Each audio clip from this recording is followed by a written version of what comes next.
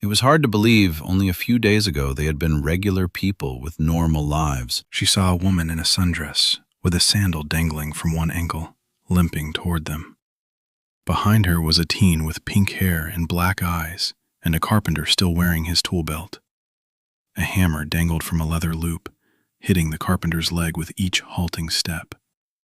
Harry yelled, "Hang on, Lizzie, this is going to be rough." He fired a headshot to take out the carpenter. "Cover me!" he shouted as he jammed his handgun in the chest holster and twisted the throttle. "Go!" Liz screamed as she pointed her handgun, took aim, and fired. The bullet passed through the teen's neck, then hit a smaller child stumbling along behind her. Liz fired again, but the shot went wild and hit a monster still wearing a dress shirt. A chunk of shirt and flesh tore away, but the monster barely noticed the impact. The arm separated from the monster's side, barely clinging to the shoulder by a few tendons and flesh, but he kept stumbling toward them. Harry turned the bike around and headed away from the approaching horde. John fired 2 shots before he holstered his weapon and roared ahead. Harry gunned the engine and Liz was slammed against the seatback. She holstered the handgun as they sped away from the horde. When they cleared the mass of infected, Harry settled into cruising speed. Liz leaned into Harry's back and tears slid down her face. She had shot a child. She had seen the boy's head explode and his body crumple to the ground. Chapter 16. Going for Crazy. Steve looked in the rearview mirror at the faces staring back at him. 4 overgrown kids expected him to have all the answers, and he was sure he didn't have any at the moment. Stopping to discuss options had brought no clarity. He wondered if Andy got to her car, but knew he'd probably never know. Finally, he cranked the van and shoved the gearshift into drive. "We're getting out of town," Steve stated to no one in particular. "I have a buddy who lives about 230 miles from here. We'll hang out there until this crazy shit is over." Della gave Steve a questioning look, but he just shrugged. Finally, he added, "You know him?" Della looked startled. "Not Randy Matherson. You do know he's crazy." Steve had no answer, so he remained silent as he put the van in gear. Finally, he announced, "We have to get gas pretty soon. When we stop, we can get something to eat." Steve eased the vehicle onto the street and around unmoving vehicles and past feeding dead. They were forced to creep along at a snail's pace. At such a slow pace, they drew plenty of attention. When the monsters noticed their terrified faces through the glass windows, Steve called out to Jimmy, "Use your roll of duct tape and the newspaper in back to cover the window. Leave a few holes to watch through. We're drawing a lot of attention with those things being able to see us. They look at us like a moving buffet." Jimmy retrieved the paper and with Zach's help covered the windows with several layers of newsprint, leaving small flaps to look outside. The interior of the van grew dark and claustrophobic, but no one complained about not being seen or seeing the monsters outside. Della taped a sheet of paper to the sun visor and let it hang in front of her face. "You think this will help?" "I guess we'll see," Steve answered, and the van crept through the clutter of disabled vehicles and monsters devouring those too slow to escape. They had covered his door window and hung paper with spy holes from his visor as well. It took several hours to make it to the edge of a suburban neighborhood where he turned the van off on yet another side street. They made their way through the neighborhood that had a much more rural look to it. The curbs had disappeared and lots were bigger. They were seeing only a few infected milling around a white house in the distance. At the end of the street, Steve turned the van onto a narrow farm-to-market road. With no more infected in sight, both Steve and Della tucked the paper above the visors, and he accelerated. Houses grew fewer and farther between. Using the side mirror, Steve watched as the infected fell further and further behind. As they neared a T in the road, he sped up even more and raced around the corner. He drove another mile, made another turn, and headed back toward the highway. All the while, the two boys watched through the back window to see if any infected still followed. Steve noticed Della's furtive looks toward his legs from time to time as they drove. Finally, he asked, "What? Your prosthetics? They're new." "I'm good, but you shouldn't be wearing them for this long," Della answered. "You know it took a while to get accustomed to your first pair." Steve raised his hand. "I'm just sitting here and have been since we got in the van." Della sighed. "You have to be careful." Steve only shrugged as an answer. "I don't see I have much choice right now." Della shrugged and fell silent. After another 3 miles, they saw a sign advertising a convenience store ahead. Steve was watching the road and didn't realize what he was seeing until they had passed it. "Did you catch that?" Steve asked. After a chorus of negative answers, he ordered they tear the paper from the windows and help him watch. The terrain opened up and Steve used the hand control to accelerate. Everyone grew excited at the thought of getting out of the van. It had been hours since they had peed alongside the road. The two girls had complained and fussed until Della pulled them into the bush with a stern. The speedometer crept up to 60 miles per hour. Jimmy clung to the back of Steve's seat, looking over his shoulder. "There!" he called from behind Steve. "We just passed it. To the right, on that last road, maybe a quarter-mile down, on the right." I saw the shell sign. Steve stopped the van and put the vehicle in reverse. He pressed the gas lever and used the rear-view camera to ease back to the intersection. He turned the wheel onto the blacktop facing the afternoon sun. It was hard to see with the glare, but the road looked empty ahead. Steve put the van in drive and released the brake. He accelerated, and the van began moving toward the oasis of fast food and gasoline. When they got 50 feet from the driveway, they saw 2 cars and a truck. 2 of the vehicles appeared to be customers, while the third, an old Camry, was parked in the shade of an awning at the side of the building. The BMW had stopped at the end of the pump island, and both doors stood open. The inside of the vehicle was covered in dark brown gunk, and red splatters and smears streaked the windows.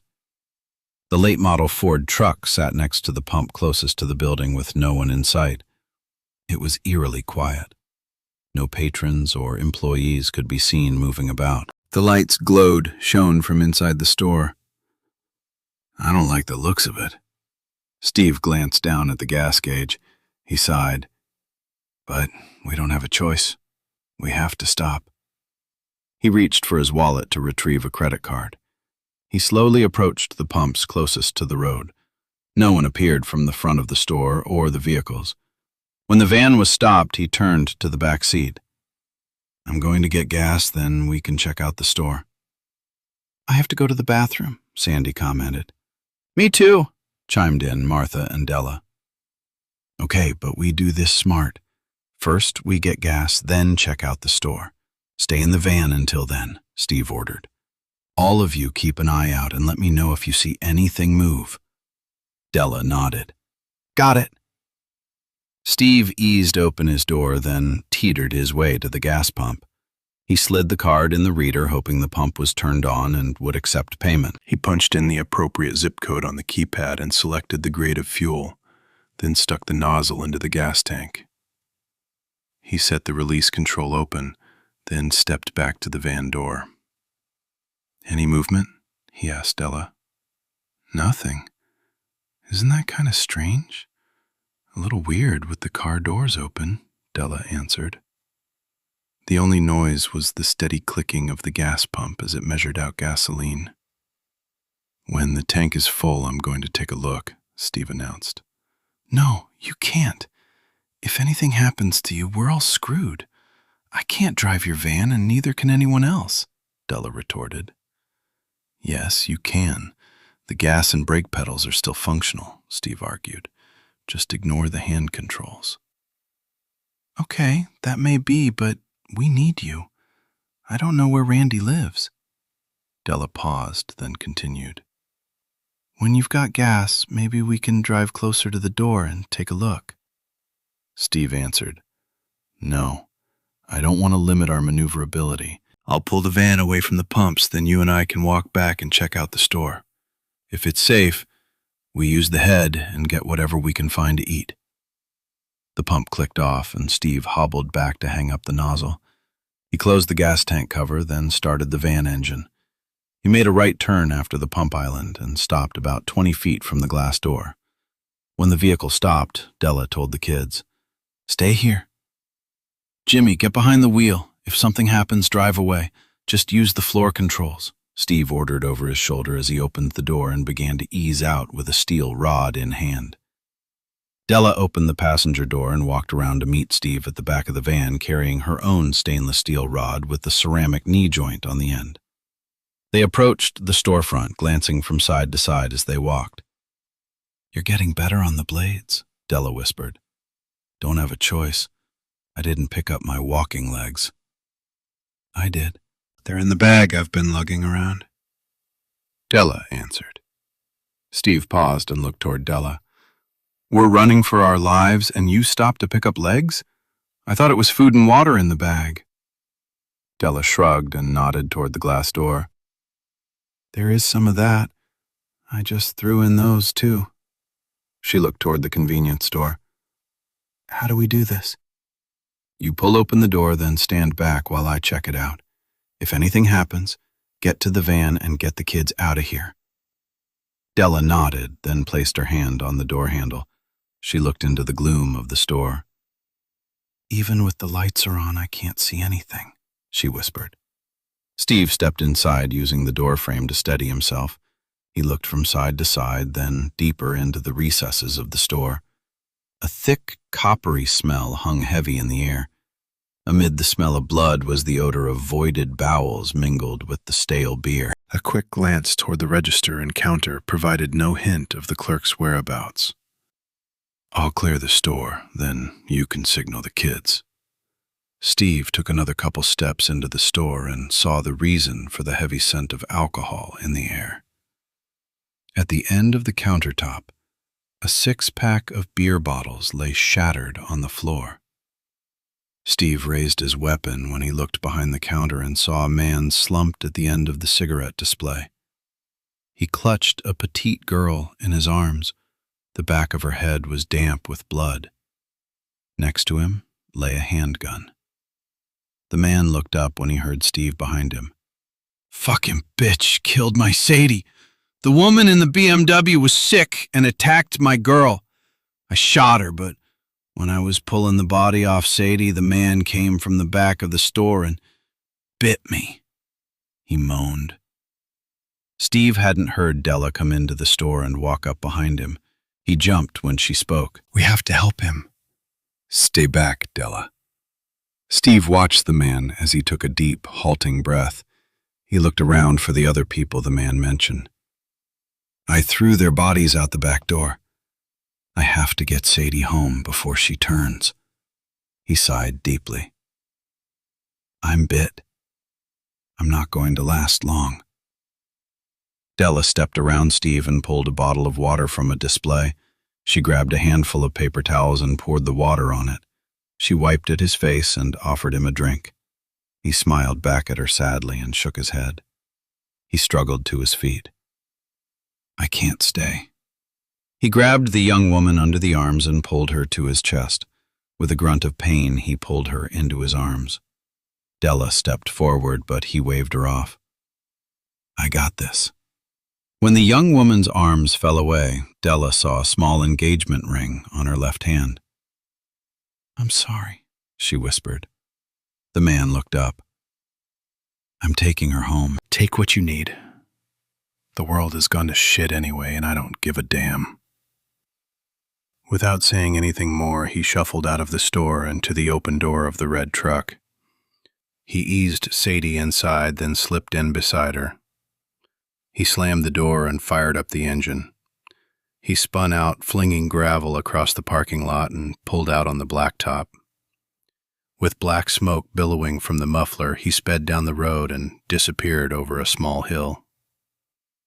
Steve and Della had followed the man outside. Della waved at the kids. The van door slowly opened and the ramp unfolded and lowered. The 4 kids spilled from the van and hurried toward the store.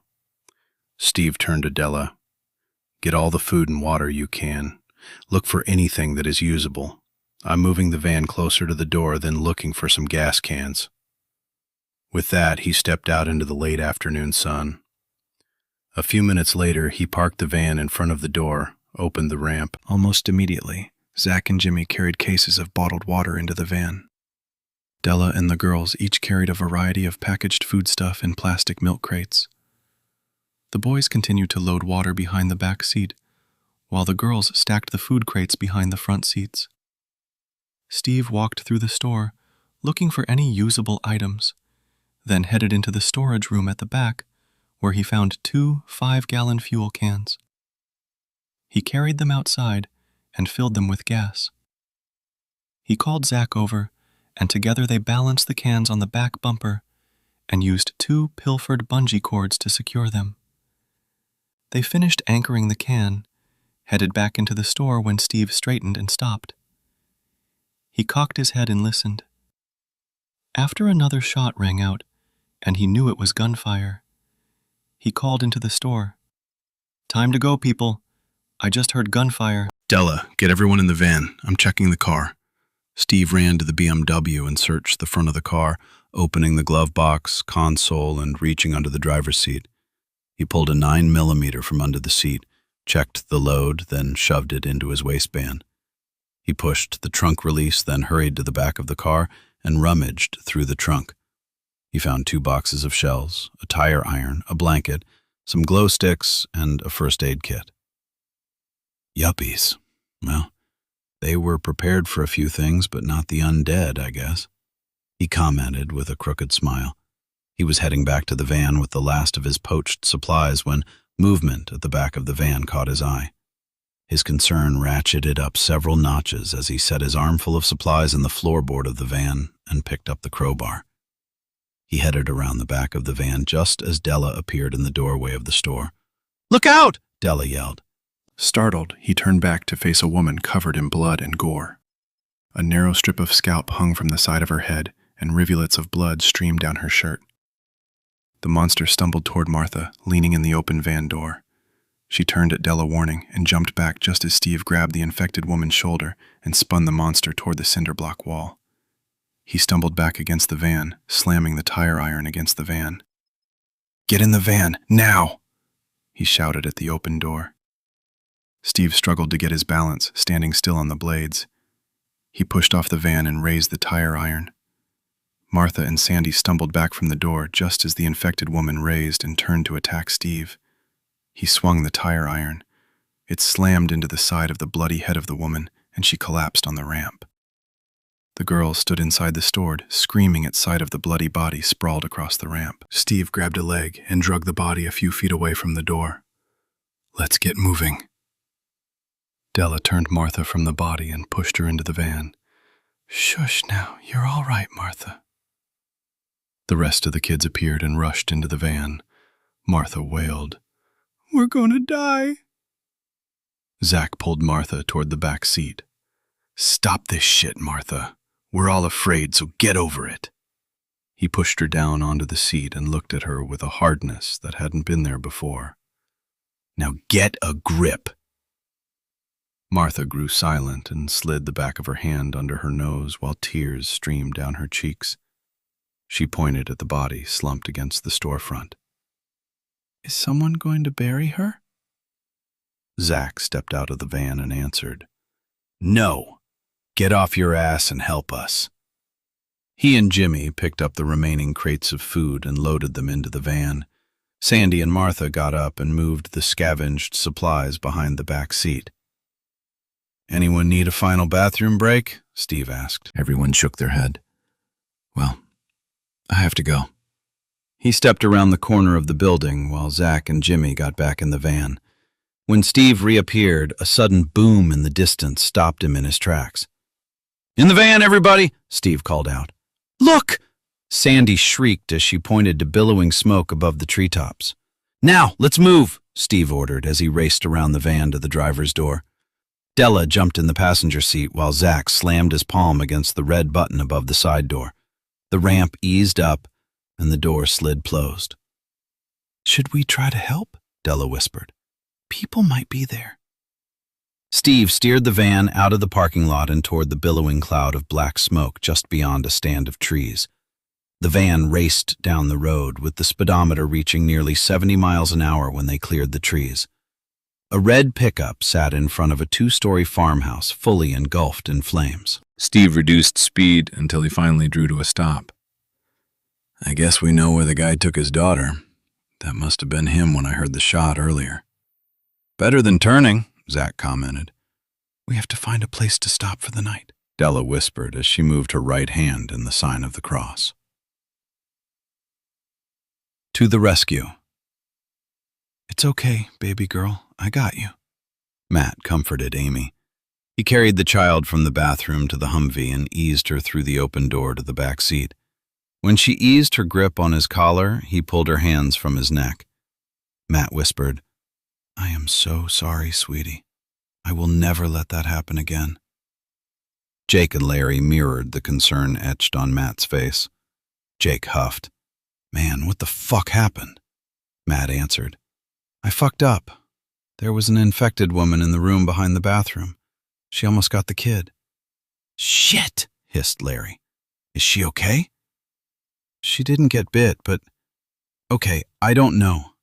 Matt studied the two men in front of him. Larry turned to Matt with his face creased in a deep frown. You have to get your head out of your ass.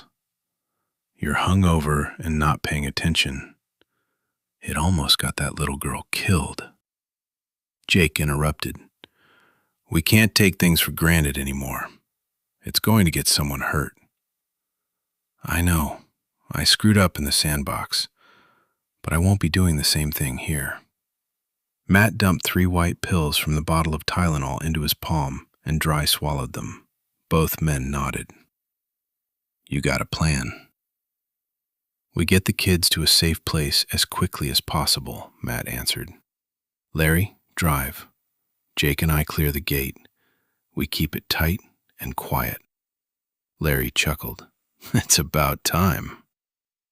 Matt nodded at Jake. Let's do this as quiet as we can. Jake pulled his machete from its scabbard. I agree. No point in drawing attention. Through Larry's open door, Matt looked into the back seat and smiled. It's going to be all right, Amy. We're going to take care of you and find your mom. Amy gave a tentative smile while Claire cooed and grabbed at her bare feet. Matt straightened up and tapped the window frame. Button it up. Matt and Jake made their way around the back row of storage units and jogged toward the entrance. The red sports car rested where it had crashed into the post.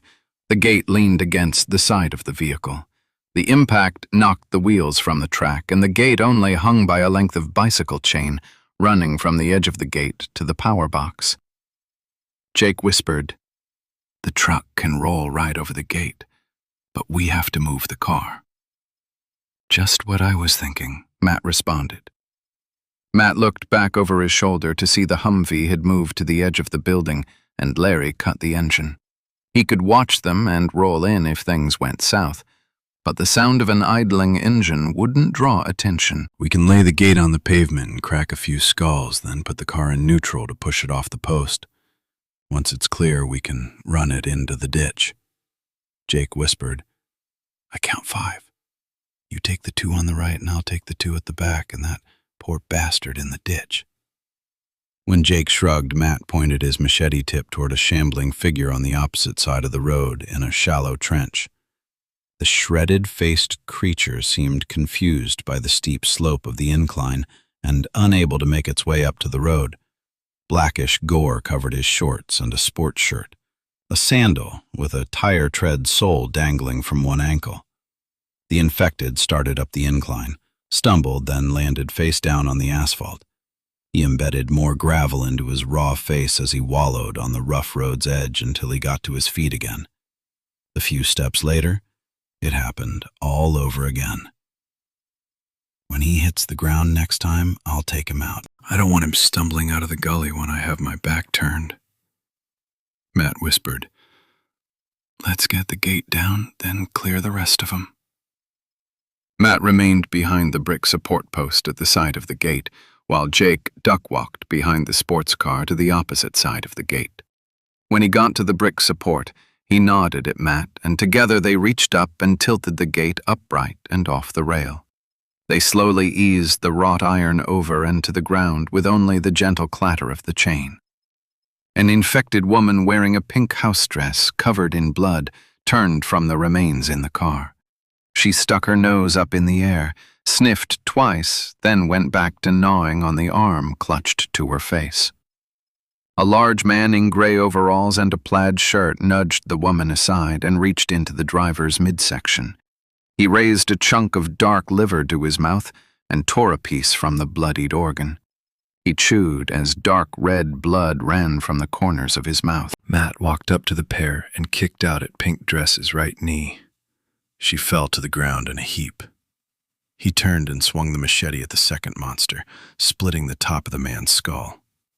The woman rolled to her side, and Matt raised his leg and slammed his booted foot into her head. The skull shattered and gray gunk exploded from the inside. Matt turned to see Jake finishing off the second of two infected golfers.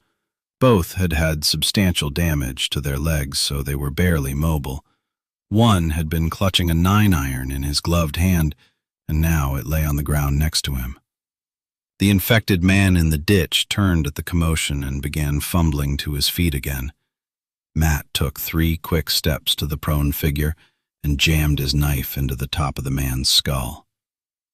He hurried back to the sports car and tried to ignore the gore that had once been the woman driver. He jammed the shifter into neutral and manhandled the steering wheel to the left while pushing back against the door frame. With the gentle slap of Jake's palms against the front fender of the car, the vehicle moved. They pushed the sports car around a bright yellow parking barrier and into the grass-filled ditch. The engine of the Humvee roared to life in the distance as the car crashed into the ditch, leaving only the bumper, back axle, and truck visible. Matt turned and waved at Larry, and the Humvee moved forward. That was a crime against a good-looking car. Jake brushed his hand together with a grunt. You really wanted to ride around with what's left of the last driver still inside? Matt asked as he turned to walk toward the Humvee. A distant moan drew both men up short. Matt turned back to the road. He heard the crunch of gravel underfoot, but could only see the dim shadows of morning light. Jake followed his gaze and pointed as 6 figures emerged from the gloom, stumbling toward them. Matt held up his hand to stop the Humvee. Jake and Matt jogged into the road and studied the dead as they approached. They would have to take them out or go over them once they got in the vehicle. This sucks, Jake commented. Matt held up his machete for Larry to see, then pointed at the approaching dead. He took several steps away from Jake. I'll take the 3 on the left, then if you need help with the others. Jake snorted.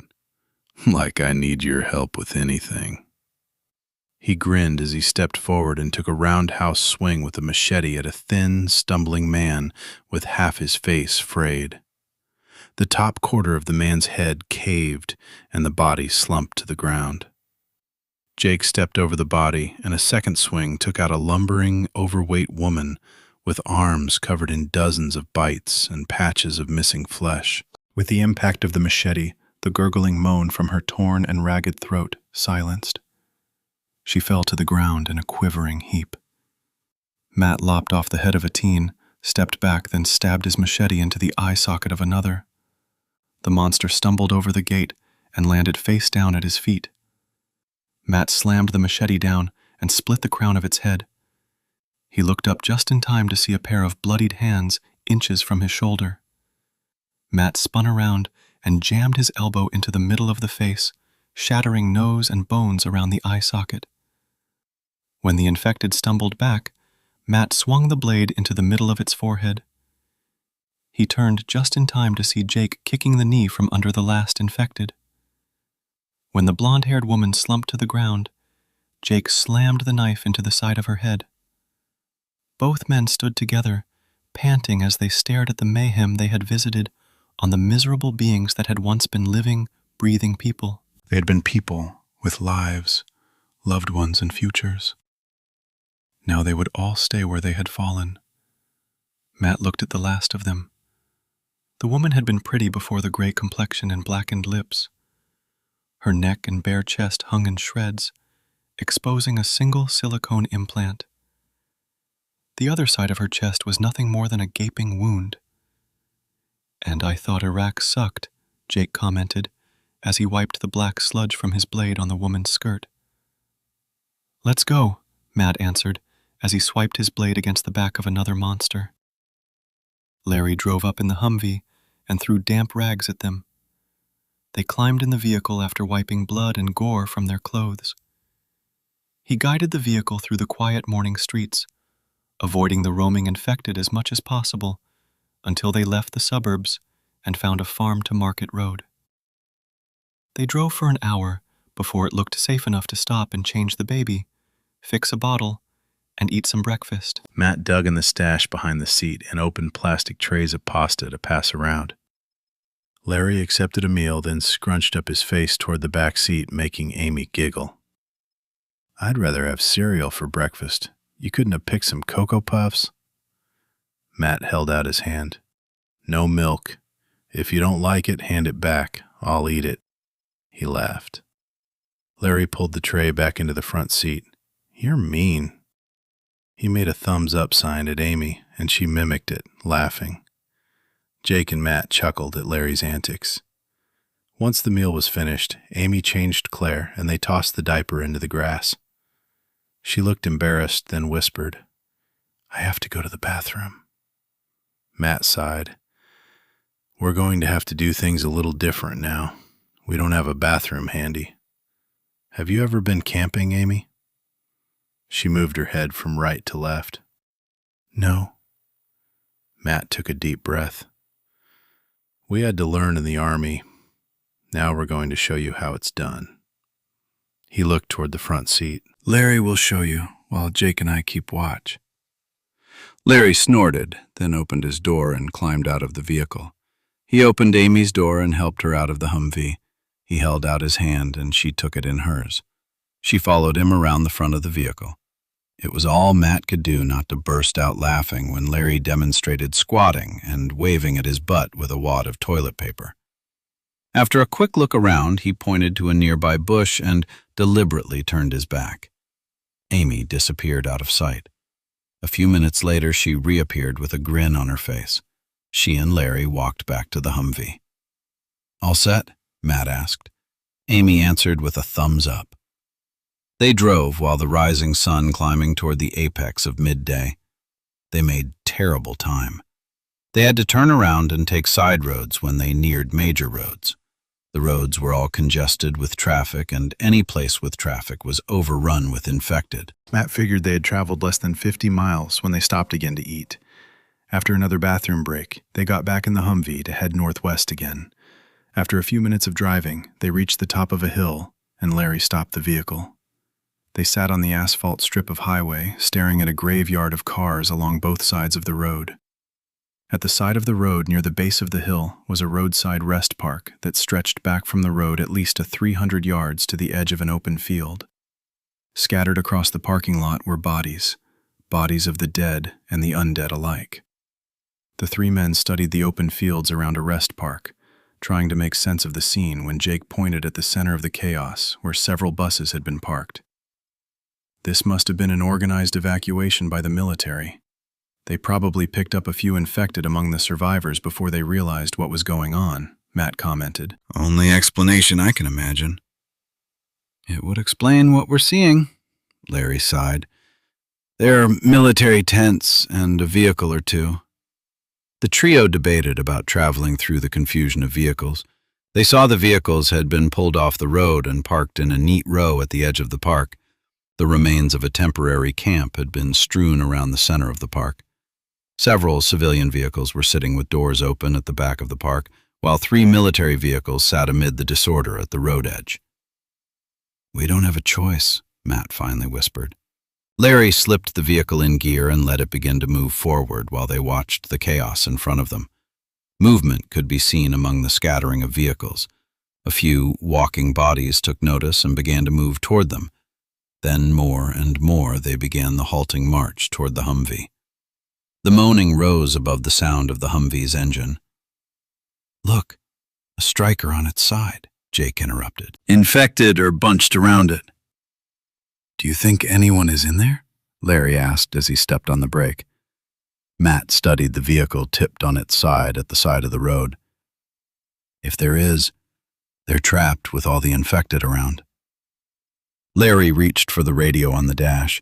He pressed the transmit button twice. "Hello? Hello? Is someone out there?" A voice called out from the speaker. Several voices could be heard, then a male voice responded again. "Transmit again, please." "Don't we ever get a break?" Larry turned toward the back seat. Matt leaned forward and reached for the mic. After clearing his throat, he spoke. "Who am I speaking to?" "PFC First Class Mark Jenkins, sir. There's 7 of us in here." A second voice broke in. "We're trapped in the striker. You gotta get us out of here." "Okay, Jenkins," Matt answered. "Tell your boy to calm down. We'll do something. How many men with you? How soon can you get us out of here, sir? First, don't call me sir. Matt is fine." "To answer your question, there's only 3 of us and a couple kids we rescued." "2 kids?" A female voice gasped. "You only got 2 kids out of the bus? Oh, God." The voice lamented. "Kids out of the bus? What are you talking about? We had the kids with us. We haven't gotten any kids out of a bus."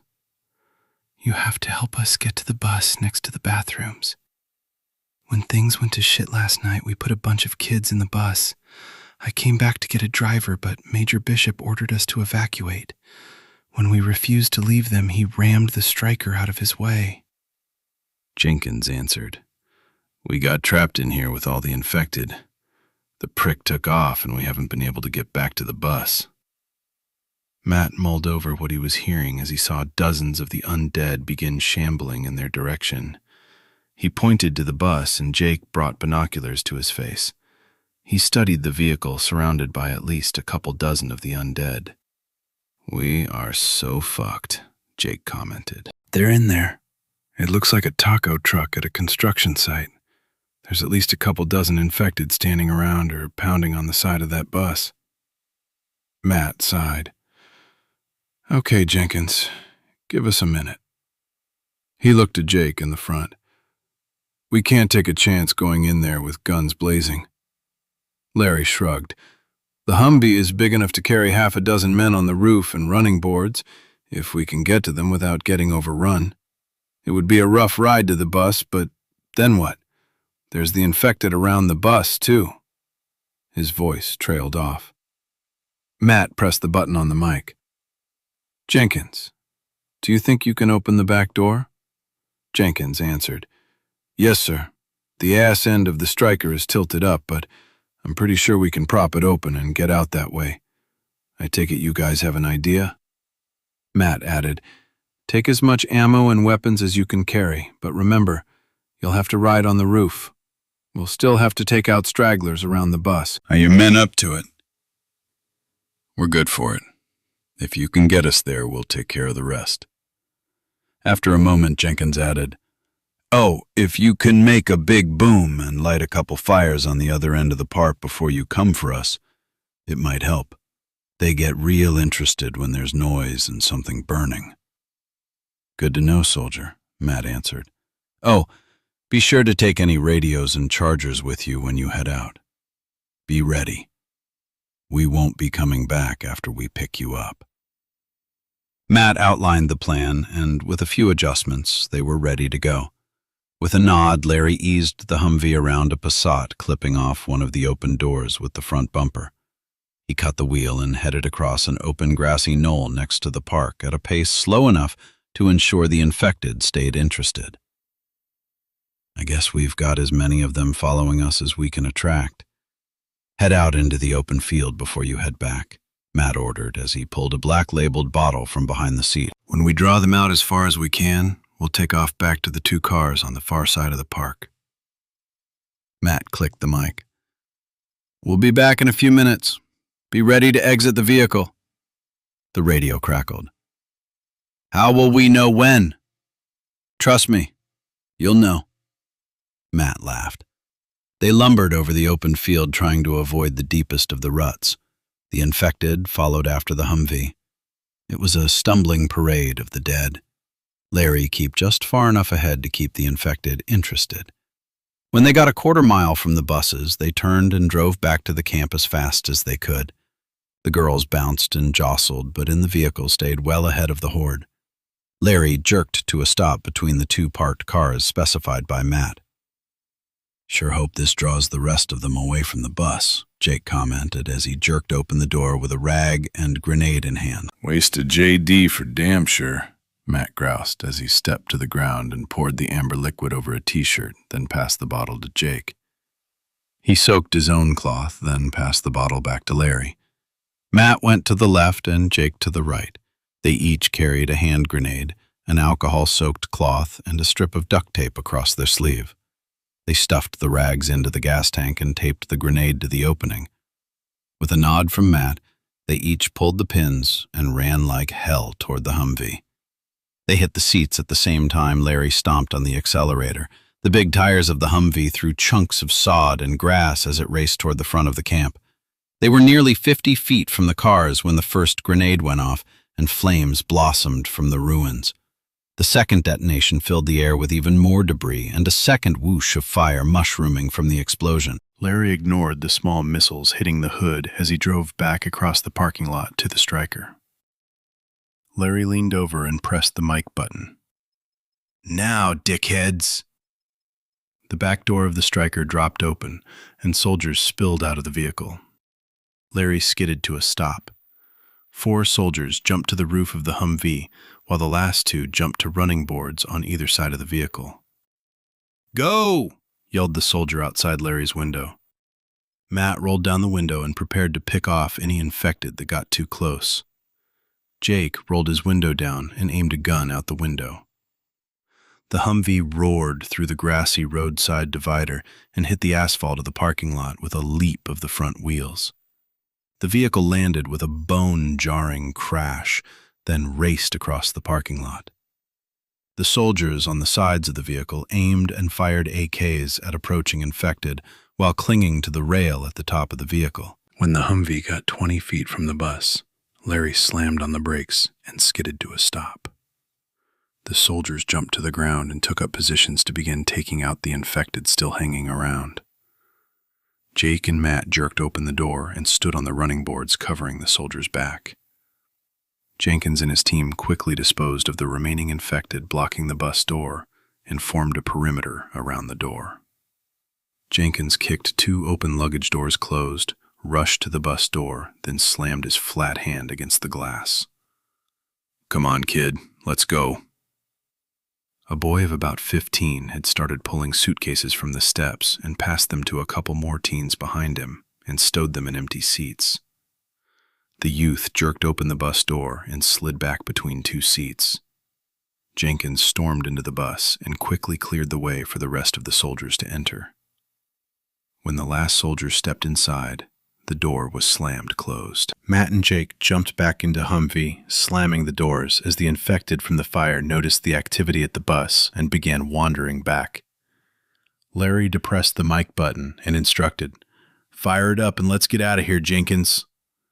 Matt looked back at the bus just in time to see a bloom of black smoke billow from the tailpipe. A blink of lights, and the bus pulled out. Chapter 18. Hidden Away.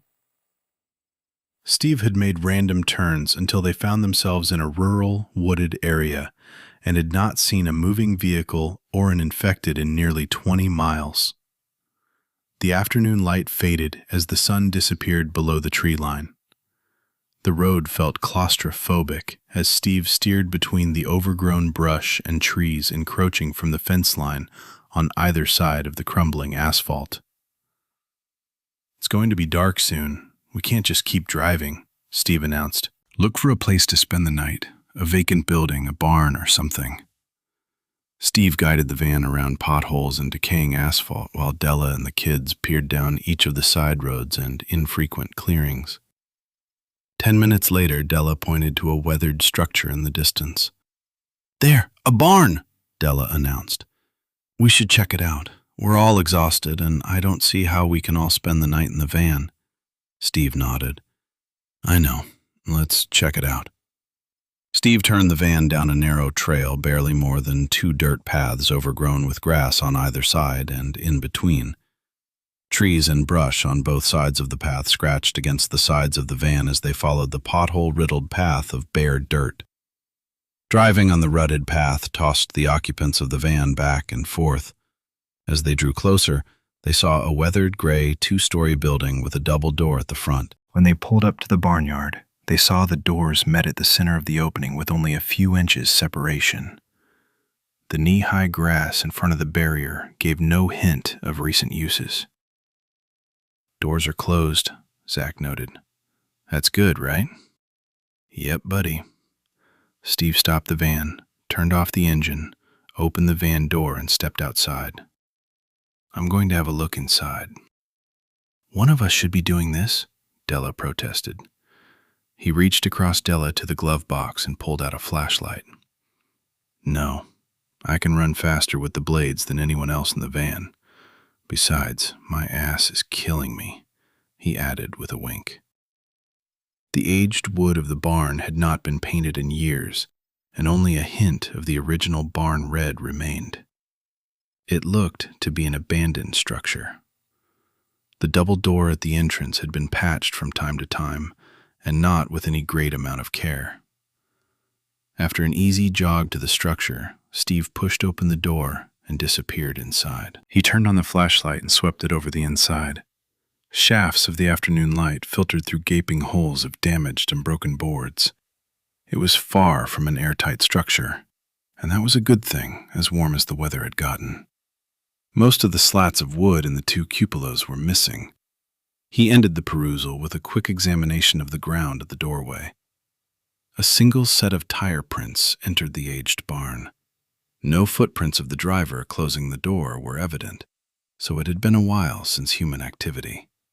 Steve took the time to walk the interior and decided no one had been back in quite a while, with the dust and dirt on the hood of a truck parked in the structure.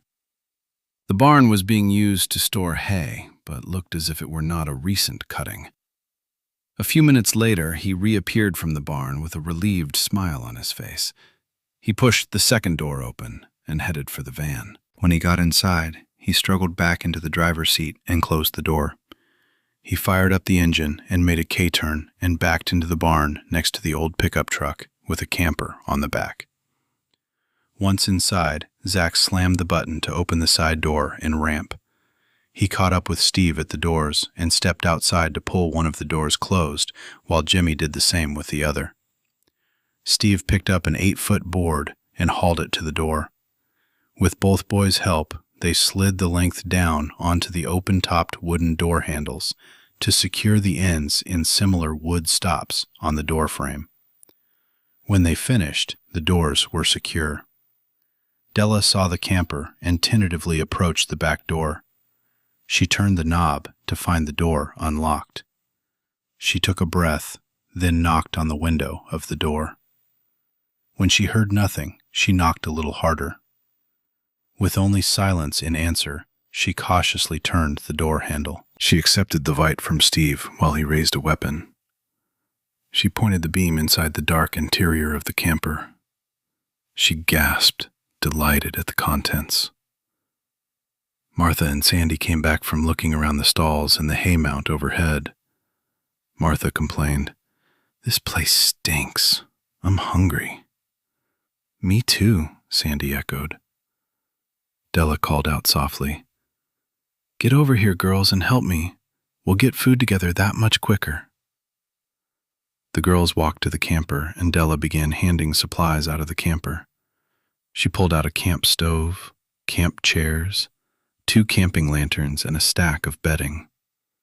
Steve, Zach, and Jimmy stumbled through the gloom to where the girls were busy sorting through supplies. Della stuck her head out of the camper and pointed at the lamps. Can you use this stove and lamp? As long as we're careful, there's plenty of ventilation. Steve grabbed the Coleman and gave it a shake, then asked, "Is there any fuel in there?" After a minute or two, she leaned back out of the camper with a bottle in her hand. Is this it? There are 3 more bottles under the sink. Do you need the light a minute? Yes, to both, Steve answered. He had Jimmy hold the flashlight while he poured liquid fuel into the lamp reservoir. When it was full, he lit the mantle and adjusted the light to a dim glow. Jimmy took the light back to Della and then wandered off to explore the gloom. Zach carried a case of water from the van, then went back to retrieve a case of the canned food. With that done, he set up 2 camp chairs and a couple stools. Jimmy brushed loose hay from the circle with a ratty barn broom he found leaning against the wall. When he was done, he wandered off to check out the barn himself. Seeing there was not enough seating for the group, Zach disappeared into the back of the barn and came back with 2 square bales of hay, 1 in each ad. He made 3 more trips, and they ended with bales in a semicircle around the dim light. He returned to stand by Steve. "Can't it be any lighter in here?" Martha whined. Steve answered with a sigh. "No, we don't want anyone or anything to know we're here." He began going through the supplies, setting out 6 spoons and an aluminum pot. Jimmy reappeared. "That might not be so easy. I saw a house across the field and back. There are lots of lights over there," Jimmy announced when he stepped out of the shadows. "Maybe we should go check it out." "No," answered both Della and Steve at the same time. Steve turned down the lamp to a dim glow. "We need to stack up bales of hay on that back wall. You girls can help." The tone in his voice brooked no argument. 15 minutes later, bales were stacked against the back wall of the barn over head high. Zach and Steve walked outside and around to the back of the barn to examine their work. "Well?" Zach asked. "It'll do, but we'll keep the lights turned down." They walked back inside the barn to hear an ongoing conversation. "I don't understand why we don't go over there. It's people," Martha commented. "Because we don't know who they are," Della answered. "But they probably have running water and we could get cleaned up," Sandy added. "Even if it's a bucket of water, it's better than nothing. I feel gross," Della sighed. "We do what Steve says. End of discussion." Steve leaned over the camp stove and lit one of the 2 burners while Della dumped containers of canned pasta into an aluminum pot. "Isn't this a fire hazard?" Della asked. Steve turned to her and answered, "Not if we're careful, since I cleaned the floor." "Oh, makes sense." Steve looked toward Sandy. "As for why we can't go over to that house, we can't be sure everyone will be friendly and not take advantage of the chaos. The government won't be able to control this situation." Most of the soldiers on the bases are dead, and those in charge will pull back any personnel they have to create a buffer zone. We'll end up being on our own. When resources get scarce, survivors will be in danger from thieves and bandits, as well as the infected dead. "Look what happened in New Orleans after Katrina. People shot each other, stole food, killed, and raped," Della added. "Society breaks down, and people once controlled by the fear of law enforcement will be free to do whatever they want. It won't be easy for any of us." Martha began to cry. "But my family, Brad?" "All you can do is hope that they survive. In time, people will come together, and when they do, maybe you can find them again," Della advised. "Right now, all we can do is survive and find a safe place." Della began spooning content to each of the individual containers and passing them out to the waiting hands. When she got to Martha, she refused the offering. The air was heavy and still in the massive structure. The smell of animals that had once been bedded there still lingered, amid the aroma of dry hay. Steve settled on a bale of hay and wiped beads of moisture from his face. "I sure am hot," Zach commented around a mouthful of warmed pasta. Too bad this barn doesn't have windows. Maybe we can do something about it. Steve glanced up to the hay mount above the double wooden door they had come through. There's an access door up there that one of you boys might be able to open. It might allow a draft with the vents on the other side of the hayloft. That'll be the best we can hope for. With bellies full, the kids wandered off to find their own comfort while Della and Steve settled next to each other on bales of hay to talk. "So you picked up my legs?" Steve asked. "The blades were new. Figured you might need your old prosthetics.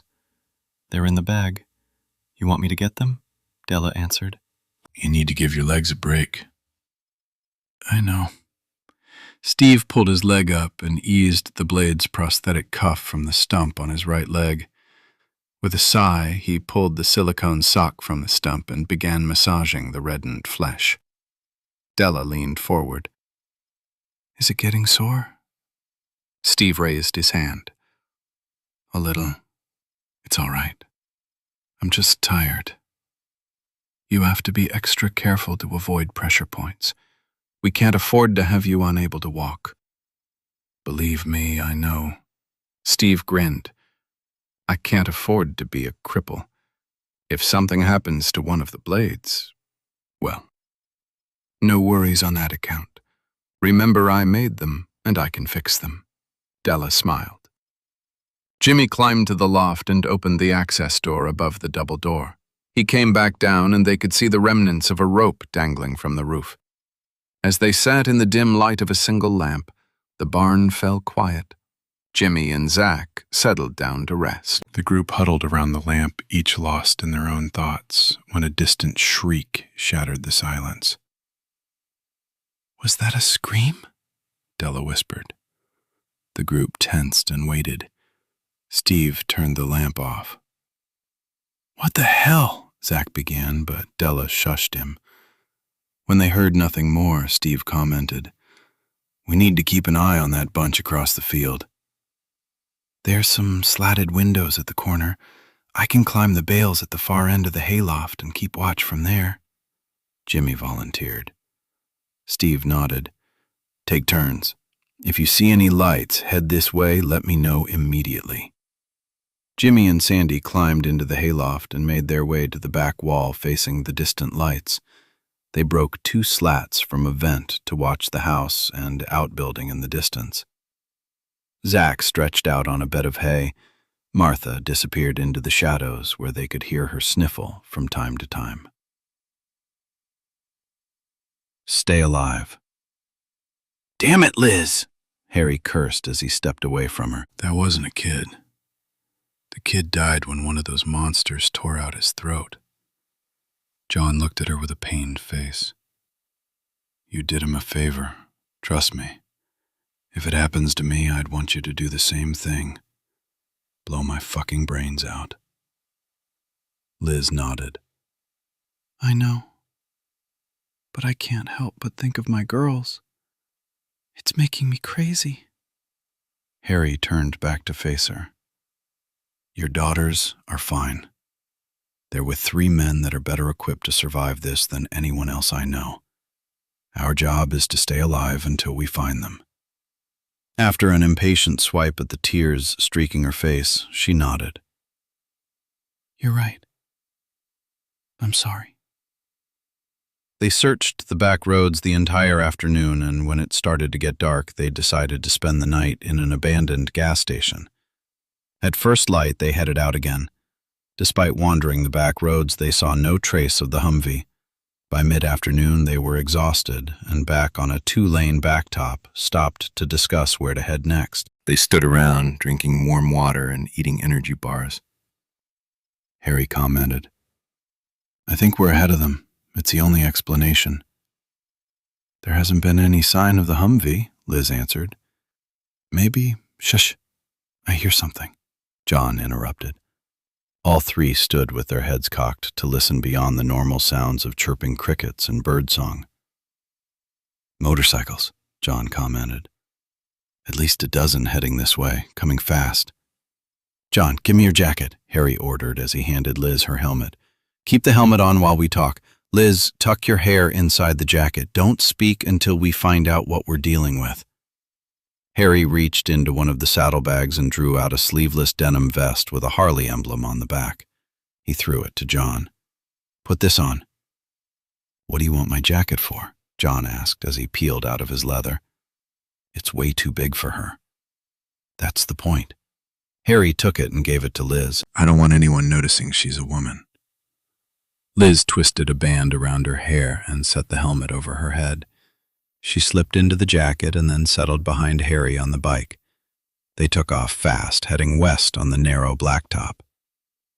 We can't turn and outrun them. Slow down and follow my lead. Harry called out to John. John, try to look tough. Within minutes, they caught their first sight of the gang racing toward them fast. John turned back with a fake-looking scowl on his face, then burst out laughing. Mean enough for you? Harry scowled. Man, get serious. This could be bad. Liz's heart raced as the first biker on a custom Harley-Davidson Softail motioned for his fellow riders to spread out. The road ahead of them was blocked by 12 bikers. They all looked rough and mean. 2 of the bikers pulled up in front of John and Harry. They sat facing the trio, gunning their engines, letting the gang surround them. When there was no escape, they killed their engines. Liz clutched at the front of Harry's jacket. He gently eased her hands free of the leather.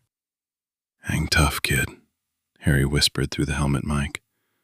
Whatever happens, don't speak. Liz loosened her grip and straightened up on the seat. She glanced around and counted a total of 16 riders surrounding them. They sat quietly, turning off their engines. The gang facing them suddenly began moving apart to let a single rider approach. The rider was a bear of a man with wild black hair, barely controlled by a do-rag covering the top of his head. He pulled aviator glasses from his face and studied Harry, then John. Finally, he commented with a sardonic grin. Hell of a good day for a ride. Harry pulled his helmet off and rested it on the gas tank in front of him. If you don't mind all the dead bodies walking around, I guess. Right. He made a loud guffawing sound. No fucking joke. My name is Willie Ryder. Most people just call me Ryder. Where'd y'all come from? East, Harry answered. You? A lot of places, Ryder answered. Who you got riding with you on that tricycle? Harry's face reddened by the remark. My kid. He's only 14. He saw his ma get her throat ripped out by the fucking neighbor. Harry continued. I found him in a closet and he hasn't spoken since. Ryder eased his bike up between John and Harry and slammed a fist into Liz's shoulder. Gonna have to man up, kid. It's a rough world out here. He ignored the flinch of pain and continued. Where you headed? Way the hell away from here, Harry growled. We got family in Montana. You got supplies to go that far? Ryder reached out and grabbed a bottle of water from the back of John's bike. John snorted a protest. Harry answered before it could cause offense. Hey, not likely. Thought we would scrounge what we needed as we go. You looking for supplies? Liz looked over her shoulder behind them. Several of the rough-looking bikers had trailers attached to their machines. She raised her hand to Harry's side. He pressed his arm against her hand to reassure her. Ryder pointed to the men with a wave. Fuckers eat a lot. We can always use more supplies. You got anything to share? We can't carry much, but we passed a jackknife trailer outside of Bozeman near a railroad overpass. It had pallets of food inside. We took a few things, but the trailer was loaded with stuff. I can tell you how to get there. Ryder laughed. We aren't real good with directions. I think maybe you need to take the time to lead us to the place. Fuck no, John blurted out. That wasn't a request. Ryder pulled a handgun from his waist and pointed it at Harry. We need supplies. You know where they are. So to make sure you don't try to double-cross us, turn over your weapons. Hey, man, no need for that. We're glad to see you get stocked up, then we'll part ways. None of us will be the worse for the detour, Harry answered with a forced grin. Ryder held out his hand pointedly. With half a dozen guns pointed at them, they had no choice but to comply. Afraid they would search her if she didn't produce a weapon, Liz pulled the pistol from her waist and handed it to a greasy little man with bad teeth. "Turn around and let's go," Ryder ordered. Harry made a quick nod and cranked his bike. In orderly chaos, all the riders cleared enough space for Harry and John to turn their bikes around and head back the way they had come. With helmets back on and the roar of bikes to cover their voices, Harry spoke to John. "Hey, you have to take it easy, John. Don't give these guys any shit or we're dead." "Pricks!" John interjected. "Yeah, but we have to deal with them.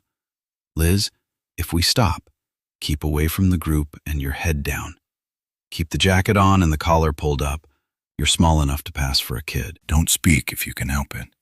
Liz tapped his side to let him know she understood and whispered, "Got it." When we get a couple miles down the road, John, try to ease up on the gas. We'll try to work our way to the back of the pack. I don't want to be up front when they hit the pack of dead that was following those soldiers if they're still hanging around the trailer. "Got it," John answered.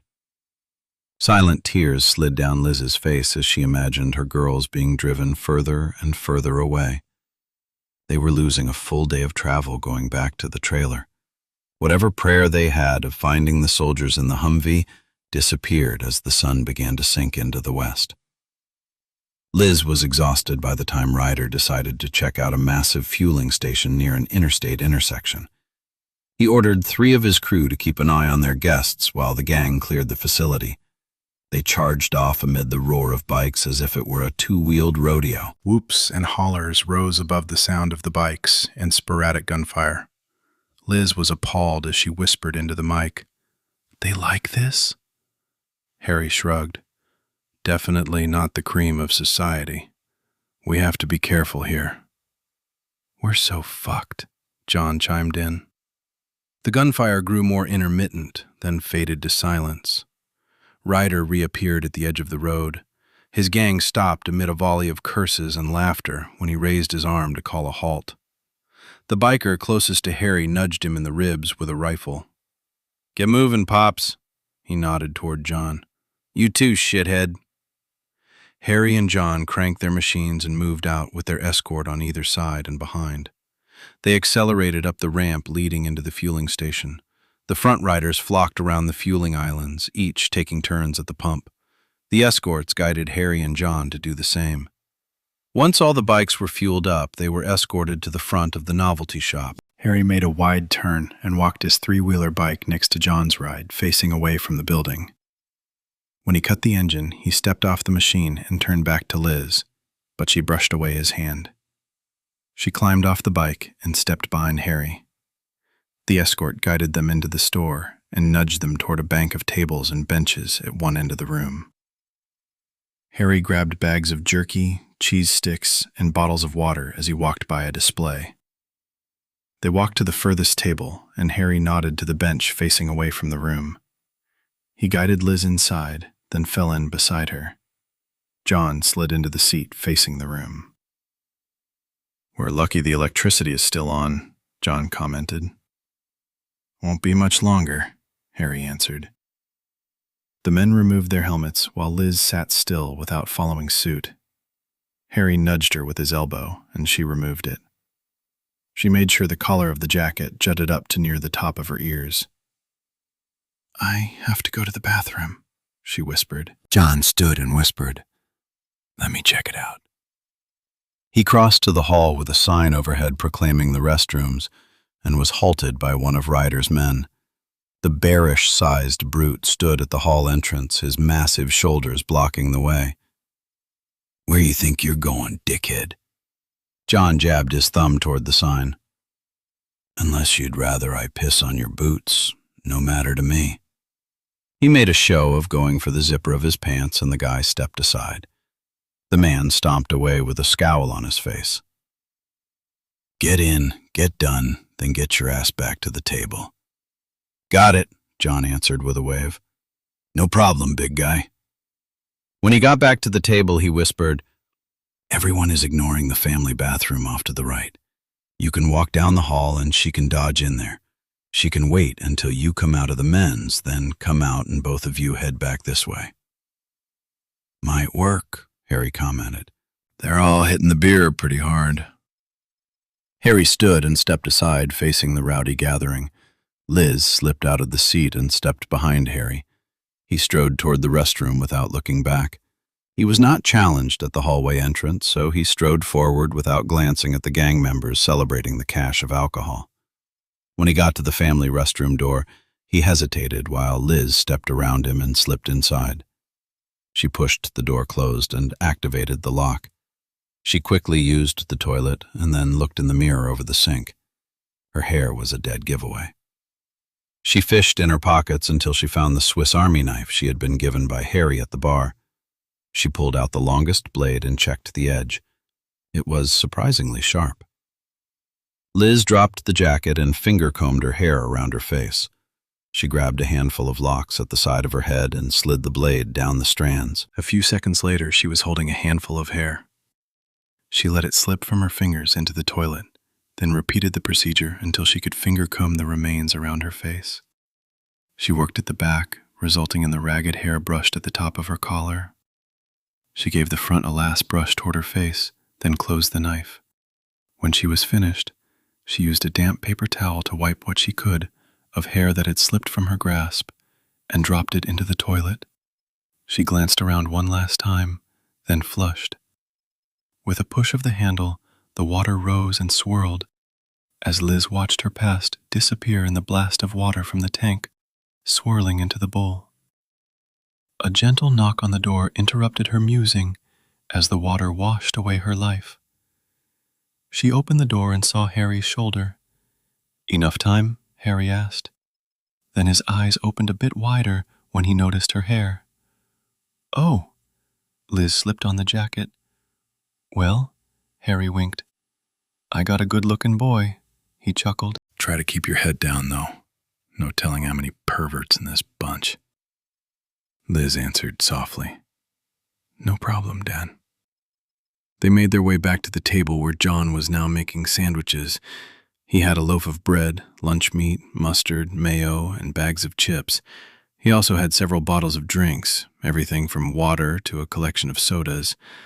Liz slipped in the booth and accepted the offered sandwich. It was all she could do to muffle a sigh.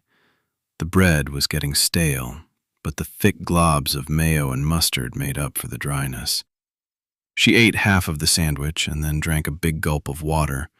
Around a mouthful of sandwich, she mumbled, "I didn't realize how hungry I was."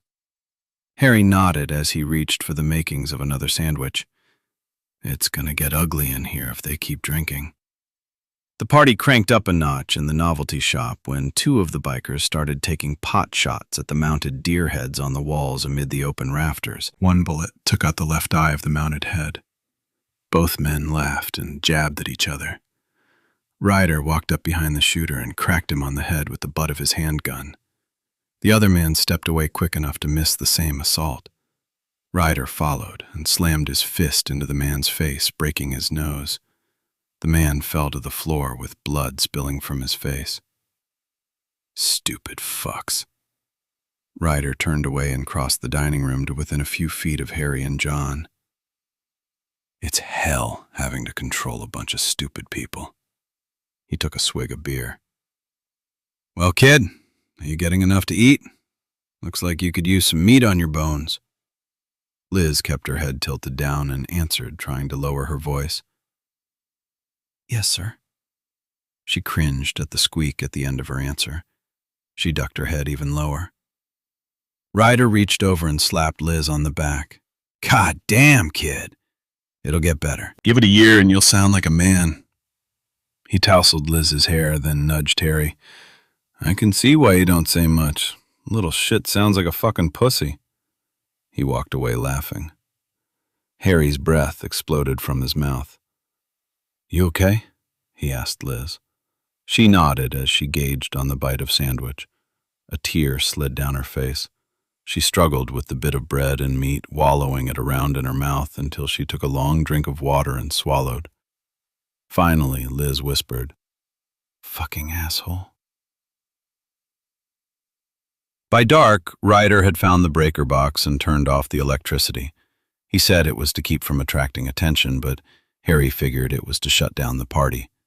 Strategically placed emergency lights left the interior of the building with dim light scattered throughout the structure. Ryder had his men duct tape posters and newspapers over the lower portions of the windows, then upturned tables against the glass.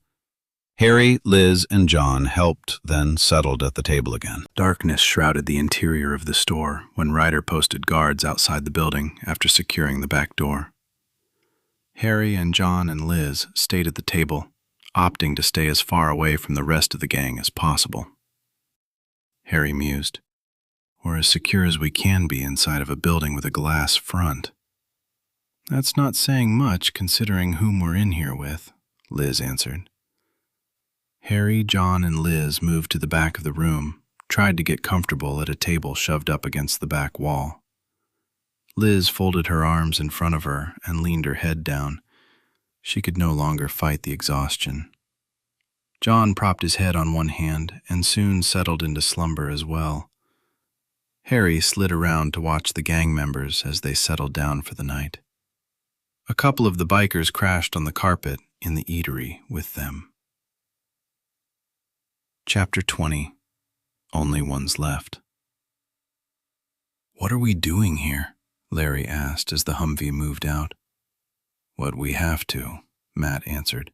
"Get us about 5 miles or so from here, then find a place we can stop. We need to know what we have to work with back there." They drove for 3 miles, leaving the horde of infected behind. Then Matt picked up the radio. "Jenkins?" "Sir?" Jenkins answered. "What's the status back there?" Matt asked. "We're checking out the kids, and most seem to be pretty hungry and dehydrated. It was hotter than hell in here, and the water tank ran out yesterday. If we can find a place to offload the waste tank, it would help a lot." "You got a bathroom?" Matt asked. "Think airplane bathroom?" Jenkins chuckled. "The sanitation tank hasn't been emptied in a while. They did have a few bottles of water, or all this would have been a wasted effort." "Got it. We'll be stopping soon. Just hang on a few more minutes." "There's one more thing," Jenkins began. "Oh, never mind. We can sort it all out when we stop." "You sure?" "Positive," Jenkins answered. They stopped alongside the road 10 minutes later. After a quick perusal of the area and seeing no infected, Matt and Jake carried 2 cases of water to the bus. When the door opened, the smell of feces and urine made Matt nearly back into Jake. 2 soldiers accepted the water with a shrug and climbed back in the bus. Jenkins stepped out of the vehicle. "Holy shit." Turning away, Matt took a deep breath. "We need to empty the fucking tank." Jenkins nodded toward the bus. "I know it's not good, but we gotta get as far away from here as we can. If Bishop begins to worry about survivors and someone reporting him for deserting his post, he might come back to send a rocket up our ass. He'd recognize this bus." "There are some campgrounds southwest of Kerrville. If we take back roads, we can be up to the area in a couple hours," Matt commented. "A campground would have connections for the water and the sewer line," Jenkins answered. "If you can spare a couple more cases of water and something for the kids to eat, we're good." "I wish we could do something about the waste tank," and Matt began. "No worries. We got the windows open. My team has been using an ammo can for the last 3 days. This ain't much worse." Jenkins grinned. "You got us out of a tight spot. We're grateful." Matt and Jake brought back more water and 2 boxes of snack foods to the bus. As Matt walked away, he turned to Jake and shrugged. "I guess you can get used to almost anything." "Not me, man. That's bad. Really bad." 3 hours and more than 100 miles from the roadside park, Larry turned off the highway onto Goat Creek Road. 10 minutes later, he pointed at a Camp Verde campground sign. "Should we try it?" "If you think it's got what we need," Matt answered. "It was pretty rough back in the day. It's been years since I was out here working at the camps," Larry answered. "Let's do it. We have to stop." Those kids won't last much longer. "We should be off the beaten path enough to be safe unless it's got a bunch of infected wandering around the campgrounds," Matt answered before he pressed the transmit button on the radio. "Hey, Jenkins, we're going to check out the campsite. Try to sit tight." "These kids can't take much more. They need out of here and something more to eat." "Roger that. Hang back while we make sure it's safe." Larry guided the Humvee onto a narrow asphalt road. They drove around a narrow curve and faced a newly painted sign advertising a secluded, recently upgraded campsite that included electrical, waste, and water hookups. Matt nudged him in the arm, and Larry guided the vehicle onto a gravel road and up the gentle slope through the open gate of campgrounds. They found the fenced compound a mile from the highway.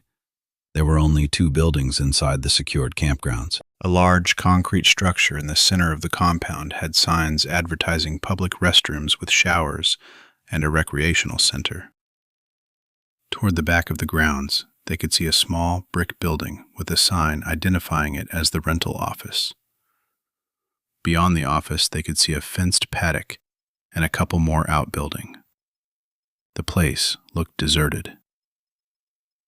"If there's anyone here, they'll be in the buildings," Matt commented.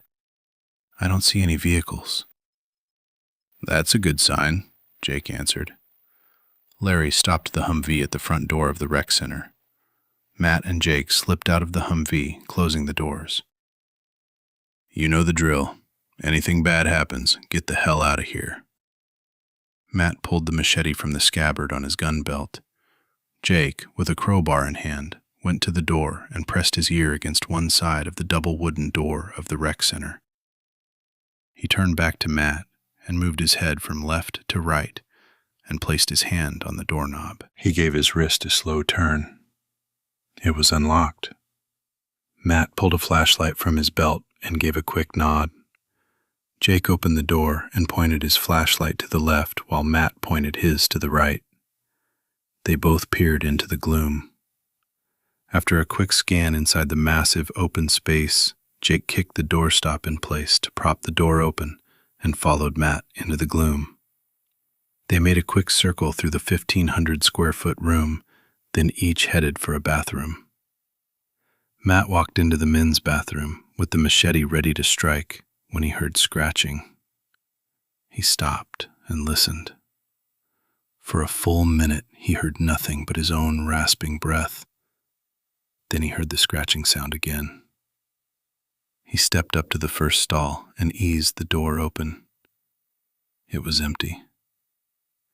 He made his way from stall to stall, stopping at each stall door and gently pushing it open. Each time he found an empty, clean toilet. He rounded the corner to the showers and stopped mid-step when he realized the sound was really close. Matt felt moisture slide down his back and wished he had a drink to settle his nerves. He stepped up to each of the curtains, eased it back, and peeked around the corner.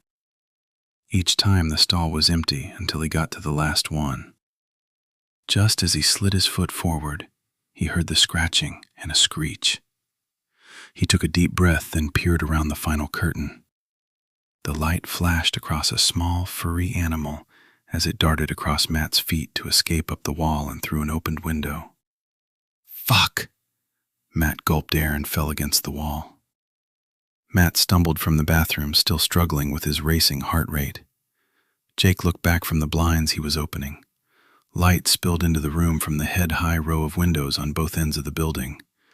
The room was slowly brightening with each blind being tilted open. "Man, you look like shit. What happened?"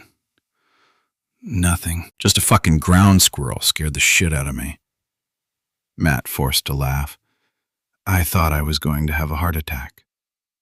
Together they walked to the opposite wall and opened the blinds. The room filled with light from the high windows.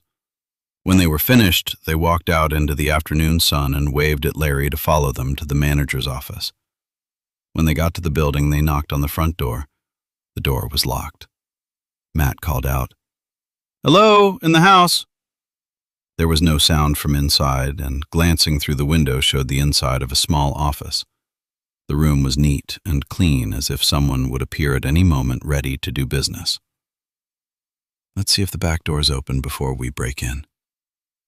Matt walked around to the back of the building and, under a covered patio, found a sliding door with a folded white sheet of paper taped to the window. Matt opened it and read, "The door is unlocked. We're leaving and don't figure on coming back. Use what you can." Generator in back will run the water pump and water heater if power fails. Extra gas in the shed. The note included a few instructions to switch to generator power and a scrawled signature. Matt slid open the slider and stepped inside the building to see an office, a living room, kitchenette, small table. He walked to the back of the building and found 2 small bedrooms. "Dibs on a bed." Jake laughed. "Sure, it's half your size, asshole." Matt answered as he stepped out the front door and opened it. He waved Larry closer and then called out, "Call him in." Matt turned back to Jake. "When they get inside the compound, close the gate and get a couple men to walk the perimeter and make sure that deer fence is secure. I don't want any surprises walking in on dinner. Larry can get the girls settled. Jenkins and his men can help me get the kids out of the bus and fed." Larry pulled the Humvee to a stop in front of the manager's office. He helped Amy to the ground, then released the carrier from the car seat and pulled Claire out of the back seat. Amy retrieved the diaper bag and followed Larry into the house. She stepped into the living room, sat down the bag, then made a quick tour of the interior of the house. Amy looked into each of the rooms, opened doors, and looked into closets. Having satisfied some question concerning her surroundings, she sat down next to Claire's car seat, released her from the harness, and laid her on the couch to change her diaper. Larry carried a case of water, a case of food, and box of baby supplies inside, then squatted down next to Amy. "Little mama, I'm going outside to help the others. Can you take care of your sister?" He walked to the window in the living room and opened it, then headed into the kitchen and opened one above the sink. "I'll be outside if you need me." Amy called out, "We'll be fine. Claire Bear needs a bottle." "I can take care of her." "There's water and food if you're hungry. I'll be back soon." Amy gave him a thumbs up, and Larry added, "If it gets too hot inside, you two can come outside once the bus is parked." Across the campgrounds, Matt guided the bus around several picnic tables and smattering of trees to a camper hookup near the public building. By the time the bus was parked, Larry had backed up the Humvee to the picnic area. He opened up the back. Matt and Larry began carrying cases of food and water to the nearest table. Matt pulled a knife from his belt and slid open the plastic wrap. They broke out packages of single-serving pasta, plastic spoons, and began setting them out at the tables.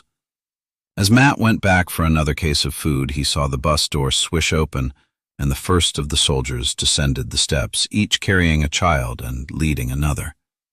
The first 4 children were under the age of 6. The men set the small children on a bench. Jenkins rumpled the hair of a little boy with big blue eyes. "Okay, Timmy. My friends are going to get you something to eat and drink. When everyone is out of the bus, we'll start getting everyone to the bathroom. Just give us a couple minutes." Timmy looked up at Matt and Larry. "Yes, sir." Larry opened a package and slid a pasta meal toward the kid. He passed the little boy a spoon. After a few words, the child accepted the spoon, despite the faraway look in his eyes. Matt walked behind the next child and placed a meal in front of them and placed a spoon in her hand. Like the boy, she sat staring blankly. Matt handed the 2 children bottles of water, and 3 more kids arrived at the picnic table. He glanced around and realized there were at least 24 children from age preschool to teens. He opened packages of crackers and laid them on the table. The children sat stone still until Amy, with Claire in her carrier, arrived. She settled on the seat next to Matt and sat Claire down next to her. She pulled a tray of pasta to her, and Matt gave her a spoon and package of crackers. She picked up the spoon and took a bite of the cold pasta. Amy took a big bite. Amy turned to Timmy and commented, "You know, I kinda like it better hot, but it's not so bad. Besides, I really like picnics." She turned to another child. "I got Oreo cookies. If you eat all your dinner, we can have some. Mr. Matt lets me have one when I eat all my lunch. Do you like cookies?" "Uh-huh."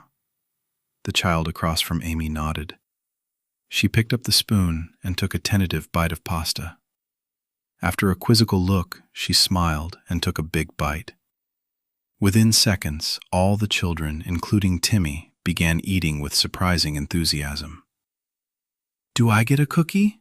a child asked from the next table. Matt laughed. "Sure. Everyone gets to have a cookie. Drink some water, too. That bus was pretty hot, and you were in it a long time." Half a dozen older teens came out of the bus to settle at yet another table. Amy jumped to her feet to carry meals to the new arrivals while she chatted and offered the prized cookies if the meals were eaten. With tentative smiles and a soft giggle now and then, the kids began eating while she coached them to drink more water.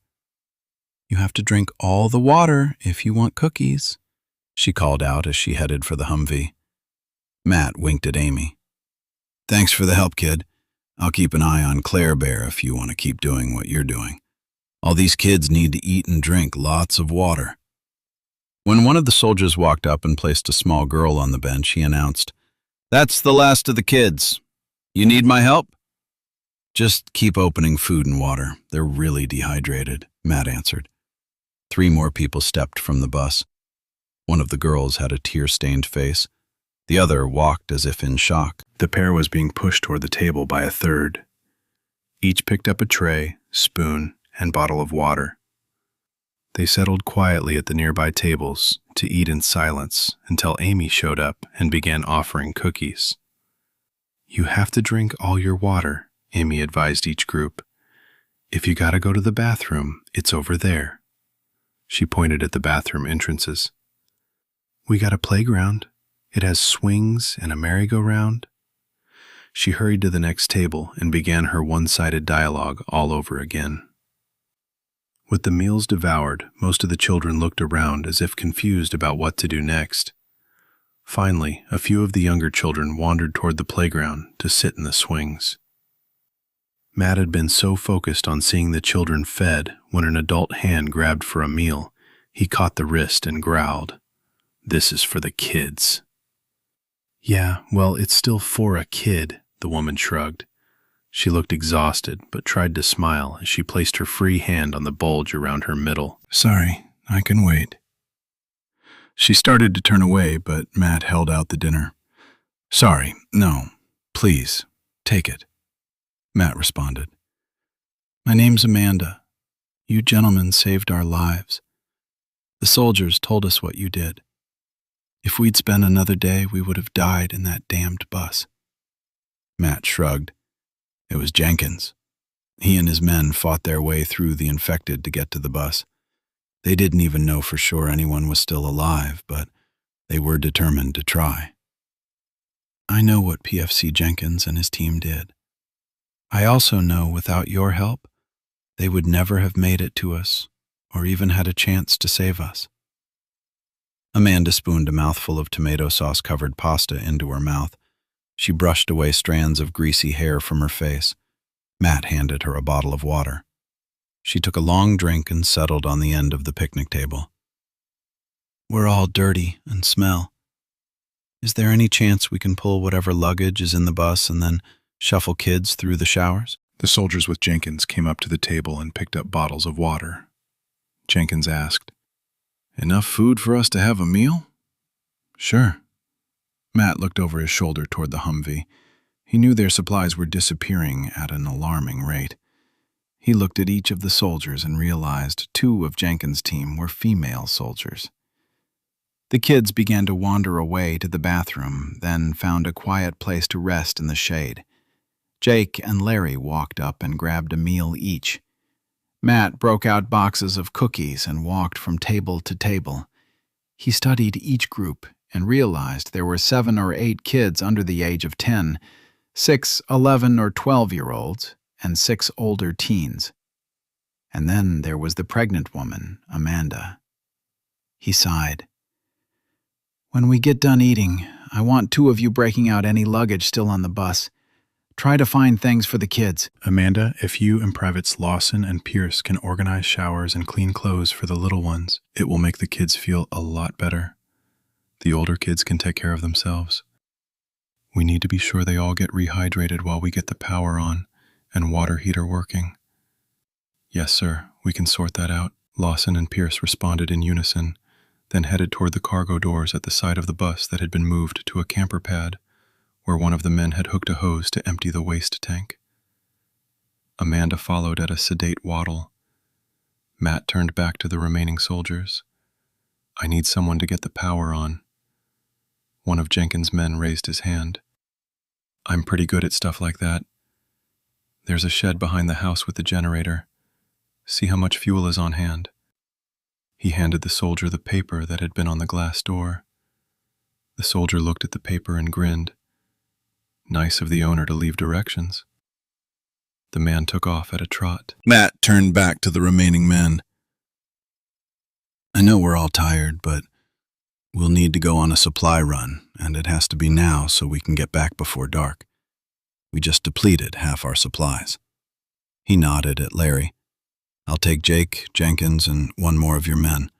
The rest of you, get with Larry. Put the supplies from the back of the Humvee into the manager's office, then get the generator running.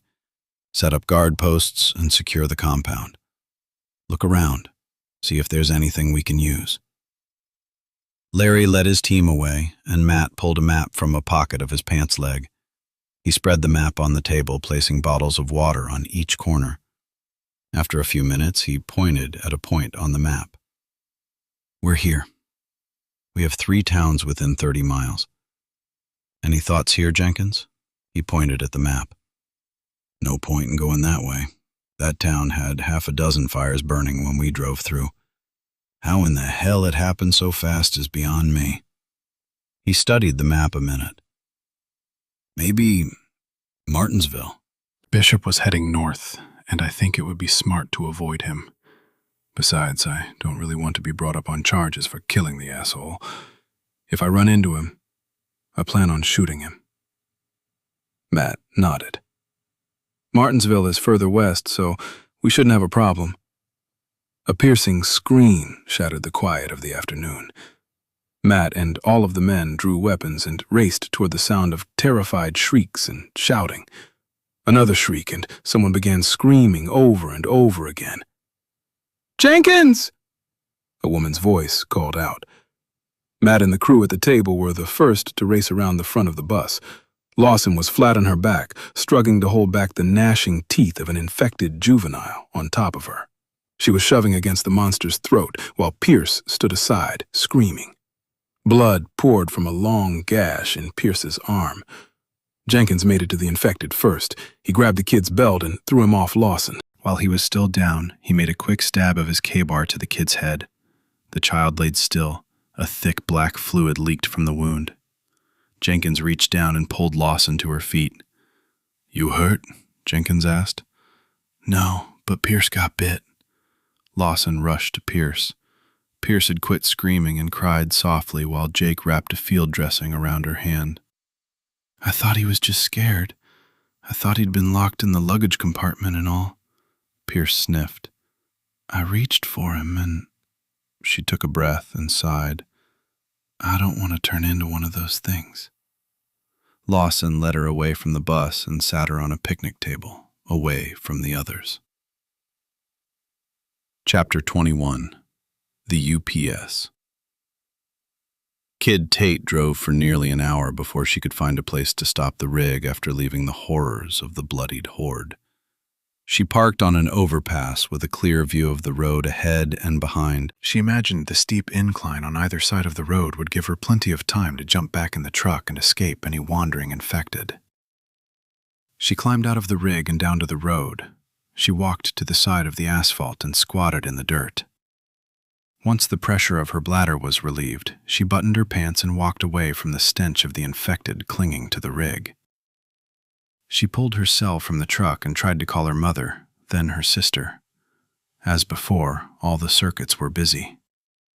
She didn't have a number for her cousin Randy, but had directions from State Road 180 and Pine Canyon Drive north of Van Horn. She paced back and forth, wondering what to do next. She had food and water for several days and nearly a full tank of gas. But where should she go? The radio still advertised refugee camps north of Austin, Waco, Wichita Falls, and Navasota. Where would her family go? Would they know to go to Randy's? Or would they be bused to one of the refugee centers? Tate climbed back in the truck and opened the navigation screen. She expanded the screen view until she figured out she was approximately 60 miles southwest of San Antonio. Houston was evacuated. No point in trying to go east. She had told Charlie she'd be going to stay with Randy. In the end, that was her decision. The last time she had seen him, Randy had acted really strange.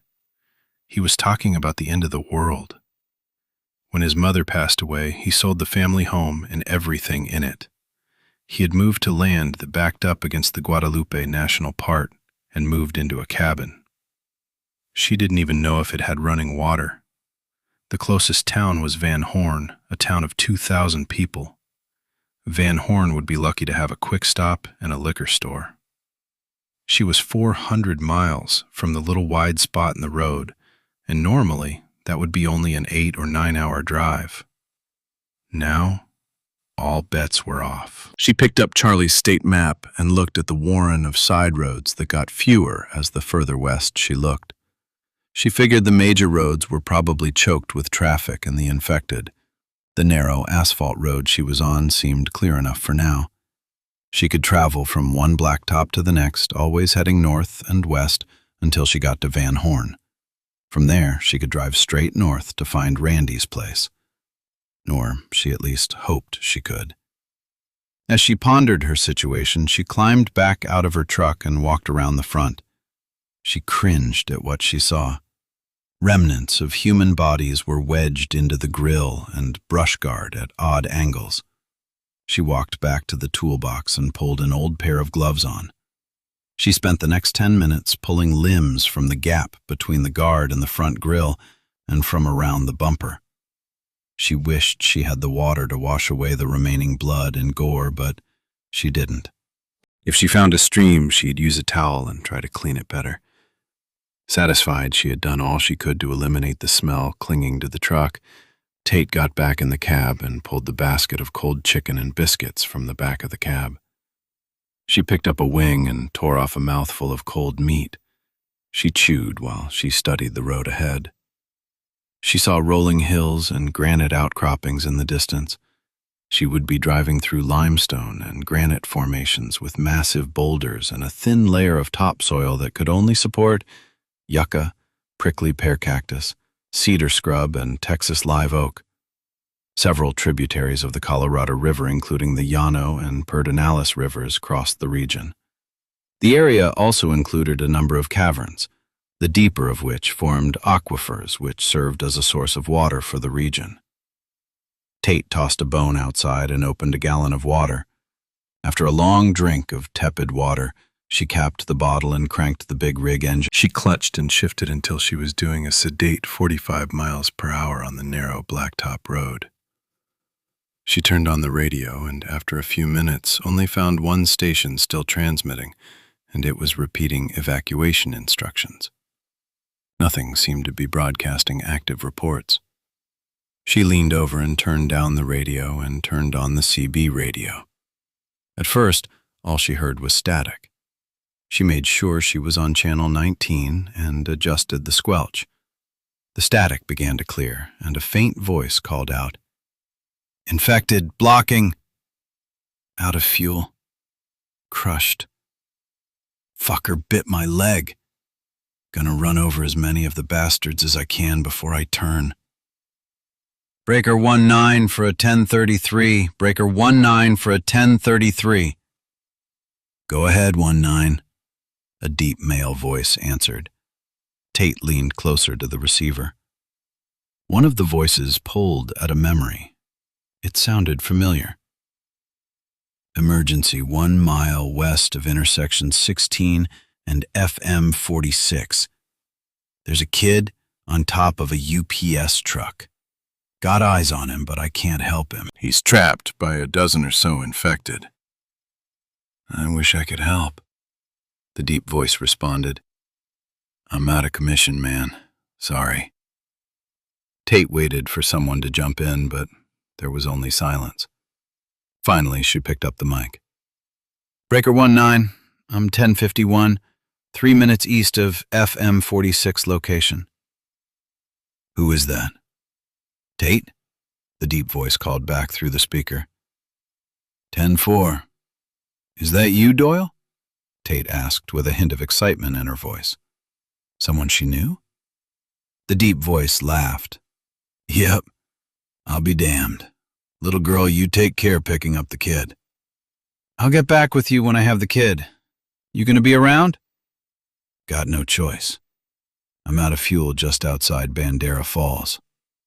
Maybe I can help with that situation when I'm 99. 3s and 8s, Tate. Tate left the CB turned on, but laid down the mic.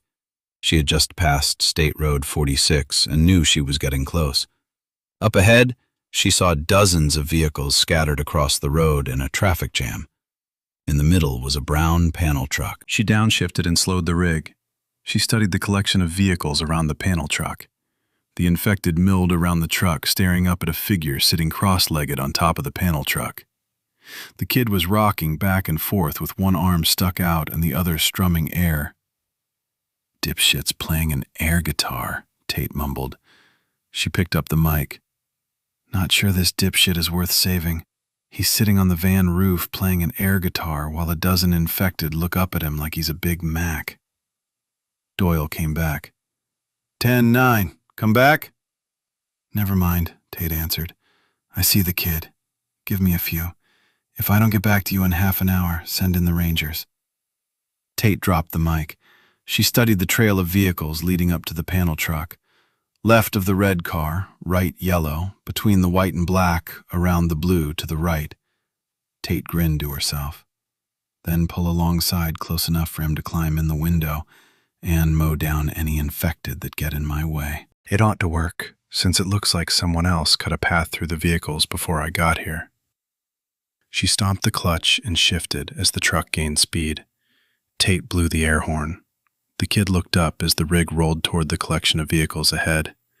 He pulled white earphones from his ears and waved his arms above his head and jumped to his feet. He began jumping up and down, his arms flailing and obviously shouting. The infected grew even more agitated. They were frantic to get to him. Tate blew the horn twice more, and he stopped dancing around to watch her approach.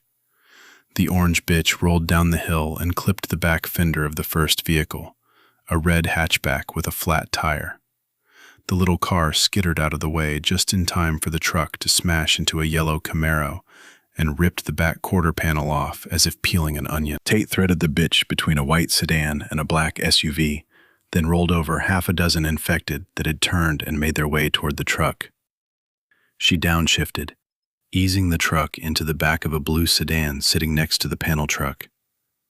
She used the guard to push it to the edge of the road and out of the way. She stepped on the brake and came to a stop. She shifted into reverse. The engine whined as she backed up to stop next to the panel truck. Tate pushed the button to lower the window a few inches. The kid grinned. That was way cool. Shit, you're a woman.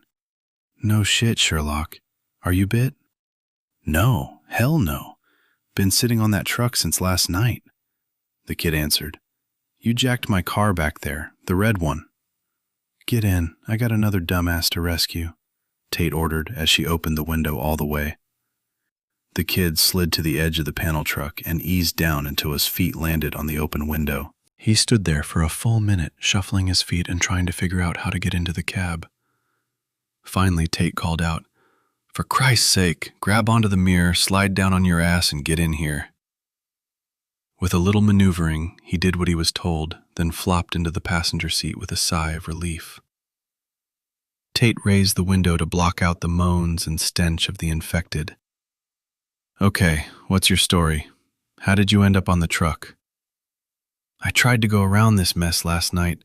I ran over something and got hung up and my tire went flat. Before I could get away, the creeps showed up. Actually, I think they were already here. I just didn't see them." Tate shifted into first and the rig began to move forward. She maneuvered around a pickup and a sedan, then around the back end of a panel truck. She shifted again and clipped a caddy, taking out the taillight on the driver's side.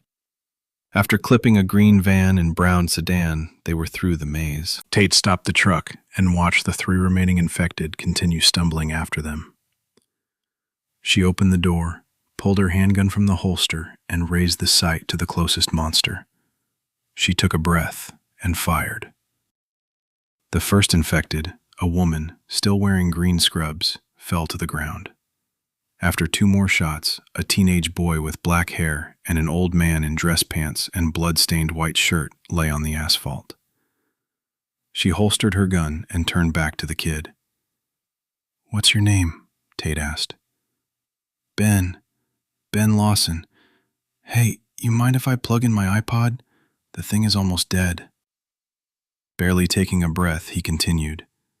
"Is this your truck? What's your name? I've never seen a woman drive a truck like this. It's sure got cool seats."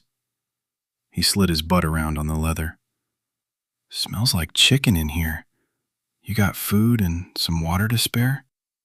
I haven't had anything to eat in 2 days. I was scared to stop and get—" "Christ!" Tate interrupted. You keep talking and I'll take you back and put you back on that truck." "Sorry."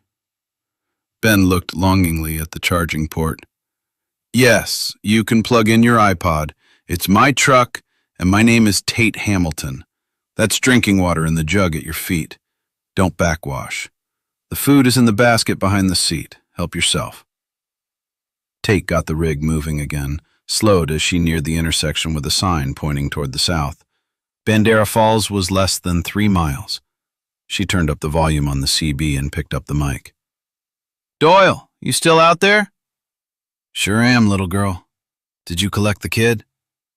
Tate laughed as she looked over to see Ben wolfing down his second piece of chicken and third biscuit. "Yeah, I got him. But I don't know how long I can keep him. He's eating me out of house and home." A voice interrupted. "You got him? Thank you. You don't have to keep him. He's my nephew." "Uncle Phil?" Dan asked. "Yeah, kid. I saw you and couldn't do a damned thing about it," Phil answered. To Tate's look of confusion, Ben clarified. "Uncle Phil lives on the hilltop not far from Bandera Falls. He's in a wheelchair. I was headed there." Tate held up her hand. "Okay, I'll see you get there, but not until I lend a hand to a friend of mine." She clicked on the mic. "Doyle, I'm 1051. Where exactly are you?" "If you've turned toward Bandera Falls, you'll see my truck 2.4 miles from the turnoff. Can't miss my rig alongside the road." "Hang tight, Doyle. We'll figure out something when I get there." 2 minutes later, Tate pulled up next to the red GMC rig Doyle had been driving the last time she saw him. She waved at Doyle and he stepped out of the cab with a beer in hand. "Well, scrawny girl, I never expected to see anyone I knew again," Doyle commented. Tate jumped from her cab and into Doyle's arms. "It's good to see you, you old goat." Doyle laughed and set Tate back on her feet. "Interesting hair color. Is that in honor of the fucked up world, or to match your truck?" Tate shrugged. "Before the world got screwed. It was just a wild hair while I was in San Antonio." With a big smile, he asked, "Well, kid, what now?" "Let's see if we can get you some diesel," Tate answered. "Bandera Falls is close. Have you seen anyone?" Doyle chuckled. "Nope. After what I saw in Taco Town, I was hoping someone would drive by this morning and give me some idea what's going on around here." I haven't seen anything since I barreled through that clusterfuck back up the road. Ben jumped from the truck cab. My uncle has diesel. I'm sure he'll help you. Well, let's head there then. Doyle laughed. Sooner I get some fuel, the better. I don't like leaving my rig on the road. Let's get going, Tate answered. The trio got back in the truck with Ben still chattering. When I was a kid, we used to come up to the cabin, and Uncle Phil had all these neat toys for the kids. Stop! Tate raised her hand. All I want to hear out of you is how to get to your uncle's place. Sitting on the edge of the sleeper mattress, a little more subdued, Ben guided them down the blacktop to a gravel road. Tate turned on the gravel road and followed a narrow path as it wound around the perimeter of an uplifted outcropping at least half a mile in diameter. As they drove the last 100 yards, the overhanging vegetation opened up to expose cleared grounds surrounding a fenced compound. An 8-foot hurricane fence enclosed half a dozen buildings. 2 of the buildings looked to be barns. One building was a metal shop with an open front, and another was a multi-door garage with what looked like an apartment on the end. One of the last buildings was a 2-story log house with a tower above the second floor. Tate downshifted at the sight of the compound gate. When she got the rig stopped, she turned to Ben. Well, where do we go from here? I got this. He jumped from the cab and walked to the keypad and entered a code. The gate began to roll back with the rattle of chain and wheels on a rail. Tate drove through and the gate began rolling back into place. Ben jumped the cab step, clinging to the mirror and window. He pointed toward the house where a man was rolling a wheelchair down a ramp. With the rig barely moving, Ben jumped to the ground and ran to the man in the chair. Tate stopped and killed the engine. She and Doyle stepped to the ground and walked slowly toward the reunion. Tate smiled when she saw the old man wipe tears from the corner of his eyes. The man had a broad chest and strong, muscled arms, despite the wheelchair. His gray hair was thick and had been slicked back, exposing his weathered face and sparkling blue eyes. He showed no sign of decline, despite the wheelchair. I'm glad we're able to help, Tate stated. He's family, the old man answered. I can't repay the 2 of you for this. Doyle chuckled. Wasn't me. She did it all by herself without any help from me. Ben grinned. She's kick-ass, Uncle Phil. She killed all those creeps. She ran over 'em, then shot the ones that were left. Phil nodded. I saw it. He turned to Doyle and Tate. Please, come inside so we can talk. I could use any information you folks can share. He turned on the back wheels of the chair and led them inside. Once in the house, Ben raided the fridge and brought out a bottle of soda and 3 bottles of water. Where is the family, Uncle Phil? Without even waiting for an answer, he headed for the back of the house. Can I shower? I really stink. I still got some clothes upstairs, right? I'm so glad to be here. Really, I am. I'll be back in a minute, okay? Well, later, folks. Go on, boy. Make it a quick shower. Phil answered at Ben's retreating back. We'll discuss the family later. Phil turned back to his guests. You folks come from the city? At Tate's nod, he continued, Can you tell me about it? Tate spent the next 10 minutes telling Phil and Doyle what she had experienced. When she was done, Phil turned to Doyle. Where were you heading?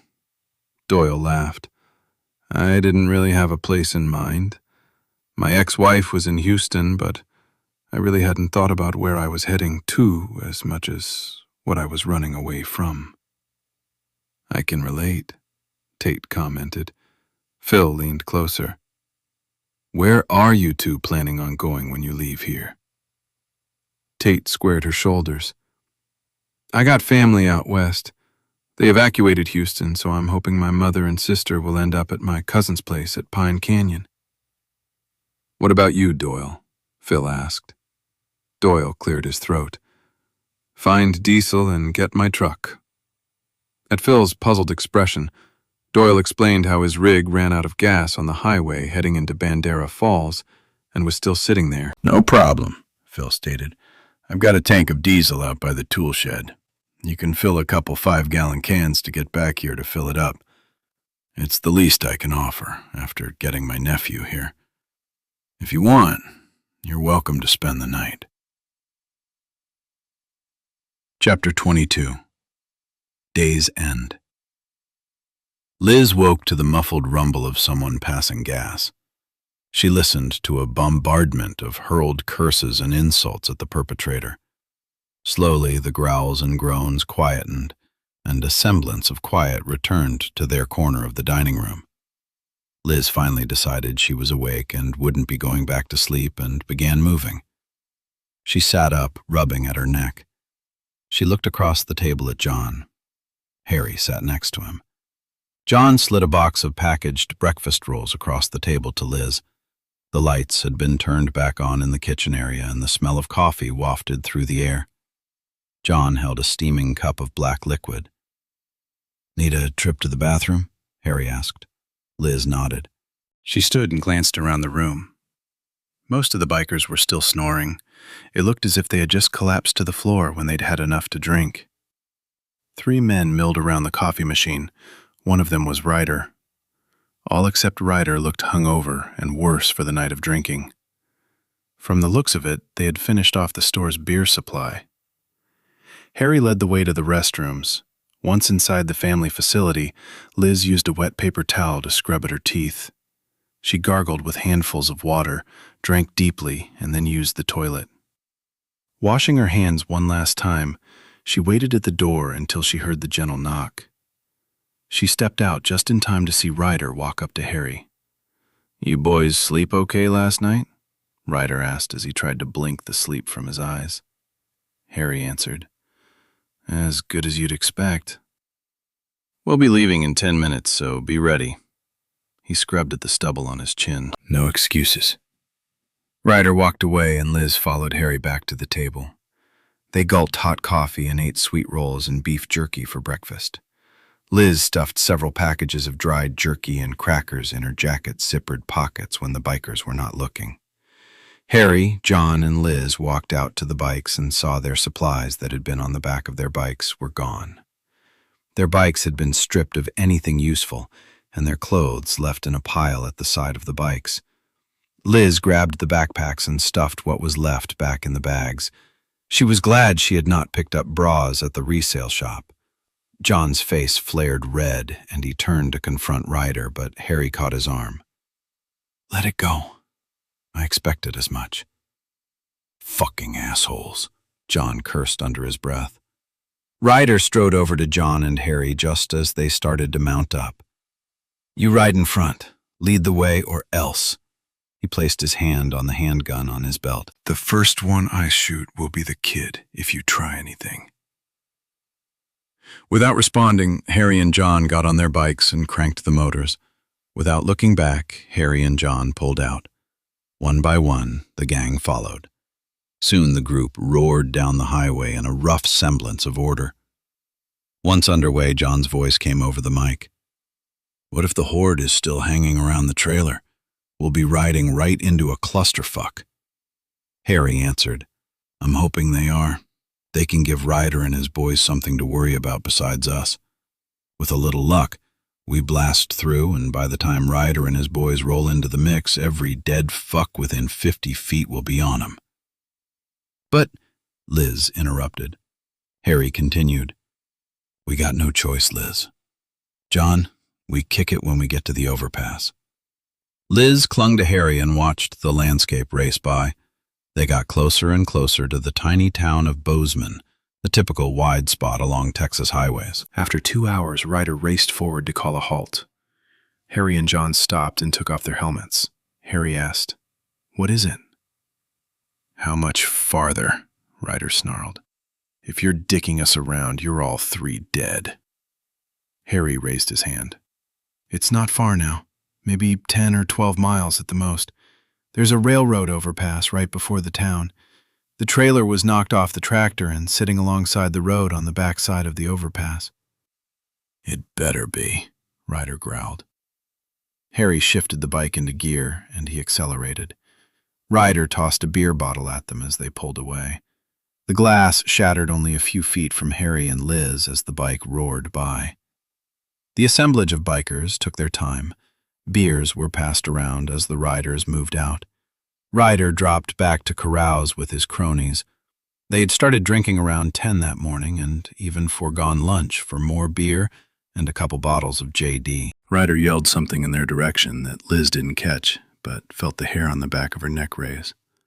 Harry cranked the bike and eased further ahead with John close on his heels. "All those loud mufflers are drawing all kinds of attention," Harry commented. They passed houses and monsters appeared in the yards. It was easy to see they were being drawn by the sound of the motorcycles. More and more appeared from around buildings and out of doorways. Those trapped in stalled vehicles turned toward the sound, all reaching out and gnashing teeth. The gang's interest in John and Harry faded as they consumed more and more beer. Ryder was handed another bottle after tossing an empty bottle. Bottles tossed against road signs sound like shots from handguns. Laughter boomed above the sound of the motorcycles. More bottles sailed from drunken riders. Liz glanced over her shoulder just in time to see Ryder hurl a bottle at a monster amid a cluster of his brethren. The bottle hit the monster in the side of the head and the gang exploded in celebration. They were less a mile from the overpass when Harry accelerated. Liz yelled into the mic, "No one is paying attention to us. Keep going." The gang was drunk, and Liz ducked lower against Harry as she waited for the impact of a bullet from Ryder's gun when he noticed they were pulling ahead of the pack. "Now!" Harry yelled at John, then gunned the engine. The bikes vaulted forward and raced toward the overpass, leaving the gang behind, still tossing bottles at random targets. Harry and John didn't wait to see how soon the gang noticed. Liz watched the roadside flash by. John matched the pace without giving a hint of easing up on the throttle. A sudden clank of metal and the report of gunfire made Liz duck. She looked back to see guns pointed at them. Another shot whizzed by and she screamed, "They're shooting at us!" "Hang on!" Harry yelled back and opened the bike up with a deafening roar of the oversized motor. John matched the action. Together they pulled away quickly and began the gradual turn toward the overpass. Liz felt the back wheel on the left rise from the ground and she clutched Harry tighter. He made a guttural sound that was a cross between a laugh and a grunt of strain. Shots echoed in the distance while the closest bikes accelerated to a crazy pace considering how drunken most of the men were. Liz watched as they barreled after them, all the while firing wild shots. More of the infected were drawn toward them as the cacophony of roaring engines and gunfire grew. Harry dodged an infected and screamed into the mic in his helmet. "John, first cross street, take a right!" John's bike raced through the underpass with Harry at his back fender. Both men braked. Liz was thrown into Harry's back, then momentum pitched her to the left. If not for Harry grabbing a handful of the leather, she would have fallen from her perch on the back of the bike. Harry pushed her back onto the seat, then accelerated again. They raced away from the overpass and the trailer. Liz looked back at the cross street and saw what could only be described as a clusterfuck of epic proportion. The first bikes flew through the underpass into dozens of the undead that had appeared around the disabled trailer and overpass at the trio's passing. Unable to see what lay ahead, the rear bikes slammed into the riders being attacked by the infected. More and more of the monsters stumbled toward the 20 or so bikers fighting for their lives. Motorcycles were knocked over. Riders were drugged from the bikes as the infected overwhelmed the gang. Harry turned around the corner of a large building and eased up on the accelerator. He and John slowed the bikes. They rode to the end of the business complex, turned a corner, and then headed back to the west, away from the road. They moved the bikes into the parking lot of a lumber yard and eased around the back of a storage area. Harry killed the motor and John followed suit. The quiet around them was deafening. They could still hear shots and screams in the distance. Both men pulled off their helmets. "That was bad," Liz commented as she pulled the helmet from her head. She took a minute to describe what she had seen. We'll never get back through the underpass. Riders were pulled from their bikes, and the ones behind them ran into the bikes and bodies. Harry shrugged. They deserved what they got. We gotta find a way to get out of this town and away from Ryder. That is, if any of them survived. They were drinking pretty heavy. John chuckled. Fucking assholes. Got? Harry pulled a map from his pocket. He opened it and studied the colored lines. We can go north on this farm-to-market road for about 40 miles, then head back west. I think we need to wait until tomorrow. He ignored Liz's look of frustration. I doubt we have much left in supplies, and we need to locate some weapons. John searched the saddlebags on either side of his bike, then opened the storage unit behind the seat. Empty. I got nothing. Harry stepped off his bike and flipped open his bike's saddlebags. He grunted, then opened his own storage compartment. Sons of bitches didn't leave us anything. We have to find weapons and supplies before we leave this podunk town. They were going to kill us, Liz asked in a hesitant voice. Probably, Harry answered flatly. They just wanted to make sure we were telling the truth about the trailer. It was the only reason we were still riding. The two men pushed the bikes into the shadow of a storage rack and listened to the sound of gunfire in the distance. Gradually, the shooting became more sporadic. Then they heard a dozen single shots. Then silence. Do you think any of them survived? Liz asked. Harry shrugged. It's hard to say, but I imagine so. I think someone was putting down the injured. They stood in the shade and listened.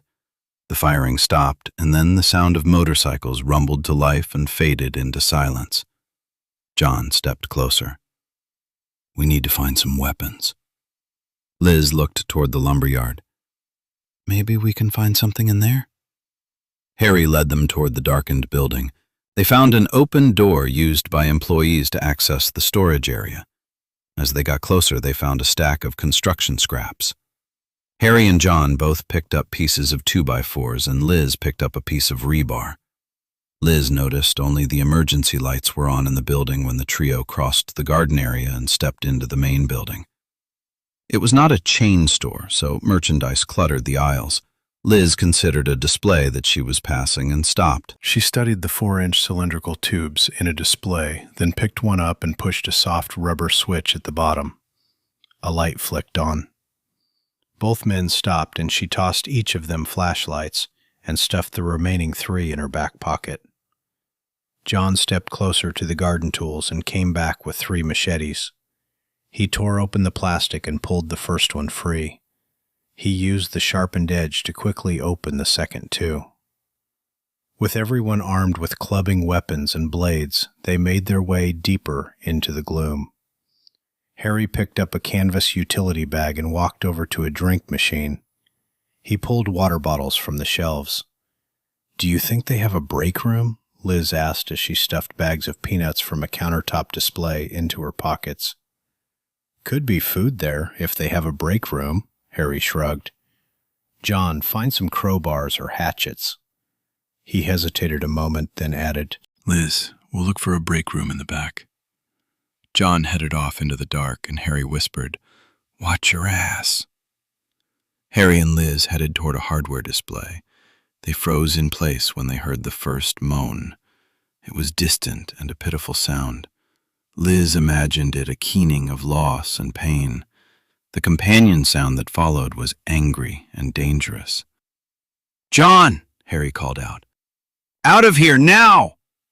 Steps could be heard stumbling toward them. John called out, "We got company, and he looks pissed. Time to move. Fast!" Harry grabbed Liz's arm and turned her toward the garden center. He started running and nearly pulled Liz into an infected man covered in blood from the neck down. Harry elbowed Liz out of the way and swung the canvas bag of water bottles, knocking the monster off his feet. He swung the machete with one hand, connecting with the side of the infected man's head, peeling an ear and a connected flap of skin from his skull. The monster righted itself and reached for Harry, still struggling to recover his own footing. Liz grabbed the machete from the scabbard at her waist and raised the blade in a two-handed swing, and chopped off both of the man's arms just below the elbows. The arms fell to the floor with a wet splat. The monster, ignoring the loss, raised his stumps and focused hungry eyes on Liz.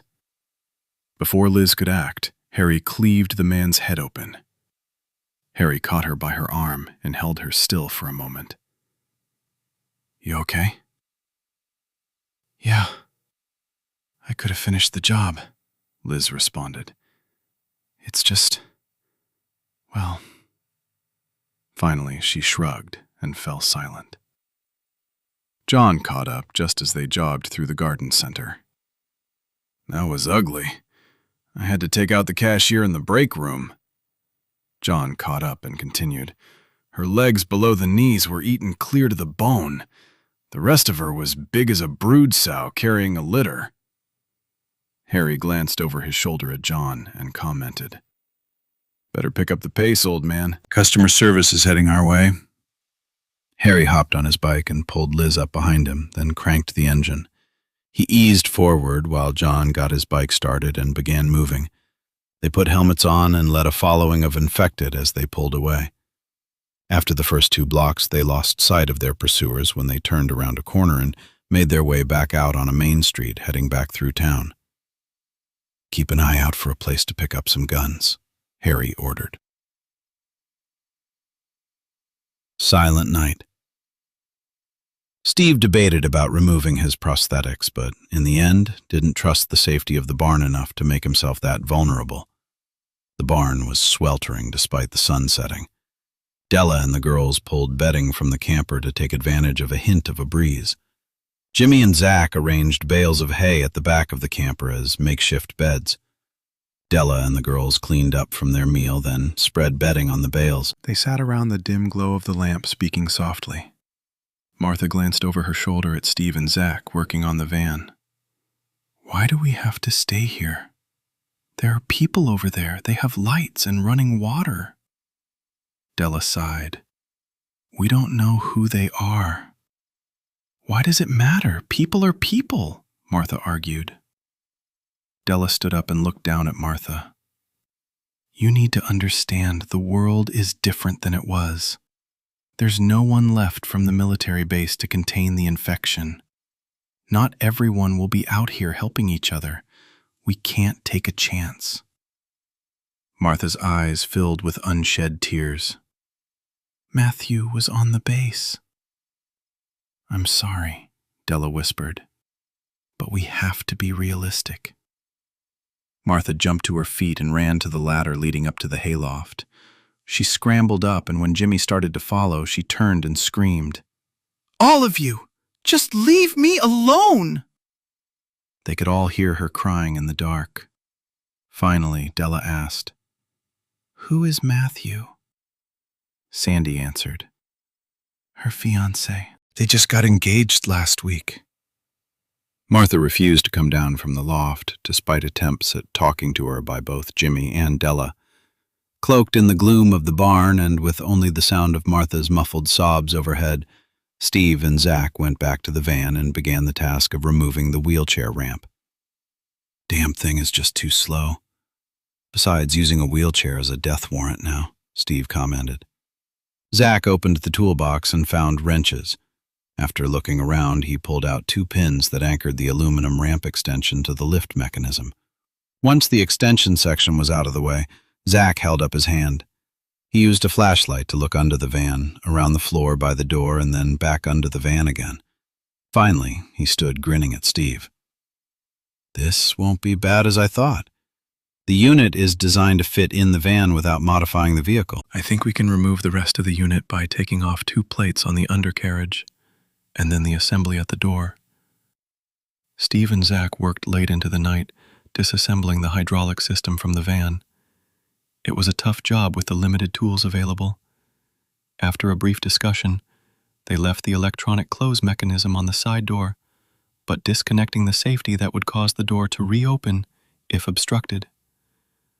"A punch of the button and it'll close no matter what," Steve warned as he glanced toward the hayloft. "I hope she's all right." Zach glanced toward the loft. "I guess she hadn't figured it out," It may be a while before any of us know about families, if ever. Steve wiped moisture from his face with a rag and shrugged.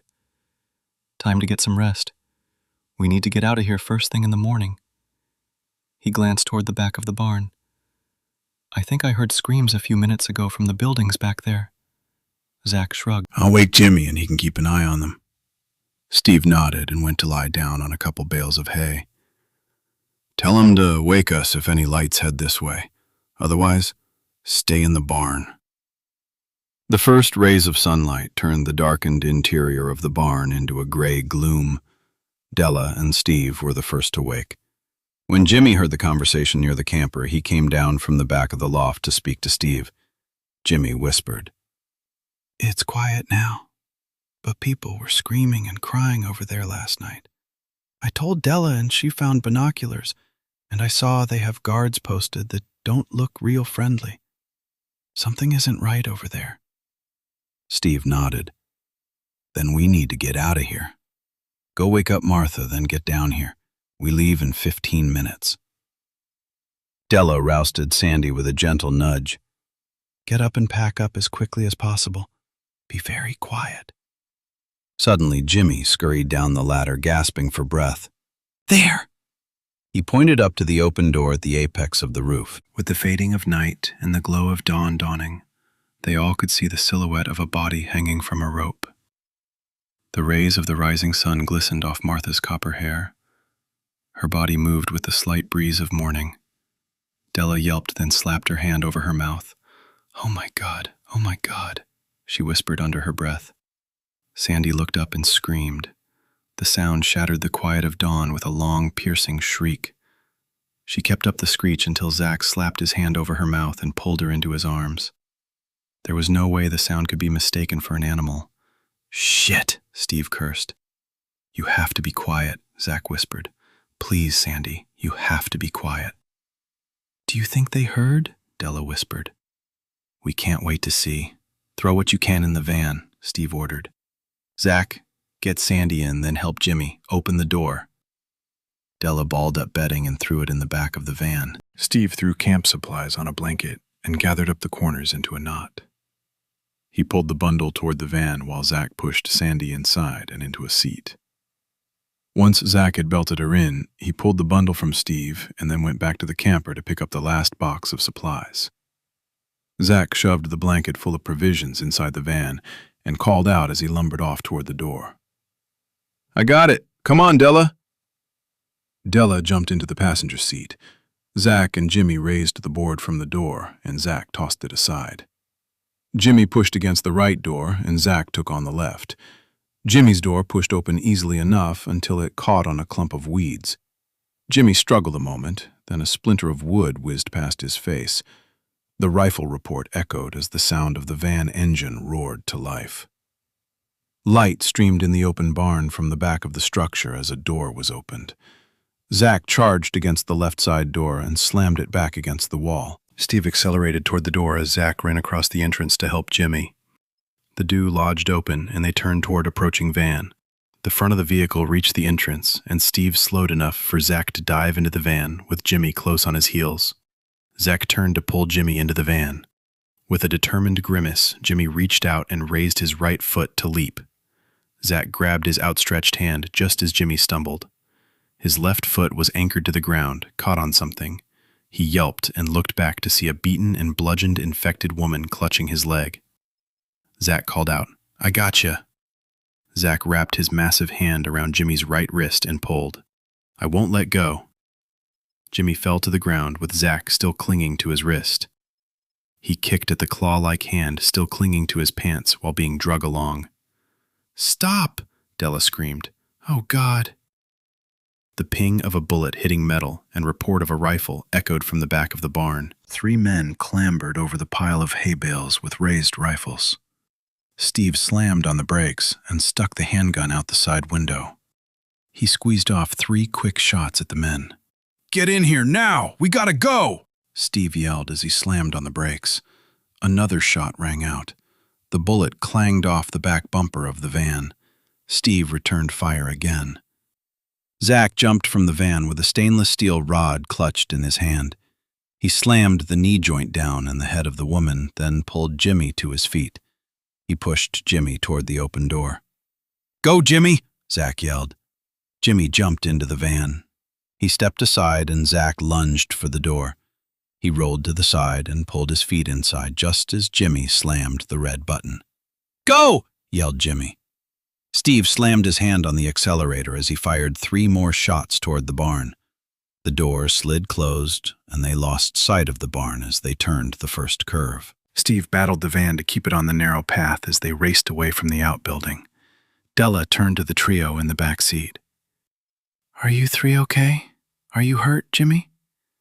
Jimmy laughed nervously. "That was intense. I'm fine, though."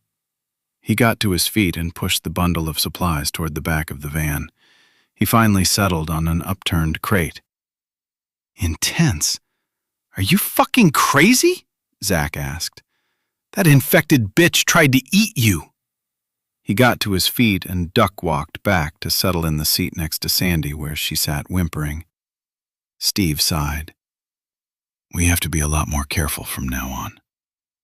He sent the van through the weeds and overgrown fence rows. "Why were they shooting at us?" Della asked. Steve sighed. "My guess is the dead girl had something to do with it. They were doing some things that they didn't want anyone else to see." "But we didn't see anything," Della protested. "Do you want to go back and tell them that?" Steve asked with a sigh of frustration. "Things are different now. We have to be careful, even with people that are not infected." The van grew quiet as everyone contemplated Steve's words. He guided the van onto the blacktop and headed north. Sandy whispered, "What happens if they follow us?" Chapter 24. First Goodbye. They wrapped the body of the infected child in a garment bag and laid it in the back of the Humvee. Matt looked at Jenkins, then back at Pierce. "You have to let me come with you. I don't want the kids to see me turn like the others," Peace demanded. "You know that's what's going to happen." Finally, Matt gave a quick nod. "I know," he whispered. The implication was not lost on anyone. He turned to Larry and the soldiers to be left behind. "No more accidents. Work in pairs or small groups, one person with a gun out and ready at all times. Double-check all the buildings, including the outbuilding down by the lake. Set up the recreation center to bed down the kids. Close off the outside entrances to the restrooms. They can stay open during the day, but I want the camp buttoned down by dark. 2 men on the gate." Larry made a careless salute. "Got it. No worries." He turned to Jake and Jenkins. "Let's go." When he looked at Pierce, he saw she was sweating profusely. He had not seen early signs or symptoms, so he had no idea how quickly the changes were occurring. Her complexion had grown cyanotic. Her lips were dusky and dark circles under her eyes had developed. The whites of her eyes turned blood red, and the color of the iris had started to fade. Pierce nodded. "I don't think I have much time." As she walked toward the Humvee, she began removing items from her pocket and passing them to the soldiers walking beside her. She removed her gun belt and pulled off her vest, then stripped down to her t-shirt. By the time she got to the Humvee, she no longer wore the trappings of a soldier. She wore only camouflage cargo pants and a t-shirt. She pulled a necklace with a cross over her head and held it out to Jenkins. "It's my mother's. I want you to have it." "I can't take that," he protested.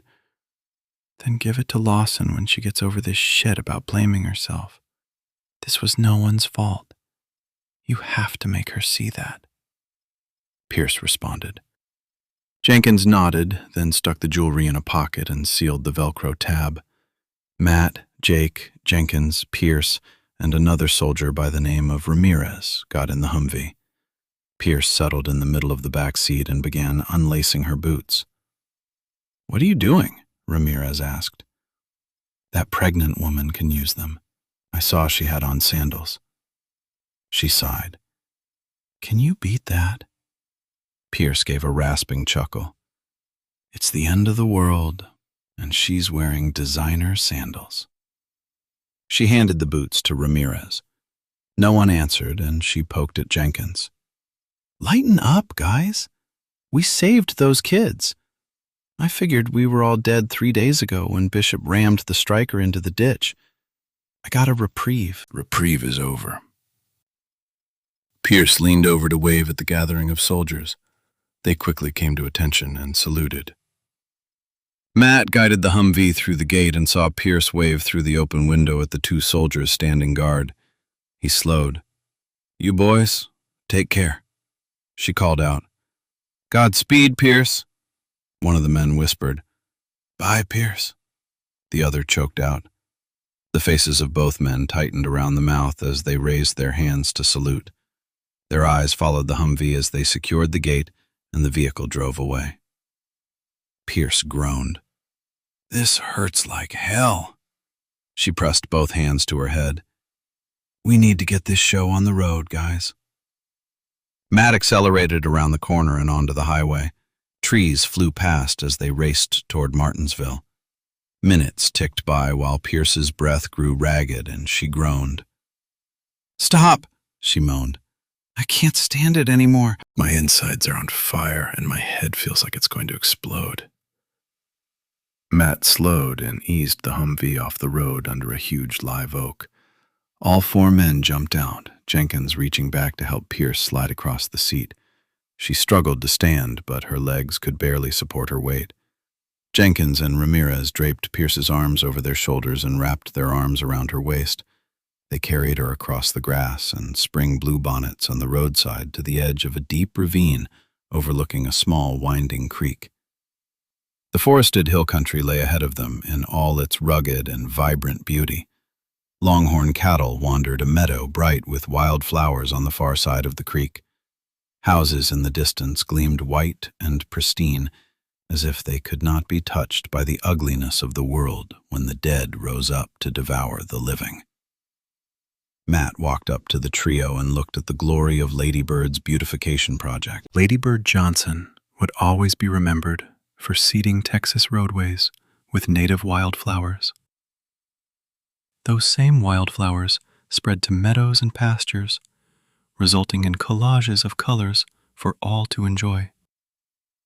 Jenkins fell to his knees in front of Pierce. God, I'm sorry. If I could... She laid her hand on the side of his face.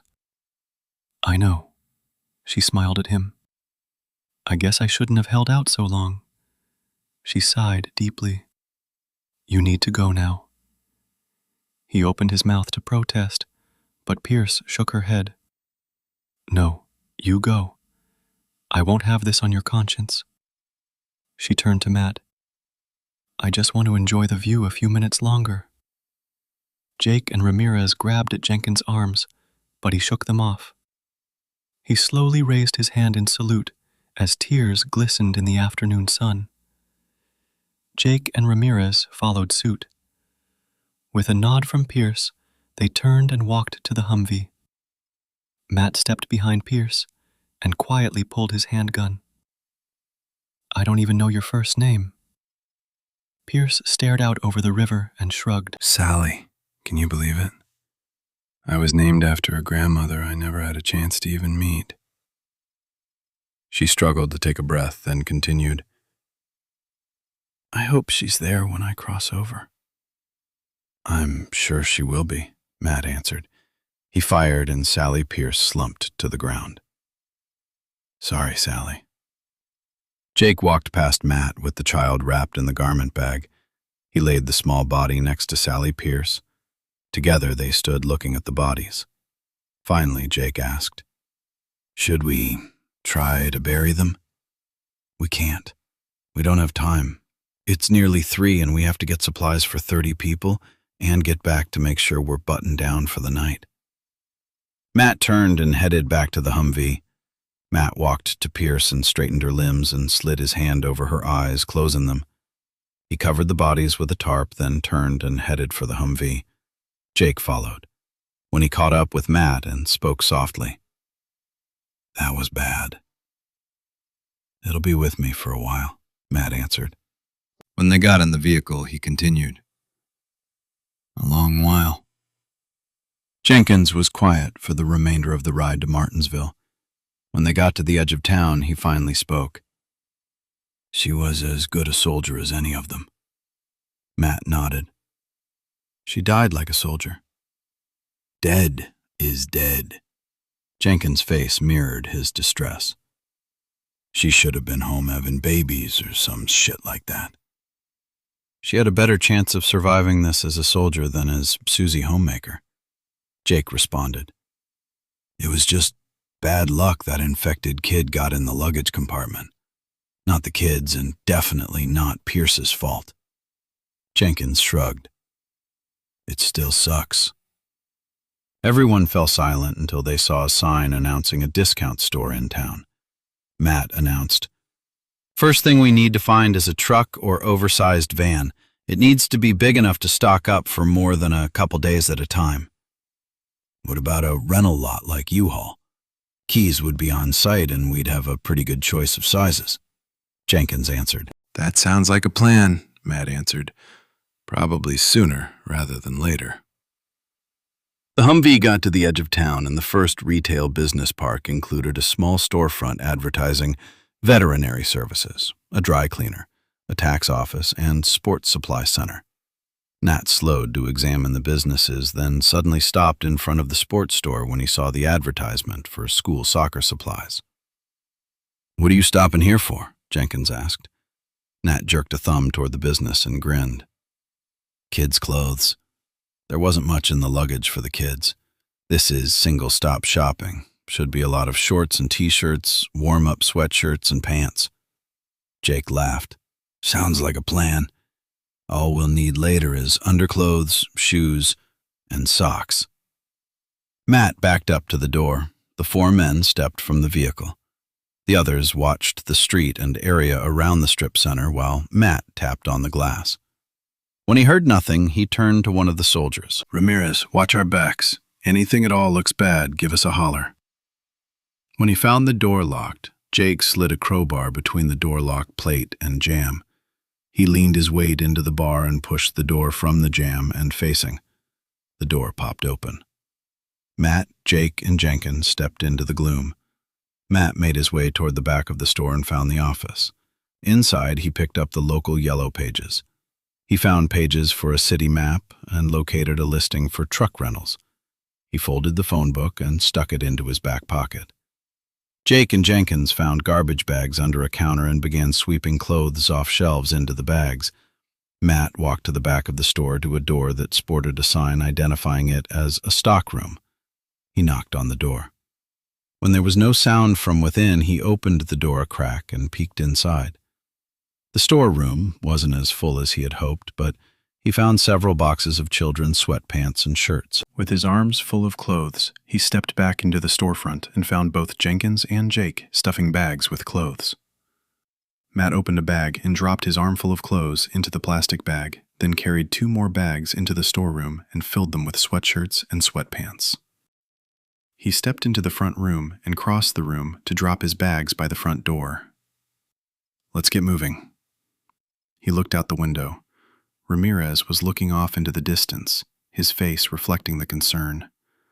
Obviously not getting a clear enough view, he stepped on the bumper of the Humvee.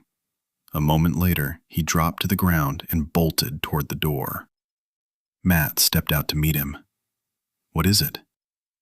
It's a military convoy with 3 strikers. If it's Bishop, he'll try to take us out, Ramirez declared. Matt stuck his head back in the store. We gotta leave now, guys. Trouble headed our way. They tossed bags into the back of the Humvee, and Matt guided the vehicle out onto the street. A few minutes later, he turned down an alley, then circled around a paint store and pulled behind a garage. He killed the engine and watched the alley entrance. 3 infected on the street turned and headed toward the alley. Fuck, Matt cursed.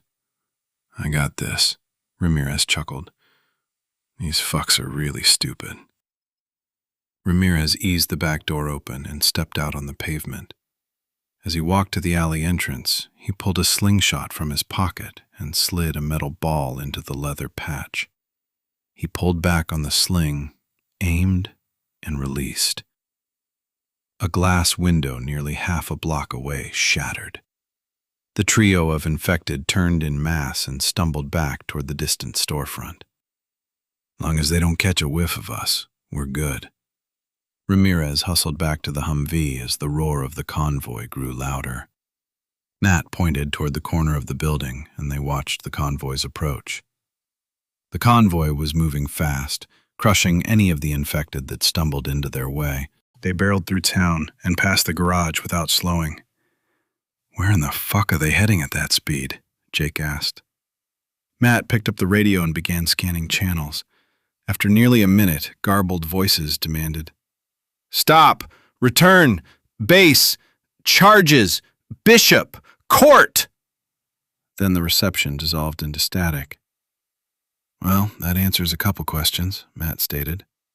"Bishop has gone rogue. He's going to shoot anything in uniform." "Can we hook up with regular military?" Jenkins asked. Matt shrugged. "I don't know how. The reception is sketchy at best. We don't dare transmit. Bishop can hear any channel the military is using. They could be anywhere up to 20 miles away. We can't load up the kids and start driving around the country looking for an FOB, not with Bishop going out there shooting at anything military." Jenkins nodded. "We have a pretty good setup at the campgrounds.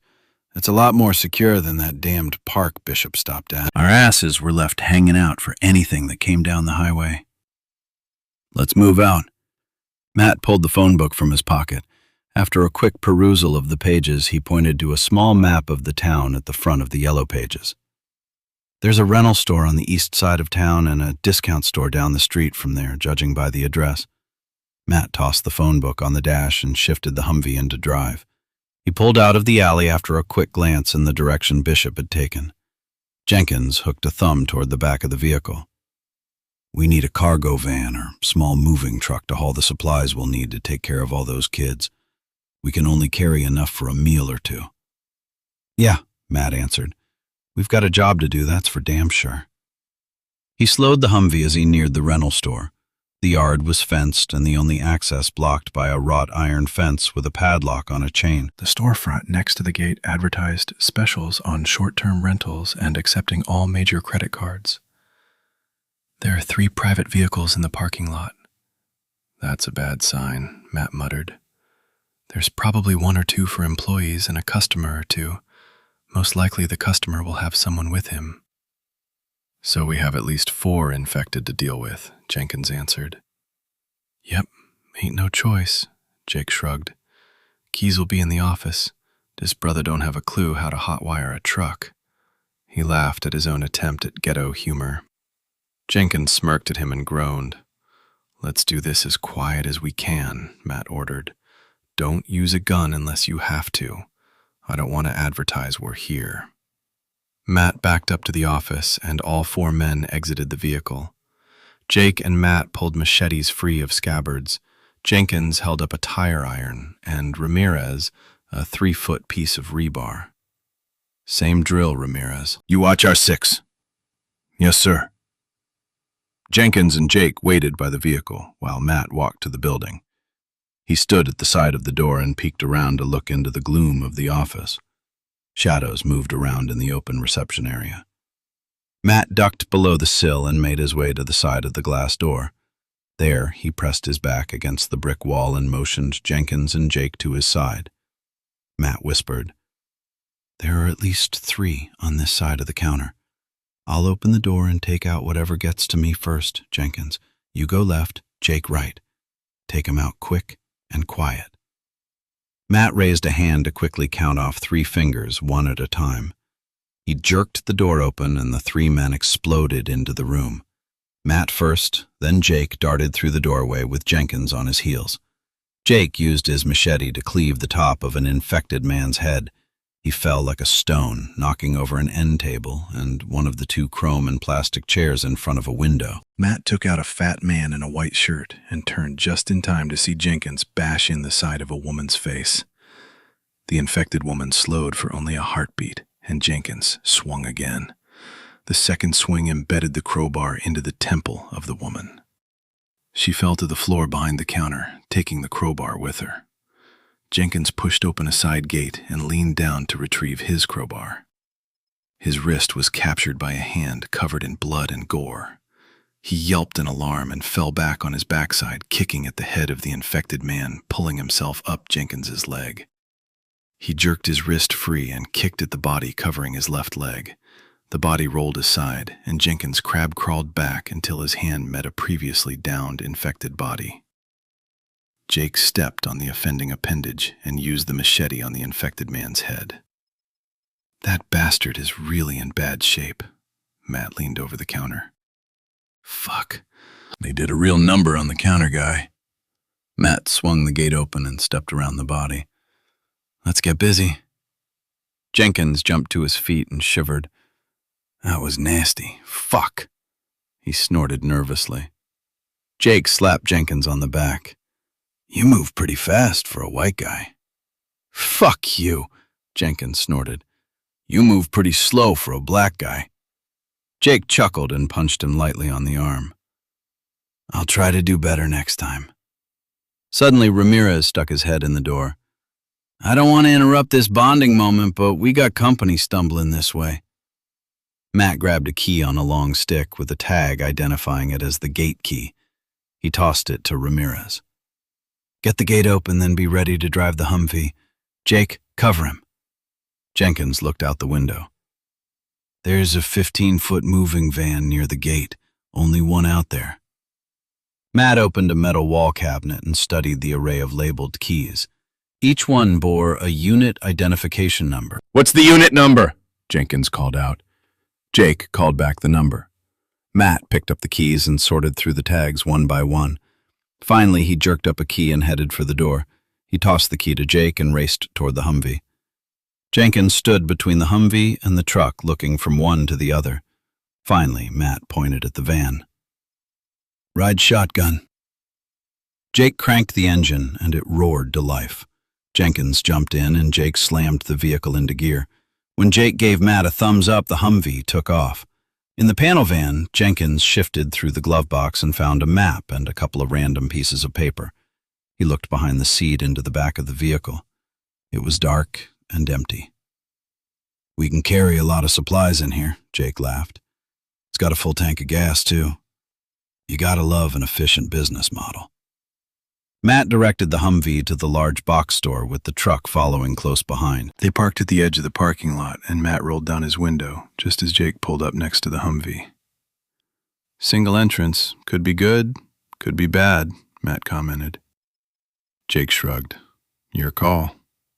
"Jake and I go inside. Jenkins, you and Ramirez stay at the front door when we get it open. Jake and I'll bring supplies in carts. One of you cover the other while supplies are loaded into the vehicles." Jenkins made a curt nod and grinned at Ramirez. "If you see any beef jerky, can you grab it? Oh, and some clean underwear," he laughed. "As opposed to dirty underwear?" Matt remarked. "Okay, let's do this." With a nod from Matt, Ramirez released the brake and made a wide circle across the parking lot to stop with the back of the truck and Humvee facing the front of the store. All four men opened doors and the men walked to the front of the store. Jenkins and Ramirez opened the back of the vehicles, then stepped to the outside to protect Matt and Jake. Matt turned to Jake. "When we get inside, you're on clothing and bedding detail. Pick up shoes, underclothes, and whatever else you think we need. Get a variety of sizes for the kids, but don't get too picky. Clear a shelf or two, then get bedding, sleeping bags preferably, but blankets will do. I'll get as much food as I can. We'll fill baskets, then drop what we find at the front door for Jenkins and Ramirez to load in the vehicles. I'll hit the drug department, pick up shampoo and soap and shit like that last. With the cots in the attic of the rec center, I know exactly what we need," Jake answered. Matt nodded at Jake. "Let's clear the place, then get busy. I don't want to be here more than 20 minutes. Matt and Jake peered into the gloom. "I see someone in there," Jake whispered. "Maybe more." 6 vehicles. 2 were parked at the side of the parking lot, probably employees. The rest are right up front. That blue Fiesta has the door open and no one around. Jake nodded. I can see blood on the door, and if they let an infected person inside. His voice trailed off. Matt pushed on the door, and it opened easily. Not locked. Not a good sign. They peered into the dark for a moment and heard the first moan of an infected. Shit, Jake cursed. Can't any of this shit be easy? Matt shrugged and answered. You two watch the door. We're going inside. We'll take out the infected before we start bringing up supplies. Just in case, don't get sloppy. Watch the fucking door, too. Jenkins nodded, then helped slid the door back. Got it. Matt strode toward the sound of shuffling feet with Jake at his side. They faced two infected customers. Both had been working men in life, one with a thick body and blue coveralls, while the other dressed like a construction worker. Coverall man had a bandaged arm, while the construction worker had limbs horribly damaged with gaping holes and open wounds. They each began shambling and reaching toward their intended prey. Jake and Matt unsheathed machetes and stepped several feet away from each other. It seemed to confuse the infected men. They froze, undecided which man to attack first. Finally, both seemed to forget about Matt and faced Jake. I know dark meat is sweeter than white, but boys, this doesn't work for me. He swung the machete and took the head from the closest monster. The body of the construction worker fell with a hollow thud. At the same time, Matt stepped up and brought his machete down at the second infected man's head. The blade glanced off the skull and drove into the collarbone of the man. The infected man remained focused on Jake and took a step closer, pulling the blade from Matt's hand. Ah, shit. Jake stabbed out and drove his blade into the right eye socket, and the monster fell with Matt's blade still wedged in the head. Reaching for the weapon, Matt suddenly felt a brush of a hand on his sleeve. He jerked his arm free, spun around, and kicked out with his left boot. An infected teen went down in a heap. Jake pulled his machete from the man's head and made a wide arc with the blade. It connected with the teen's neck. Her head flew from her shoulders, hit a register, and rolled away. The head stopped with the face looking at them. The clouded eyes blinked, and the mouth snapped and gnashed teeth at them.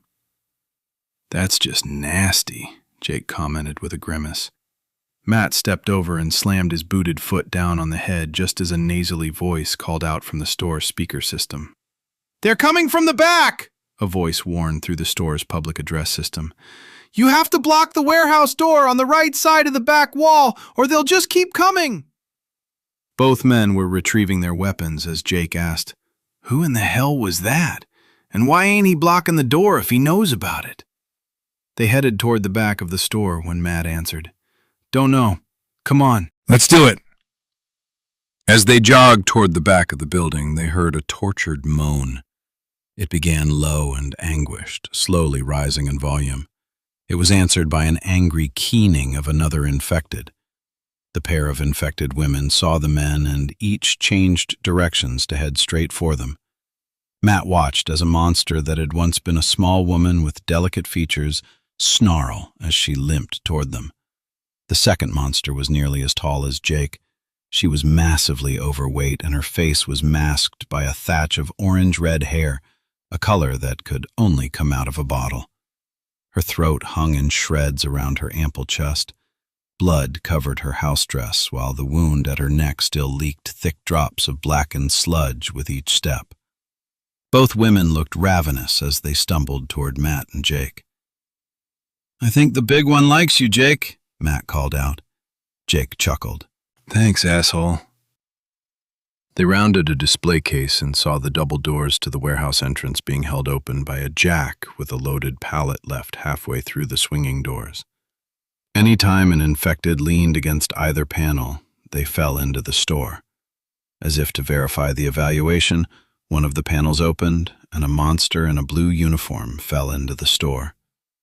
It slowly got to its feet and zeroed in on Jake and Matt. Matt ordered, Let's take out Big Bertha and Twiggy, then you can dispose of the blue man. Matt headed toward the mammoth woman, but she seemed to only have eyes for Jake. He laughed and called out, "See? I told you. She likes you better than me." When the massive woman reached for Jake, Matt used his machete to remove her hands. She ignored the loss while she still focused on Jake. Matt kicked out and drove his boot into her kneecap. She fell to her knees, giving Matt time to glance at Jake. He had taken out the petite woman with a blow to the side of her head, and without looking back, stepped around the body and headed toward the blue man. Big Bertha was still struggling to get to her feet when Matt's next swing connected with the gargantuan woman's head. Her scalp peeled off with a pinwheeling flight of crimson tresses. The impact sent her to her knees, but she still didn't stay down. She pulled her feet under her and stumbled back to her feet. She turned to face Matt with teeth gnashing. "Fuck!" he cursed as he jabbed at her face. He missed her eye. She swiped it away with the remains of her arm. He took another swing at her head, but her flailing arm knocked the blade aside again. Matt backed away from the woman in frustration. Meanwhile, Jake took out the blue man. Bertha focused on Matt while he swung the machete again and took her left arm off at the shoulder. Still, the woman came after him. Matt swung the machete at her face, but she turned, and he hit her meaty shoulder, slicing off a slab of flesh. She moaned and reached out with her stump. All the while, her mouth opened and closed, her teeth clicking against each other. Matt took 2 steps back and glanced over to see Jake move the pallet jack against the warehouse door. With the brakes locked, no matter how much weight pushed against the doors from the warehouse, the doors wouldn't open. As he walked back toward Matt, Jake called out, "I know it's been a long dry spell, man, but I don't think she's your type. Kill her already." "Fuck you," Matt cursed. "I can't get close enough to take her out." With a grunt, Jake raised his machete and cleaved the back of the woman's head open. The top of her skull shattered, and black goo and gray matter spilled from the opening. She fell to the floor, the flimsy house dress riding up to expose a bare butt cheek and dimpled thigh jiggling with fat and the hint of a thong at her butt crack.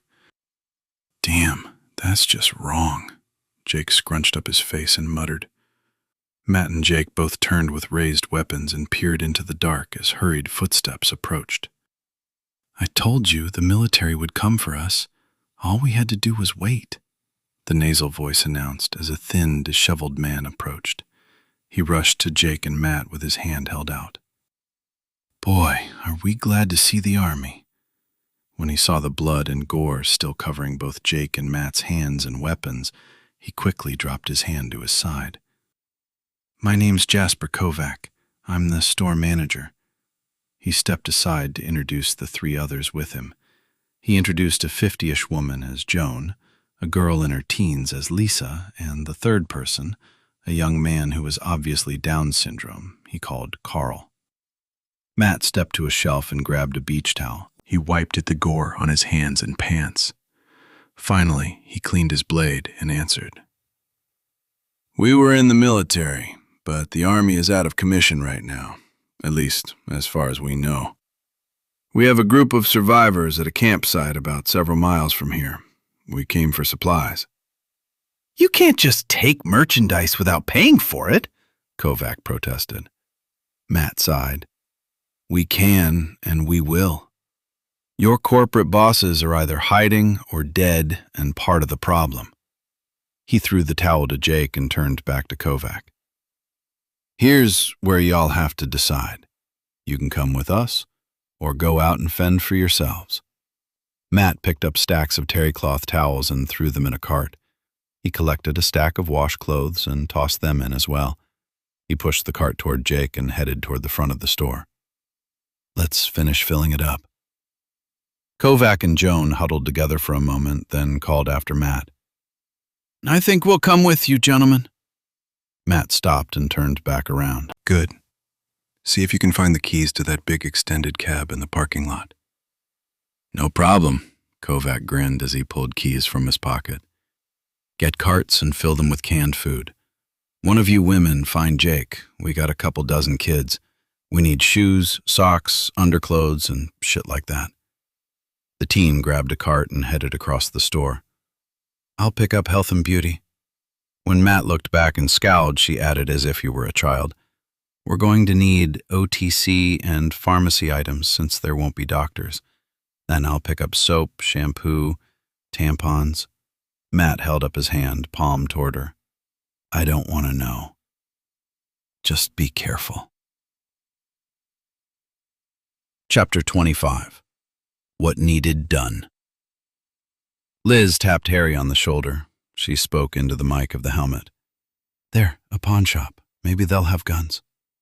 They rolled past shattered bodies and remnants of a typical small town in Texas.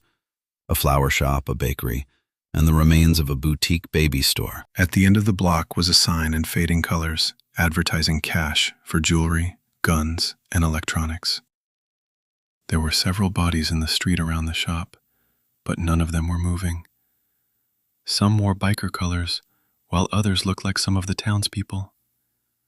The front window was shattered, and remains of a mutilated body spilled over the glass shards sticking up from the opening. Harry and John eased to a stop. Liz jumped from the bike and hooked the helmet over a handle at the side of the seat. "Let me do this," Liz asked. "It's time I carried my own weight." She picked up a tire iron lying at the feet of the body in the window. She ignored the glob of gray matter and hair on the rounded end. Ready to strike, she looked at the door and sighed. The chances of finding weapons were decreasing by the minute. "Doors open," she called over her shoulder as Harry walked up behind her. Liz pushed the remains of the door out of the way and peered into the store. Finally, she called out, "Hello? Anyone here?" "Get the fuck out of here! Let me die in peace!" a gravelly male voice called out. Liz looked at Harry, then stepped into the gloom and responded, "We can help you." The voice forced a harsh chuckle and whispered, "I'm gut shot. Can't help this, little girl." He moaned softly. "Harry! John! I need help!" Liz called out as she pulled a rag from a shelf and pressed it to the hemorrhaging wound in the middle of an old man's stomach. Harry squatted down and moved the hand clutching the rag. "Sorry, man," he told the old man. "Who did this?" John whispered. "Fucking bikers," the man whispered. "Yesterday morning. About 24 or so mean-looking assholes. Leader was ugly, mean bastard with big hair and a do-rag. Ryder and his bunch," John whispered. "We ran into them ourselves. They cleaned us out, took all our food and weapons." "Bastards," the old man responded. "You're lucky to be alive." Harry patted the old man's leg. "We got some payback," he chuckled. "Let 'em ride into a herd of deadheads. Last we saw, they were getting chewed up pretty good." The old man sighed and pulled a key from his pocket and held it out to Liz. "Behind the register, under the mat. The bag." Liz got to her feet and walked to the counter, raised the mat, and inserted the key in the metal door in the floor. "Harry?" Harry stepped to her side and picked up the handle of the heavy door. There was a gun safe embedded in the floor. Among the guns and ammunition was a white canvas bag with a red cross on the side. Liz picked up the bag and hurried over to the old man. "What can I do?" She unzipped the top. "There's morphine in the bag," he chortled. "It was for the cancer. But I need it now." Liz scratched through the bag and found several small bottles labeled morphine. She pulled a syringe from the collection of trauma supplies. She raised the bottle and inserted the needle. "All of it," the old man whispered. She did as he asked, then turned to the man with the syringe in hand. At her look of confusion, the man whispered, "In the vein." Liz tied off his arm, inserted the needle, then released the tourniquet. The man's eyes fluttered, then his face relaxed. "My name's Ed O'Hara." His voice slurred, but he continued. "You ran into that bastard Willie Ryder?" "He took all our supplies and was going to kill us," Liz responded. Ed nodded. "They're bad as they come. I took out a couple, but couldn't stop them from cleaning out my place." Harry patted the man on the leg. "Rest easy. We put some hurt on him." John walked to the window and looked out. When he came back, he whispered, "Infected are headed this way." "Get what you can use from the safe," Ed whispered. "You have to get moving." Harry grabbed Liz's arm and pulled her to her feet. "We gotta go." Liz let herself be guided to the safe. Without speaking, she helped carry ammunition to the bikes. When only a few boxes were left, she walked back to Ed's side. "Thank you. Is there any more I can do for you?" He pushed the med kit toward her. "Take it. I won't need it." She zipped it closed and slung it over her shoulder. "I'm sorry we can't do anything more," she whispered. "Go," Ed answered. "Please," he whispered as he looked at John. John nodded. Harry called out, "Now, Lizzie, we gotta go!" Liz ran out of the store with Harry close behind. He forced a gun into her hand and pulled her onto the bike, then cranked the engine. Liz turned and fired at a monster less than 6 feet away. His head exploded, and he dropped to the ground. "John, now!" Harry shouted. John fired from inside the store twice, and a single infected fell to the ground. 2 more shots, and another infected fell. John ran to his bike, cranked the engine, and the pair of motorcycles raced from the parking lot to the street and away. Bent on destruction.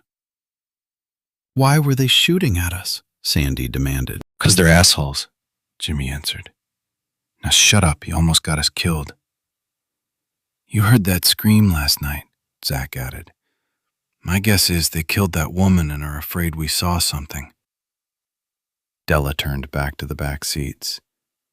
"Please, just be quiet. We're not out of this yet." Steve navigated the back road, driving as fast as he could on the narrow asphalt highway. All the while, he watched the mirrors for signs of pursuers. His heart hammered with the knowledge one gun could not protect them from 3 or 4 well-armed men bent of their destruction.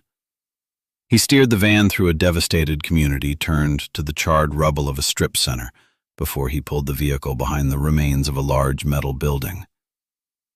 "I think we're safe now." Steve turned off the motor. The only sound was the ticking of the cooling engine. He rolled down the window and the smell of charred wood wafted on a gentle breeze. Jimmy reached behind the seat to scratch through supplies. He handed everyone a drink and a power bar. "It's a good thing we didn't take a lot out of the van," Jimmy commented. "We would have lost a lot more than a few pieces of bedding, that's for sure." Della agreed. "We lost a lot. We lost Martha," Sandy said. "How can you act like nothing happened?" Steve turned around. "I know what happened to Martha was upsetting, Sandy, but you almost got us killed." Sandy protested.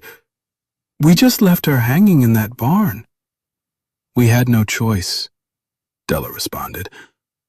"I'm afraid we'll see a lot of terrible things just trying to survive. We live in a dangerous world now." Sandy retorted. "You mean you don't care if one of us dies?" Steve sighed. "No one is saying that. If we didn't care, we would have left you outside the closet door back at the center. I'm sorry Martha's gone, but we can't change what's been done. She made that choice.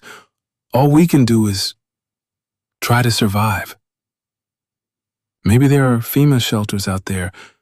We should try to find one." Jimmy interjected. "Wherever we go, we need weapons to get there," Della commented. "How are we going to find guns?" Jimmy asked. "If my phone worked, we could Google it," Zach answered. "Now we're stuck with yellow pages if we can find a phone book." What's the closest town? Steve retrieved a map from his glove box. After looking over the map, he answered, Hondo. I don't think it's much of a town, Zach answered. My folks used to drag my sister and me along antiquing on weekends, and from what we saw, it was mostly tourist shops and stores. Zach's voice trailed off, and he looked at his feet. I wonder if my folks are still alive. Steve looked over his shoulder at the big black kid. Wherever they are, I'm sure they're proud of you. None of us would have made it this far without you. Zach looked embarrassed. Thanks.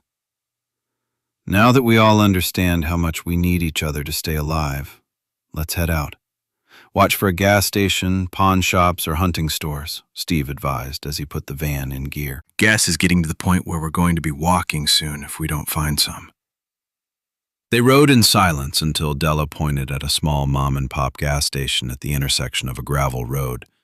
Signs advertised post office, stamps, worms and cold beer and hand-tied flies.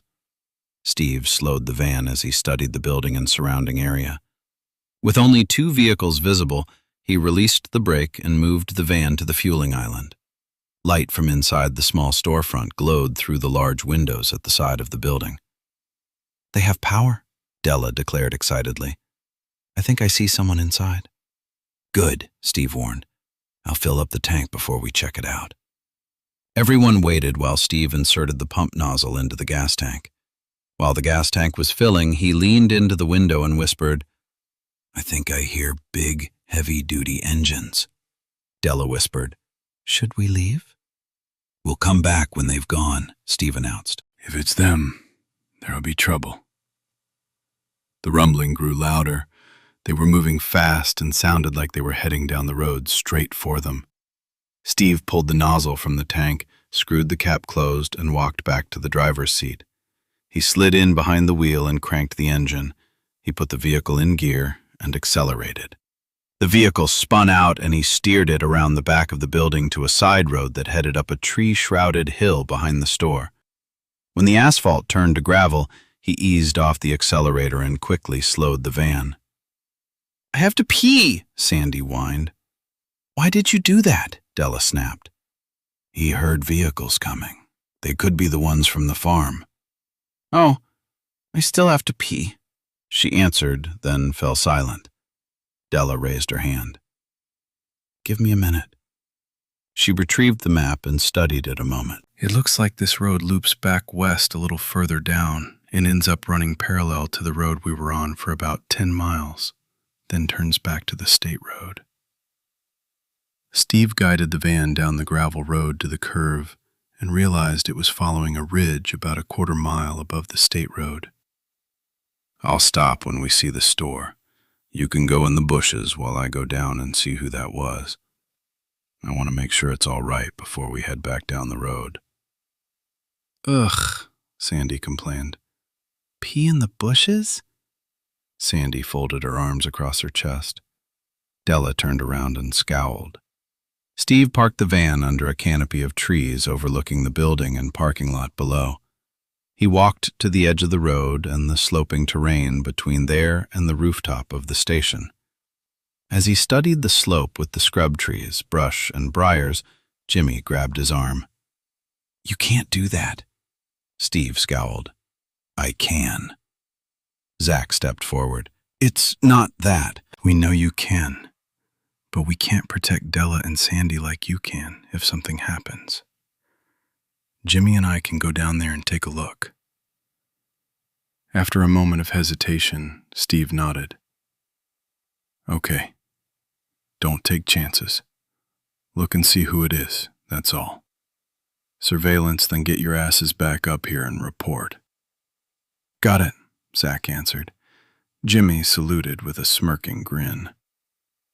Zach and Jimmy headed down the embankment toward the buildings below amid a landslide of gravel and dirt. Be quiet, Steve ordered as they disappeared behind a large clump of bush. Steve watched the boys pick their way down the first 100-foot slope. They clutched at small clumps of bushes and trees working their way down the steep incline. Steve finally lost sight of them. The two young men stopped where at the bottom of the slope 10 minutes later and worked their way through the bushes to the back of the building. Zach pressed his back against the cinder block wall and worked his way toward the front of the building with Jimmy close on his heels. When Zach got to the corner, he peered between the wall and the edge of a fenced enclosure. Jimmy squatted to get a good look at the scene in the parking lot. Two trucks with massive off-road tires sat in the parking lot. One truck candy apple red and the other gunmetal gray. The boys listened as an angry voice rose above the idling engines of two pickups. An elderly couple, presumably the proprietors of the small store, and a middle-aged man, probably a random survivor, was pushed up against the metal brush guard of one of the trucks. "Which way did they go?"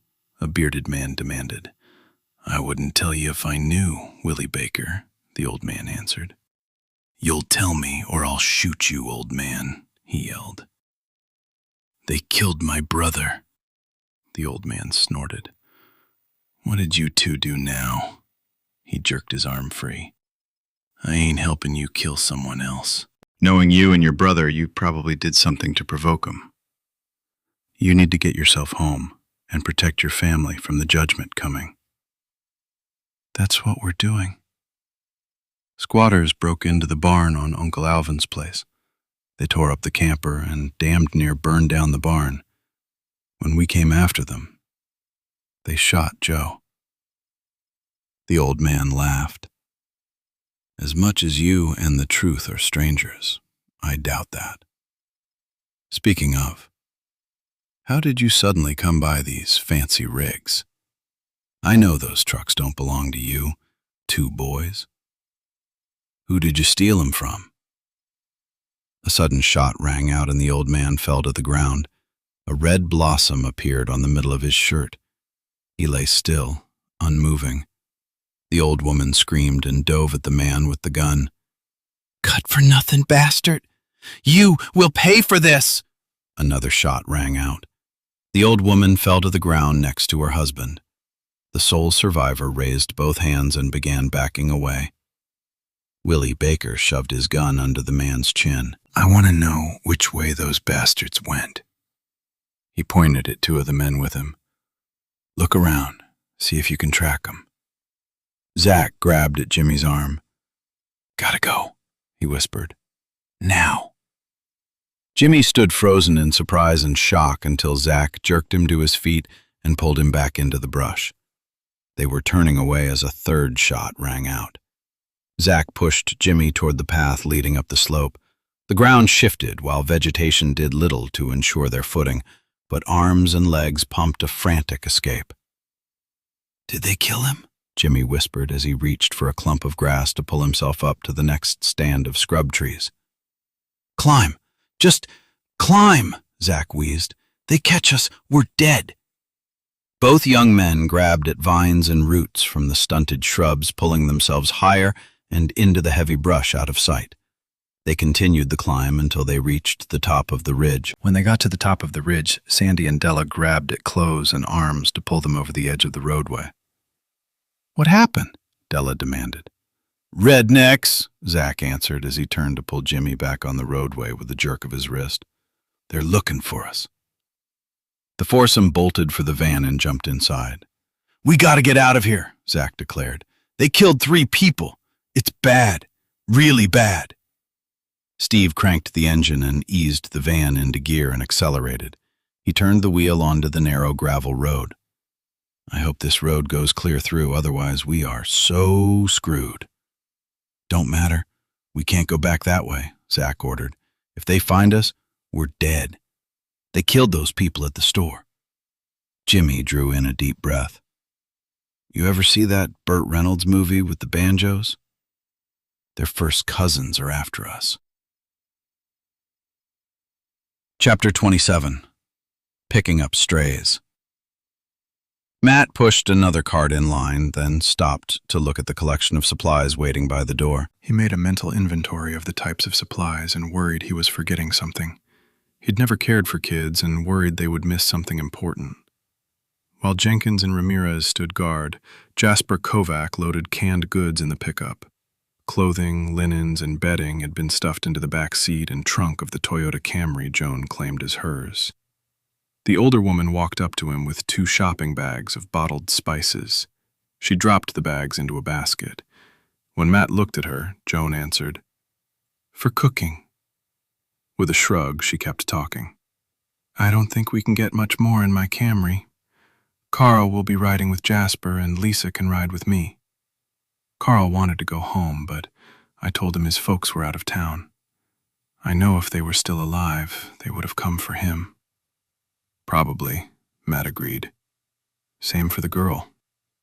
Joan watched Kovac shift cases of food across the bed of the pickup.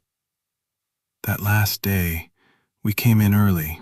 I managed the coffee shop, so I needed to get things started for the day. I listened to the little TV in the kitchen. I told Kovac it was getting really bad out there and tried to get him to lock the doors. He wouldn't have it. All he could think about was covering the registers. "A lot of people didn't believe what was going on," Matt answered. "All those folks that worked in the store are dead because he let someone in that had been bitten," Joan lamented. "Mr. Kovac let an injured man in the store and took the man to the break room. He told the assistant manager, Mark Douglas, to get someone to stay with him and wait for EMS. Mark was always cornering the girls in the break room, trying to get them to go out with him, all the young, pretty ones. Obviously, the bastard thought he was God's gift," Joan added sarcastically, then continued. "Mr. Kovac went back to his office to call 911 and didn't come back down. I think he was up there calling corporate to ask them what to do." She winked. "Poor Mr. Kovac couldn't fart without their permission." Joan chuckled, then grew solemn.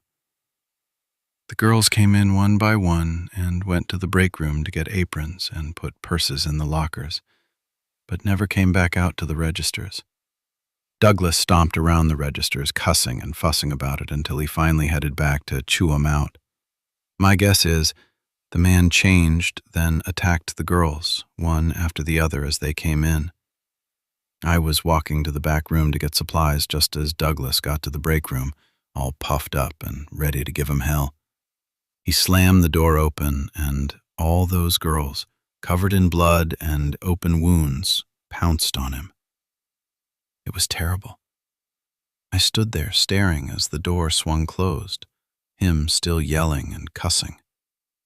I ran. Joan took a deep breath before she continued. Carl was moving that pallet when I came through the back doors, and I just grabbed his arm. We ran for the front of the store. I told him to get Lisa and the other girls and go to the office while I went for Doris in the coffee shop. He could only get Lisa to go with him. By then, 2 of the checkers had been attacked. When I got to the coffee shop, Doris had been attacked and was just getting to her feet. When she came at me, I picked up a skillet and slammed it over her head. I ran upstairs to warn Kovac, and by then those people you took out were in the store. We were trapped. All we could do was watch them come and go. I don't know when that big woman came in, but she was really scary. You're right on that one. She was pretty terrifying, Matt answered as he walked away.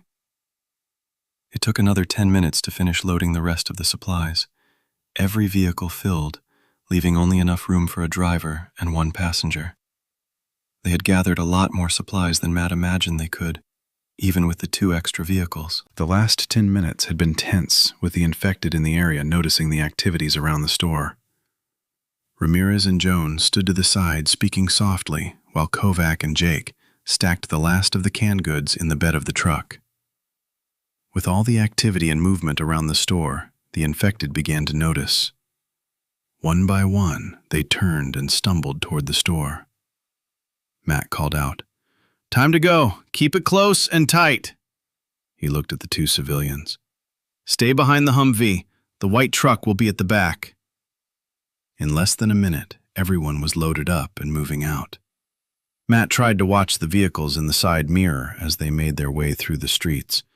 He worried the Camry was too small to really protect the occupants if they got overrun with a horde of infected, but could think of no better way to protect them. Heading back to the campgrounds was nerve-wracking with the number of vehicles. As a result, he constantly watched for infected and tried to anticipate the time it would take them to reach the convoy.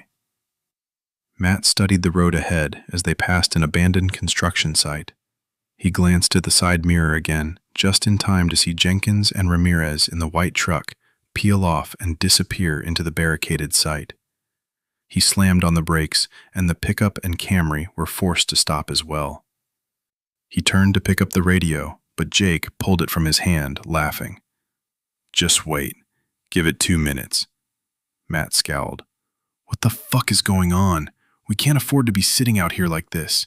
You realize that Camry is little more than a tin can? It's going to be dark soon." The white truck reappeared. Right behind it, a large food truck turned the corner to fall in line. The drivers waved and gave a thumbs up. Matt cursed. "A fucking taco truck?" Jake grinned. "It makes sense. When I was riding with Jenkins, we discussed cooking for so many people." Joan mentioned a few suggestions when I mentioned the kitchen in the office would be hard-pressed to provide 3 dozen meals 3 times a day. Ramirez is thinking long-term. Long-term, Matt groused. We're supposed to be getting the girls to their family. We can't drag 3 dozen people to someplace that we know nothing about. Jake shrugged. No, we can't. I figure God gave us a job to do. It just got a little bigger than we originally thought it would be. They got to the turnoff for the campground, and Matt almost drove past it. The signs on the side of the road had been removed. The grass had been pulled back up to hide the evidence of removing it. A gate at the side of the entrance had brush woven through the lower wire, and one of the soldiers stood at the entrance, ready to close it once they drove through. Looks like Larry's been busy. Matt guided the Humvee onto the narrow roadway. Jake answered, We sure don't want Bishop and his men to find us. Larry stood at the deer fence gate, staring at the caravan of vehicles driving through the opened barrier. He pointed to a couple soldiers to close the gate, then jumped on the running board next to Matt's open window. You brought company, I see. Matt shrugged. Couldn't leave them. They were trapped in the discount store we raided. We could use a few more hands on deck, Larry advised. Don't know how much help they'll be. We got a store manager and 3 of his employees. Not much need for a stocker or cashier as I see it. Larry jumped to the ground when the Humvee pulled up in front of the manager's office. We need to have a talk when you get the vehicles settled. We've done some exploring and found some real good stuff. Matt nodded. For now, park the vehicles next to the bus. Put the food truck at the side of the rec center. The pickup can park up here to offload. We can use the bus for food storage until we get something better figured out. On it. Larry jogged off with a wave of his hand. 2 of Jenkins' men came running. Matt turned to look out over the campground. We have to find some campers or something. We can't all sleep in the rec center indefinitely. People will start getting on each other's nerves. Campers would work. Sanitation and water hookups are available already, Jake commented. We can take a 4-man crew and bring back 2 or 3 at a time. Food is not going to last long at the rate we're dragging in strays, Matt mumbled. Someone else needs to manage this shit, not me. Matt stomped into the manager's office to see Amanda holding Claire and giving her a bottle. Well, hello, she said with a smile. I thought I'd give Amy a break. She's a good caretaker for her sister, but she needs time to play with the others and be a kid. No one has time to be a kid anymore, Matt answered. The world has gone to shit. They're still children. For now, they're safe, so they need to be kids. She protested. Matt turned away and reached into the refrigerator. He pulled a cold bottle of water from the shelf. Did you bring baby formula? Amanda asked. That and about 1,000 pounds of other shit, even shampoo and laundry soap. Amanda asked. What about... Matt interrupted. Look, I don't know what all we brought in. Someone is going to have to sort out all that stuff. 30 minutes later, a couple of camp lanterns lit 3 picnic tables pushed together for the meeting. All the adults sat around with bottles of water or soda in hand. Matt stood at the head of the table and looked at the expectant faces staring at him. Thanks for coming, folks. We got a lot of things to think about, but I'm not sure I'm the one best suited for this. I'm a soldier, not a manager. Sergeant? Maybe I can help." Amanda interrupted. Matt stepped back and Amanda continued. I think what Matt is trying to say is that we need to organize. I spoke with several of you, and I think I have a pretty good picture of our resources. She looked up from a list in her hands, then at Matt, and smiled while she placed a hand on her swollen belly. The military needs to do what they do best. The rest of us need to step up and take the burden of everyday activities from their shoulders. Matt took a deep breath and sighed as he crossed his arms and leaned back against a tree trunk. Amanda continued. Mr. Novak has already started sorting and distributing the clothing for the children. He's also begun an inventory of supplies on hand. If there are no objections, I would like to suggest he be placed in charge of inventory and distribution. Everyone nodded, and Amanda continued. As most of you know now, Joan and Lisa have food service experience, so meals are covered. Some of the older teens have been helping with the younger children as needed and will continue doing so. Amanda held out her hand. Larry, will you report what you found during your exploration of the property? Larry stood up and grinned. The property extends nearly half a mile further than we originally thought. There's a pond and barn with half a dozen horses still in the paddock. The barn is full of hay and includes a stocked tack room. There's even a shed with half-dozen canoes and fishing tackle. Oh, I even found 4 paddle boats for the kids. There are a few life jackets as well. Thank you, Amanda continued. Since the sergeant and the rest of the military with us have already proven their ability to protect us and procure supplies, we will rely on them to continue to keep us safe. The rest of us will do as much as we can to take care of ourselves and not be a burden with everyday affairs. In addition, we women will provide laundry service. Lawson jumped to her feet and protested. Hell no, Matt interrupted. We do our own laundry, no discussion. He looked at members of his and Jenkins' groups. We're big boys and girls. He glanced toward Lawson, then continued. We take care of ourselves. We'll be helping around camp where needed when not on guard duty or out scavenging. We all have to work together to survive. Amanda nodded. As you wish. She took a deep breath, then continued. We need a way to prioritize what is being brought into camp. I don't think a wish list is a good way to address supply runs. When she saw a nod from Matt, she continued. I would like to suggest a meeting between Mr. Novak, Joan, Matt, and myself before each supply run to set priorities.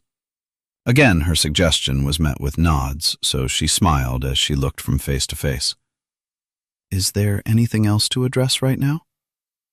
When there was no further discussion, she added, I guess meeting adjourned. Matt and the other soldiers remained. Matt turned to Larry. Well, I take it you have more to add.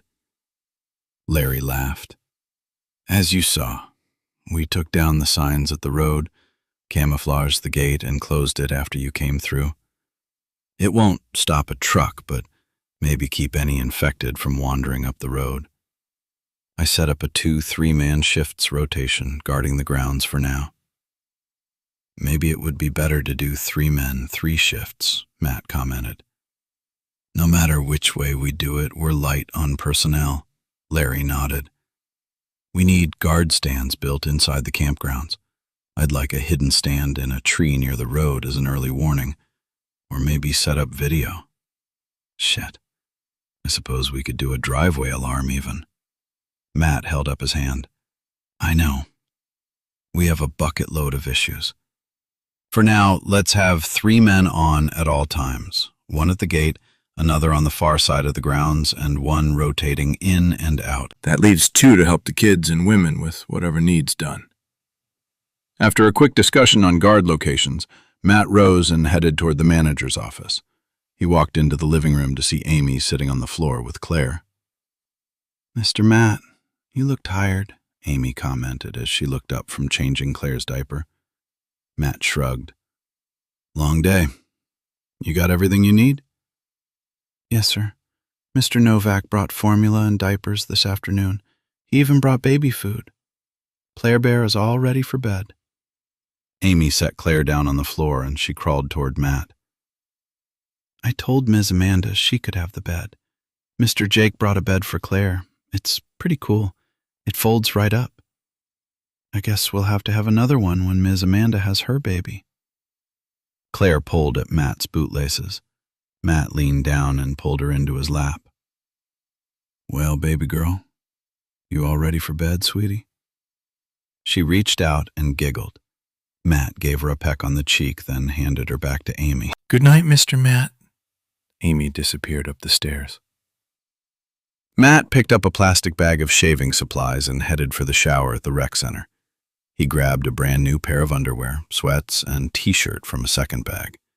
The new underclothes and socks were his allotment, according to Novak. Once showered and shaved, Matt held up the cargo pants in the shower to wash away the blood and gore from his day. He finished his shower, then rolled up his clothes in a bundle and stepped back in his combat boots to walk back to the manager's office. He passed through the rec center where accordion dividers had separated the massive room into 3 sections. The boys were bedded down outside the men's restroom, while the girls on the opposite side near the girls' restroom. The middle section provided plenty of room for adults. Matt shrugged. It wasn't ideal, but at least they weren't spending another night on the bus. Matt walked outside and across the grounds to the manager's office. He draped his wet clothes over a rope tied between 2 trees at the back of the house, along with others' recently washed pants and t-shirts. He walked into the kitchen and began opening cabinets. He turned at the sound of footsteps approaching. Amanda, wearing an oversized t-shirt and sleep shorts, was brushing damp hair. "Oh, sorry," she whispered as she turned to go back to the bedroom. "No, it's all right." Jake and Larry had already turned in and now lay out on the carpet. He stepped out of his boots and sat them under the chair.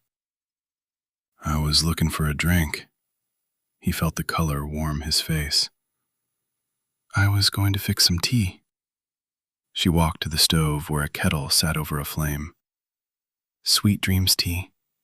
Do you want some?" Matt shrugged. "Why not? Sure." Once they were settled at the small kitchenette table, Matt asked, "When's the baby due?" Amanda placed her hand on her belly. 6 weeks. She caressed the swell lovingly. Matt shifted in his seat and wrapped his hands around the warm cup and looked at the swirl of amber liquid. Amanda continued speaking without looking away. "It's a boy. His father was one of those the soldiers killed to get in the bus." She sighed. "He would be glad. He would never have wanted to hurt anyone like that." "I'm sorry," Matt whispered. "How did you make it off the base? I heard it was overrun within 8 hours of the attack." "I wasn't on base. In fact, I was drunk on my ass. If it wasn't for Larry and Jake, I wouldn't have made it." Matt nodded toward them and chuckled. "They threw me in a dumpster. That's where we came across Amy and Claire. Their mother led a bunch of infected away while they hid." "Oh God, where is she now?" Amanda asked. Matt shrugged. "Don't know. The girls have family near Guadalupe State Park at a place called Pine Canyon. We were headed that way." "And now?" "I don't know," Matt answered as he rinsed the cup and turned it upside down in the drain rack. "Good night. Thanks for the tea." Chapter 28. Offer Hope. Tate woke to the sound of voices. She glanced around with a deep sigh. Spending the night at Phil's place was the first time she had slept in a real bed in more than a month. She had forgotten how good it could feel. She stretched out on the clean sheets and decided it was heaven, even without air conditioning. She slipped from the double bed and into fresh clothes she'd brought in from the rig. After using the bathroom, she padded down the stairs to the huge open room on the first floor. Phil, Doyle, and Ben sat at a massive farm table eating biscuits, ham, and eggs. The two men had mugs of coffee while Ben a can of soda. Phil glanced up and nodded a greeting. "Get yourself some breakfast." He pointed at the kitchen, then continued his conversation with Doyle. The family went into Bandera the day it happened. I haven't heard anything since a phone call from my wife saying they were in trouble and headed to my sister-in-law's house. If they made it there, my family could be alive. Tate poured herself a cup of coffee. "Is that why you were here alone?" Phil nodded, but he forced a smile. Ben's folks were on the way to Beth's house too, and they were supposed to pack up and head this way as soon as they got there. Something had to have happened, and there hasn't been a thing I could do about it. Tate looked at Doyle. He nodded slightly, then picked up the coffee cup and brought it to his lips. Tate asked, "Bandera Falls? Right up the road from where Doyle's truck ran out of gas?" Phil nodded. "No, Bandera.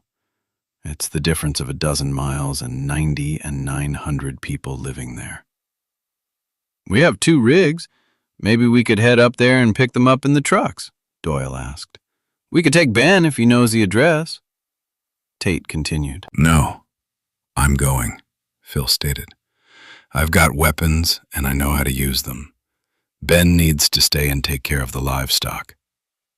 Ben jerked his head up from his third biscuit. "I can shoot," H protested around a full mouth. "They're my family too." "I know, kid. And when we come back with them, if the place is overrun, they have nowhere to go. Someone has to protect the compound." Ben beamed. "Since you put it like that, I guess I'm your man." 2 hours later, Doyle and Phil rolled out of the compound in Doyle's rig with Tate following behind in the orange bitch with a trailer attached to a makeshift trailer hitch. Once outside, she picked up the CB mic and turned the radio to a channel they had agreed on using for the operation. "Okay, Phil, what's the deal with Ben? You didn't want him to come with us. Why?" Phil answered. "Last I heard from his folks, they were headed to Bandera. My brother-in-law was going to pick up my wife and the family at Beth's house." "If it's bad, I don't want Ben seeing it." Tate sighed, then answered. "Got it. The sister lives on Old Hondo Highway. The problem is the only way to get there is to go into town. If it's overrun, your little diversion should give us time to get to them." "I'm locked and loaded," Tate answered with a grim smile. "You boys just take care of your end and get the family."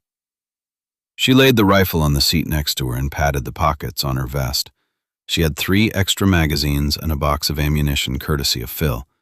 There was also a box with 6 glass bottles half filled with gasoline with rags hanging out of the top.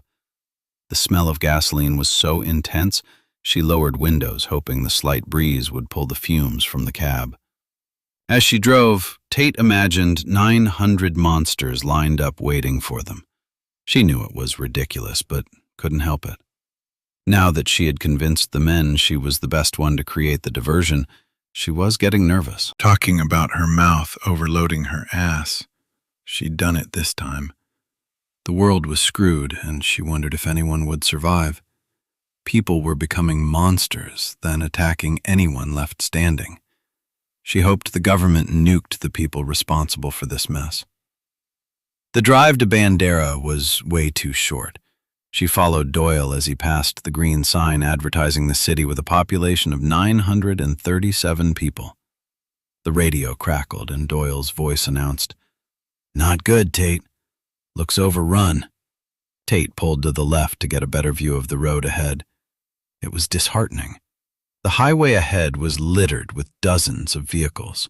Some stopped in the middle of the road while others were pulled to the side and abandoned with doors left open. Dozens of infected milled around the front of a storefront. At the sound of the trucks approaching, the monsters raised their heads and begun stumbling toward the rumbling engines. "Shit." Tate picked up the mic and said, "Okay, I'm working the plan." Phil answered immediately. "Drop back and follow us. Don't shoot unless you have to." "Got it," she answered. Tate stepped on the clutch and downshifted the bitch. Doyle pulled away with a rumble of the powerful engine. The horde of infected stumbled toward them with dogged determination. Doyle steered his rig between two vehicles and crushed 4 infected. 2 were gray-skinned men wearing dark blue uniforms. Another was a child still wearing a big yellow bow in her hair, while the last was a teenager in a t-shirt and leggings. More and more of the infected stumbled toward them. Those monsters that didn't make it quick enough to approach Doyle's truck before it passed stumbled after the rig down the middle of the road. Tate rolled over them. The stench rose up in a nasty cloud of putrefaction. The fumes from the jars of gasoline made it impossible to close the windows. Besides, she needed to be able to use her firearms if Doyle got into trouble. She swallowed the bile rising to the back of her throat and picked up the mic. "How much farther?" 2 more blocks, then we take a left. Try to block access and entertain the masses while we get around the curve in the road right after the turnoff. Out of sight, should be out of mind, hopefully. "Got it. When you get out of sight, I'll turn on the music and Pied Piper my way to the ball field. After I set off the diversion, I'll haul ass back to the intersection. Just get the family." Tate accelerated and closed the gap between the trucks. She slowed when Doyle's brake lights flashed and the truck downshifted. She could see the sign for Old Hondo Highway ahead and gave Doyle room to turn off. She downshifted again and stopped in front of the highway. She revved the engine and turned on the iPod. Speakers on the dash blared music by the Cranberries. The sound drew more and more of the infected to her. When Doyle's rig disappeared around the curve, she stepped on the clutch and shifted the bitch into gear. She wanted to make sure she continued to keep the interest of the walking dead. Painstakingly slow, she began to move forward. She blew the horn, revved the engine, and shifted to second as the music blared. The bitch was surrounded by monsters. The ones in the front of the rig fell under the press of the brush guard and knocked down some of their brethren in the process. Dozens of infected were falling under the massive tires. As she accelerated, more monsters turned and followed. She watched as at least 100 monsters stumbled after her. She grinned as she realized it was working. With a little luck, she would give Phil plenty of time to gather his family. It was a painfully slow trek to the far side of town and the baseball field. She drew more and more of the monsters to her. Finally, she saw the big lights sticking up over the buildings in the distance. She looked at the digital clock on the dash. It had taken half an hour to get to the park. She gunned the engine and raced down the block. Tate accelerated away from her followers and rolled over the fencing at the side of the ballpark. She stopped on second base, grabbed the music player with the mini speakers, and she jumped from the cab. She ran to the trailer, set the player under the metal tripod, then dragged a cinder block from the trailer. She positioned the stone under the trailer tongue and pulled the pin on the hitch. She ran back to the cab and climbed back inside just as hundreds of monsters spilled into the ball field. She cranked the bitch and began rolling forward. Tate flicked a grill lighter and used a piece of duct tape to keep the flame fueled. She dropped the end into the cup holder, then passed over the flame the end of a gas-soaked rag hanging from one of the bottles. When the rag caught, she eased it out the window and tossed the jar about 5 feet from the trailer. The flames exploded with a whoosh. She repeated the process 3 more times, eased off the clutch, and accelerated toward the back fence. She hit the hurricane fence, then jerked the wheel to the left and tossed 2 more lit bottles of gasoline at the break in the fencing. She accelerated for half a block, then turned down an alley and slammed on the brakes. She killed the engine. The bitch sat still and silent while Tate grabbed her rifle before climbing from the cab. She hurried to the corner of the building and peeked around the brick. The scene on the ball field was horrendous. Hundreds of infected had followed her through the opening, then stumbled toward the trailer and the blaring rock music. They shuffled into the flames around the trailer. They had hoped the flames would draw in the infected, but protect the anchored tripod with the butane cylinder mounted on the top. The first part worked, not so much the second. Flames didn't discourage the infected from bunching up and jostling the trailer. Phil had mounted the tank, then used a roll of plastic wrap to surround the tank with nails and ball bearings. Now, all she had to do was hit the valve and blow the tank. She hoped she hadn't overstated her skill. Tate pulled the rifle to her shoulder and sighted the valve of the cylinder. She took a deep breath, then released. Her heart raced when she saw half a dozen infected stumble through the flames and stagger across the road toward a nearby wood structure. There were hundreds of monsters milling around the blaring music, with at least a quarter of them near enough to the flames to catch fire. She took a breath, released it, and squeezed the trigger. The shot took out a bald man with flames climbing up his leg. He fell into the firestorm. Shit! Tate took a deep breath and blew it out in frustration. She pulled the rifle back to her shoulder. Without hesitating, she drew in another breath, released it, and fired again. This time, the projectile sheared the valve at the top of the tank. The detonation was deafening. Tate fell back from the corner to the ground. Windows overhead shattered and glass rained down on her. She dropped the gun and fell to her knees with her arms covering her head. Scorching air burst out from the ball field, along with chunks of projectiles hitting the brick of the building. Tate huddled against the wall of the brick. When the only sound was the roar of the flames, Tate stuck her head around the building. The ball field was pure carnage.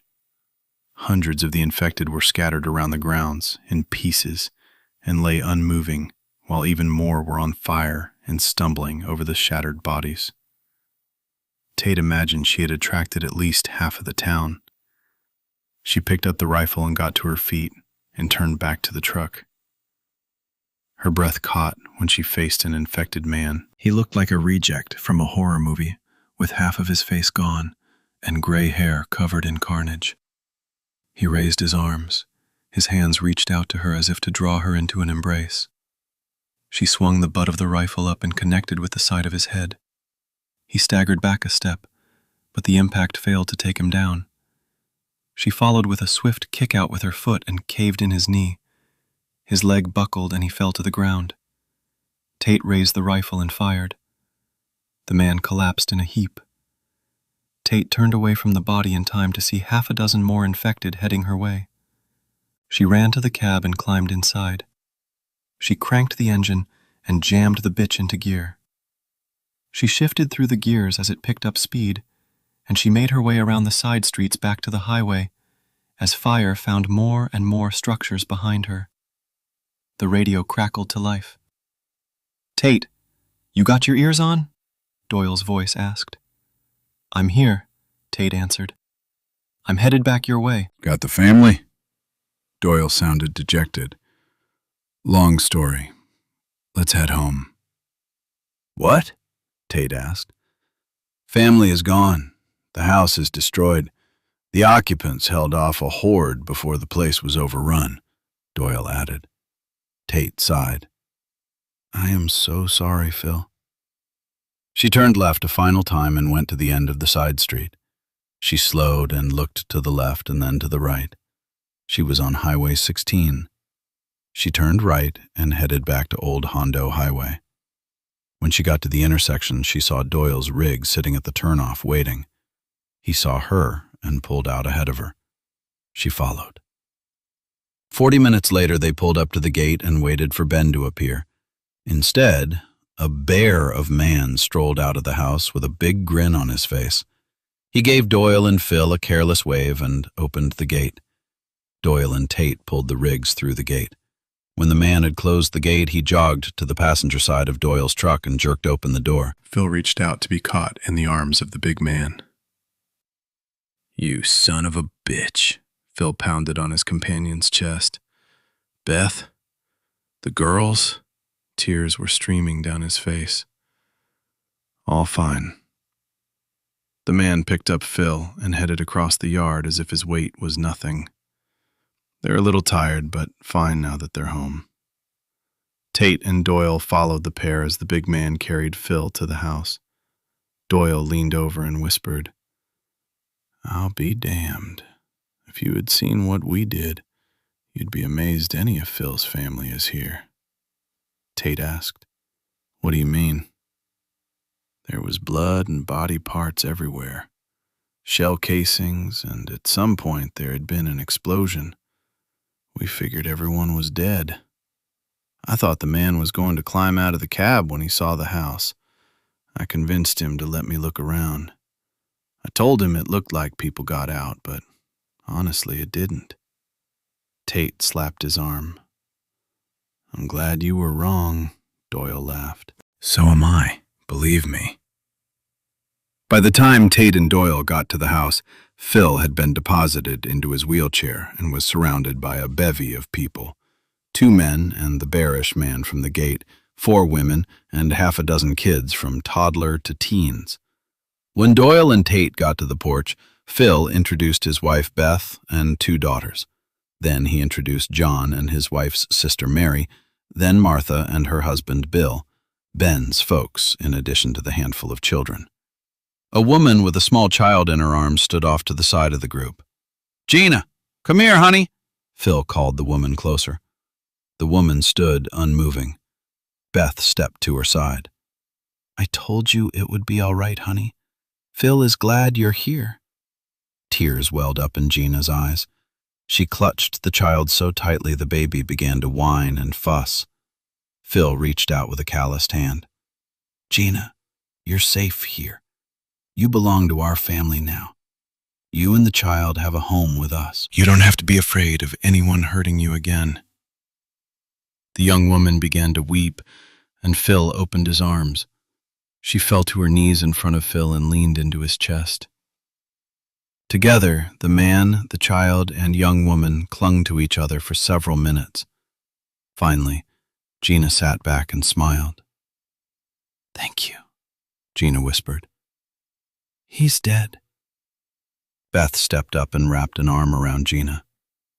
"Let's get you and the baby cleaned up. The last 3 days of walking and hiding wasn't easy on any of us. We'll get you settled in a room. The girls won't mind using the sleeping porch. It's time we all get something to eat and rest." She led the woman away. The rest of the family disappeared into the house, leaving Doyle and Tate to sit with Phil. "I led you on a wild goose chase." Doyle shrugged. "Hey, we got rid of a lot of infected. Maybe it'll be easier to scavenge supplies from Bandera now." "You're a good man, Doyle.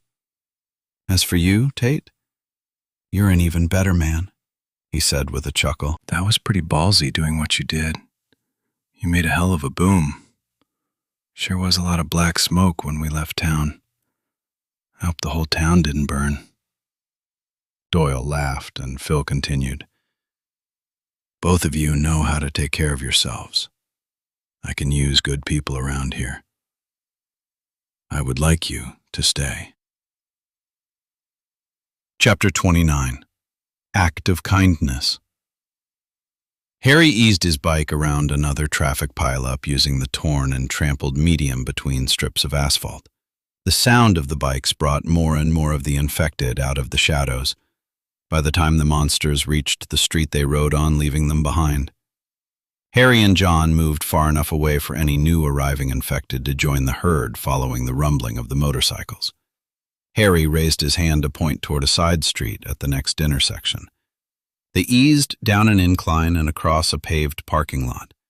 He pulled ahead and guided his bike down the street to another intersection. They turned at the back of a big brick building, and suddenly they were leaving the small town and its cluttered streets behind. Liz looked ahead at the endless line of vehicles stopped on the highway. She could imagine the terrified people trying to escape the infected when they ended up in a traffic jam that went on for miles and miles. She could see a distant rise, void of vehicles on the roadway. A disabled vehicle or an accident had caused the massive backup. Everyone behind the blockage had been trapped. She imagined after hours of sitting, waiting for someone to clear the accident, they began running out of gas. The infected arrived, and people left their vehicles in a headlong rush to escape. They would take what they could carry, and it wouldn't take long for the infected to catch up. Those attacked soon became part of the wave of monsters on the roadways that followed them. Evidence showed those too terrified to leave their vehicles fared no better. They ended up trapped. The infected swarmed around vehicles and shattered glass and attacked those hiding inside. In the end, they were devoured or turned.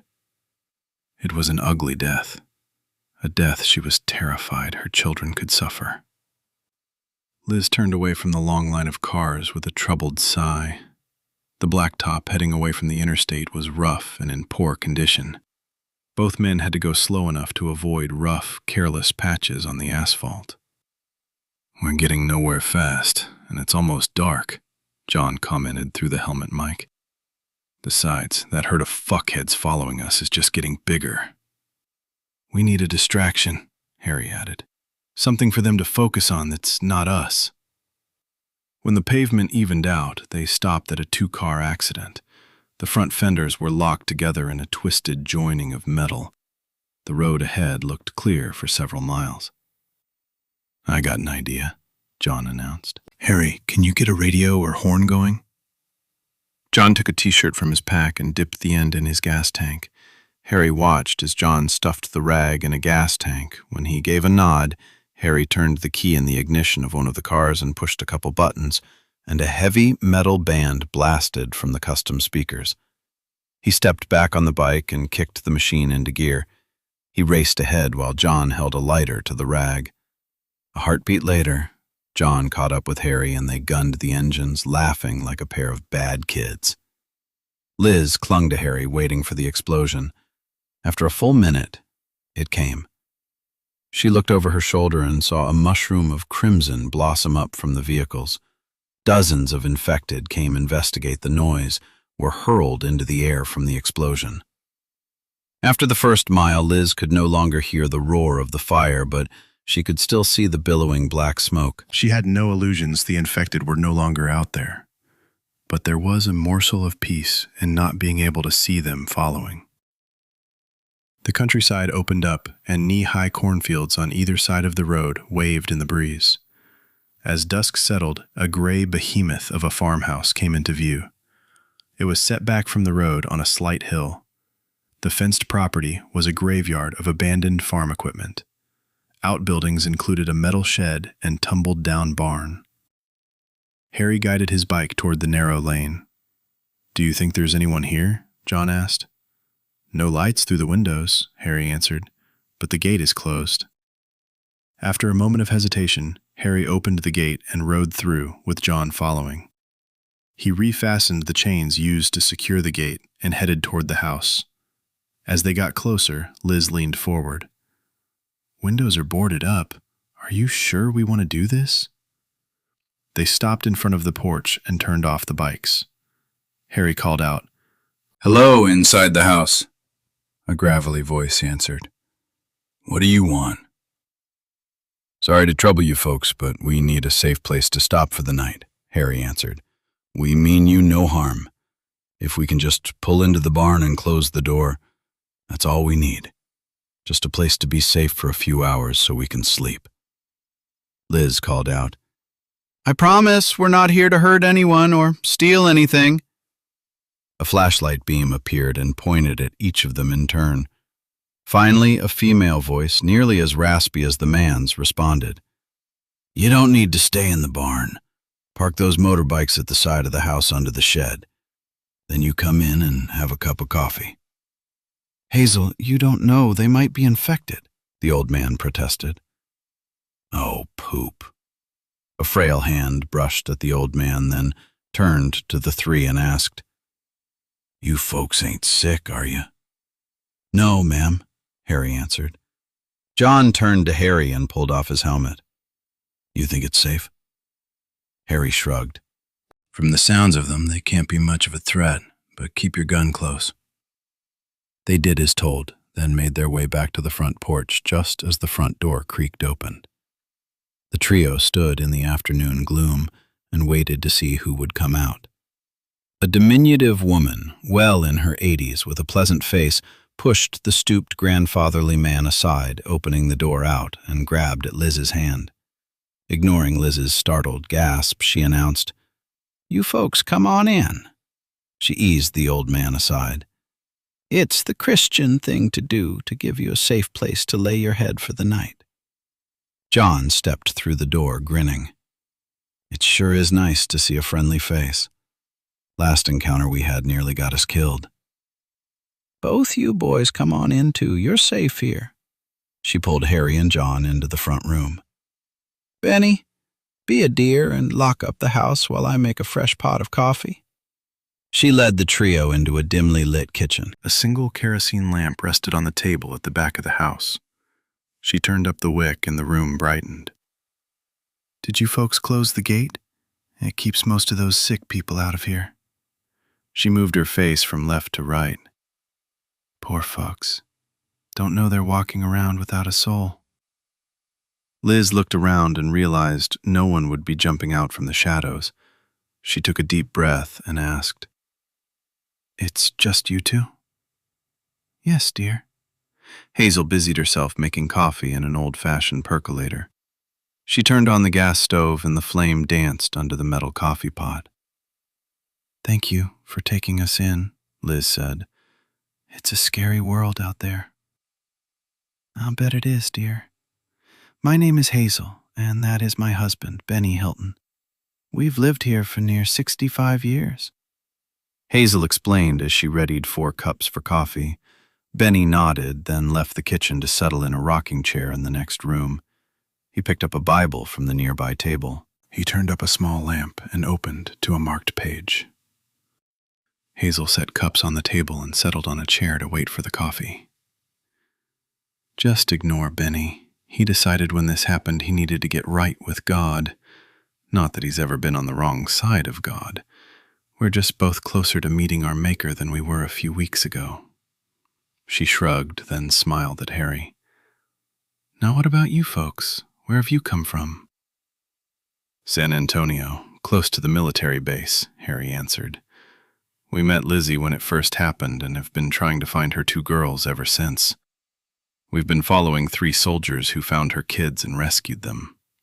Liz asked, "You haven't seen 3 soldiers with a 10-year-old and a baby, have you?" Hazel shook her head and answered, "No, dear, I'm sorry, but I'm sure those children are in the safest of hands they can be in with those soldiers." Harry nodded. "We think so too, but we still need to find them." John interrupted when he saw tears welling up in Liz's eyes. "How have you folks been managing? It's pretty ugly out there." "The property is fenced, and we lock up the animals at night. During the day, they stay behind the buildings in a small pen. Only a few of the sick have wandered down the road. If they linger, Benny goes out and gives them peace." "You know you have to be careful. A scratch or bite will transmit the illness," Harry advised. Hazel nodded at Harry. "Oh, we know. We had television the first few days. The news services had helicopters filming the roadways and the infected. It was terrible. We had some plywood out in the shed. We used it to board up the windows and reinforce the doors. Being out here so far from town, we always kept a lot of canned goods and supplies on hand. Add that to my canning and, well, I think we're fine for now." "What about water?" Harry asked. Hazel shrugged. "We got a windmill." Benny did a bit of hillbilly plumbing, and now it pumps into the cistern. She gave them a gap-toothed grin. "I turn on the faucet, and I got water, and we can flush the toilet." A chuckle erupted. Liz looked excited. "Hot water?" "Easy enough. You poor dear. I'll bet you could use a nice bath." She stood up and started filling pots with water. She placed one on each of the 4 gas burners of the stove. She turned back to the trio. "Are you hungry?" Before they could answer, she continued, "Of course you are. I'll get you something to eat while the water is heating." Hazel pulled a loaf of homemade bread from a plastic bag and began slicing it. She peeked around the corner into the next room. "Benny, Be a dear and go downstairs and get a quart jar of peaches, please. Benny crossed the room to a door. He picked up a flashlight, then disappeared through a door at the side of the kitchen.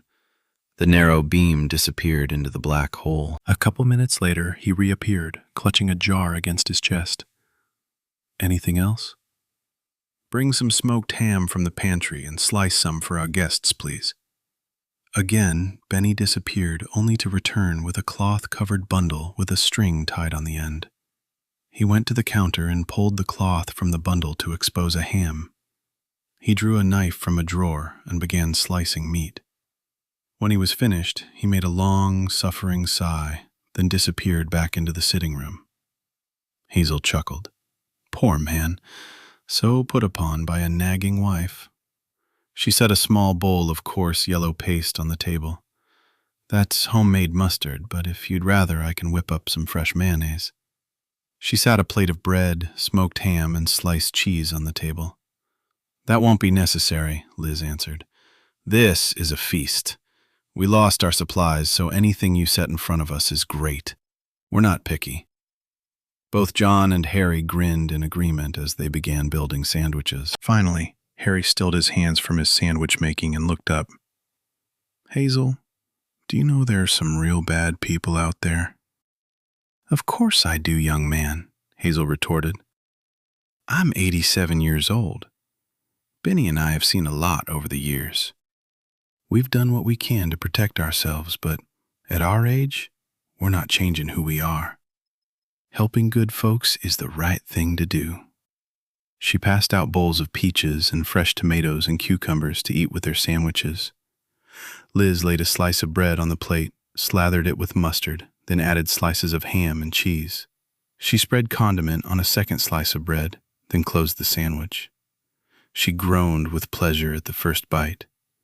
Once she swallowed, she mumbled a compliment around another bite. Harry and John wolfed their first sandwich without a word, then began building a second.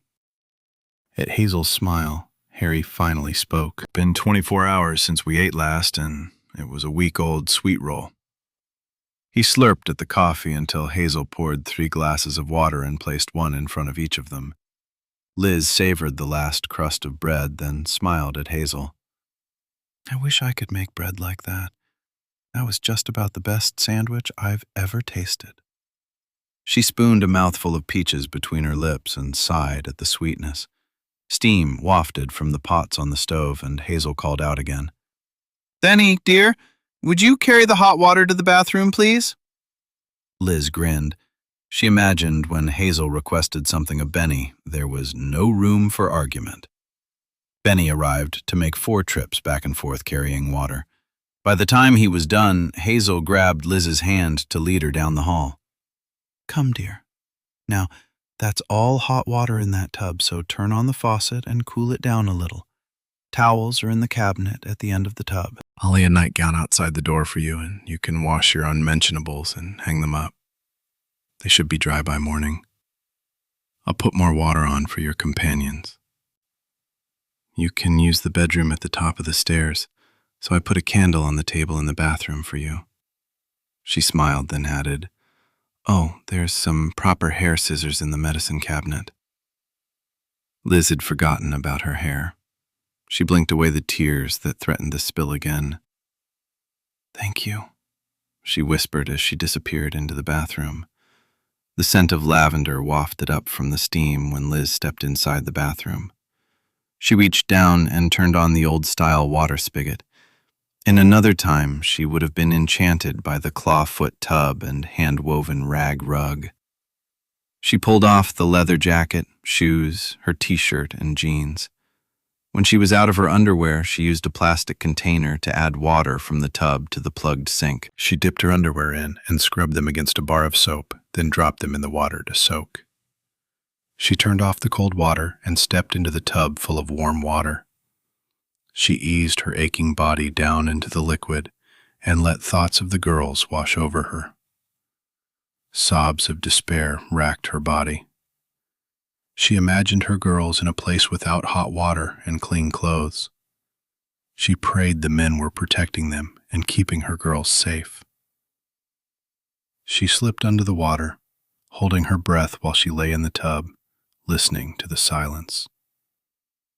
When her chest was near exploding, she sat up and took a deep breath. With water dripping down her face, she spilled a small amount of shampoo into the palm of her hand. She lathered her hair and hurriedly completed her bath, then stepped from the bath. She was clean for the first time in nearly a week. Liz looked into the mirror. Her hair was a chaotic mess. She had made a hurried job cutting it the first time, and it showed. She grabbed the scissors and began trimming. When she was done, she had a shaggy cut that resembled the female lead in a popular television show. Her version was far from professional, but a lot better than before. She left the front a little longer, just in case she needed to impersonate a boy again. It wouldn't be much of a stretch. When she was done, she ran her fingers through the blonde strands and turned from the mirror. She peeked out the door and found the neatly folded floral print nightgown with smocking at the oval neckline. She picked it up and stepped back inside. After slipping into the gown, she folded the towel over the rack and gathered her panties and damp t-shirt. She opened the door and faced a smiling Hazel. "Benny and I will be going up to bed now. There's water on the stove for the men. You can use the bedroom at the top of the stairs. I offered Harry and John beds, but they are determined to sleep downstairs in the sitting room." I got them a couple quilts and pillows, she shrugged. I can understand it. We barely got away from some really bad people. Liz answered, I think they're still a little wary of them catching up to us. Liz retrieved the rest of her clothes and gun from the bathroom and went up the stairs. Once inside the bedroom, she draped her damp clothes on the foot of the bed and closed the door. She told herself she was being paranoid, but still propped a straight-backed chair under the doorknob. In the darkened room, she walked to the window and looked out over the pitch-black landscape. She was exhausted. Her body was sore from riding the bike and sitting in the booth the night before. Sleep seemed so far away despite her aching muscles. She stood at the window until she could pick out the International Space Station in the darkened skies. She wondered if the current crew would ever come home. Would the Russians bring them home without the United States paying for it? Would the men in the station even want to return home? And if they were brought back, would they be forced to stay in Russia or Europe? How long would it be before those countries were infected? How could even a terrorist not see this atrocity would not be contained? The whole world would be lost. With a deep sigh, Liz made her way to the bed and pulled back the handmade quilt. She slid between the sheets. The mattress was old and lumpy, but for Liz it was heaven. Her muscles relaxed and her eyes grew heavy. Morning came with the sound of a rooster crowing, then the echo of a distant gunshot. Chapter 30. High Price. "They won't stop looking for us," Jimmy whispered. "They killed those people in the store when the old man couldn't or wouldn't tell them which direction we went. They said you shot someone at the barn." "Damn," Steve responded as he steered the vehicle through a dry creek crossing. "I don't suppose pleading it was an accident would help." Zach smirked. They don't look like the understanding type. Steve slowed the van and turned off the motor. He opened his window and leaned his head outside. After a moment, he settled back in the seat. "Did you hear that?" Steve asked. Della whispered, "I think I hear a motor in the distance. I can't say for sure." Steve cranked the engine and slammed the van back in gear. He accelerated too quickly and the van jerked forward, slamming the riders back in their seats. By the time they righted themselves from the sideways momentum, they were racing down the road again. Della grabbed at her seatbelt with trembling hands. She snapped it into place, then glanced over her shoulder to the trio in the back seats. They bounced and jerked from side to side as they grasped at whatever they could find to hold on to.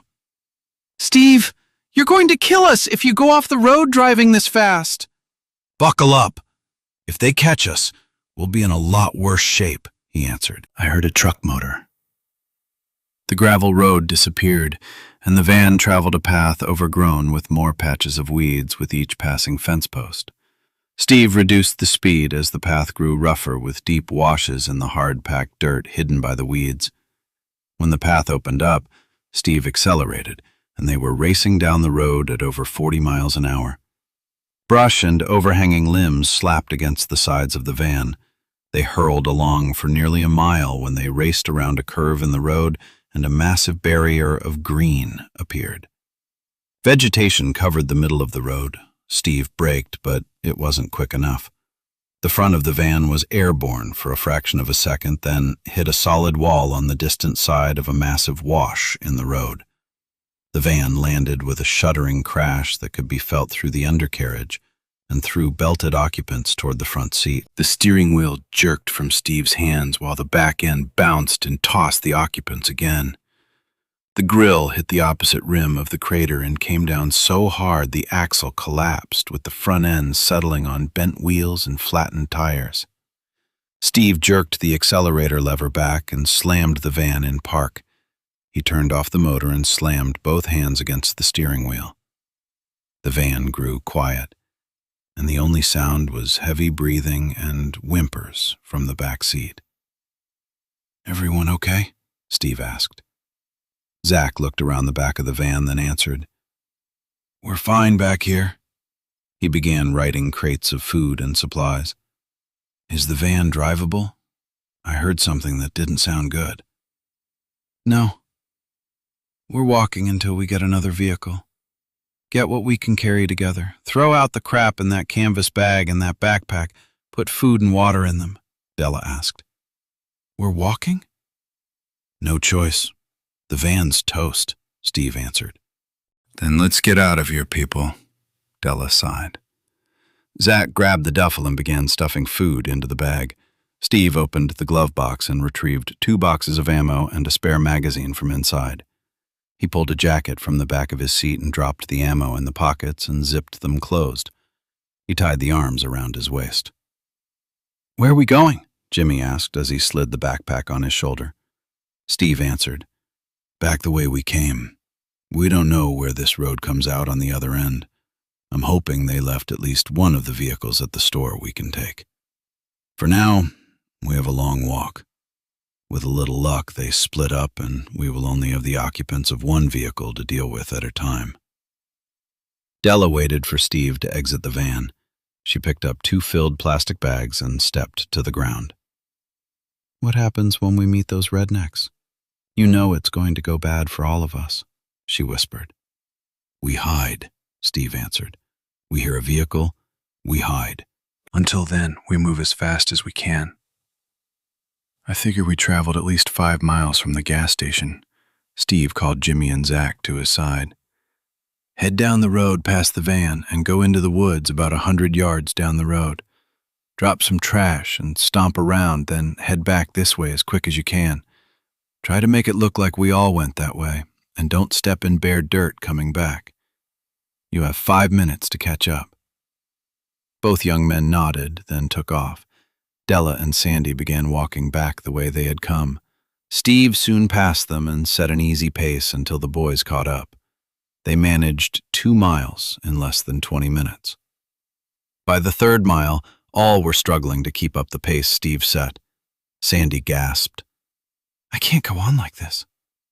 5 minutes rest, Steve relented. "Drink plenty of water while you can." Everyone pulled plastic water bottles from bags and gulped the contents. When Jimmy went to toss his bottle in the grass, Steve stopped him. "We may need the bottle later. Put them back in the bags. We don't want to leave a trail for the rednecks to follow." Sandy wandered away to pee. She found a bush and squatted behind it. She grumbled as she swatted at bugs flying around her. "Fucking mosquitoes." She pulled up her pants and straightened her clothes.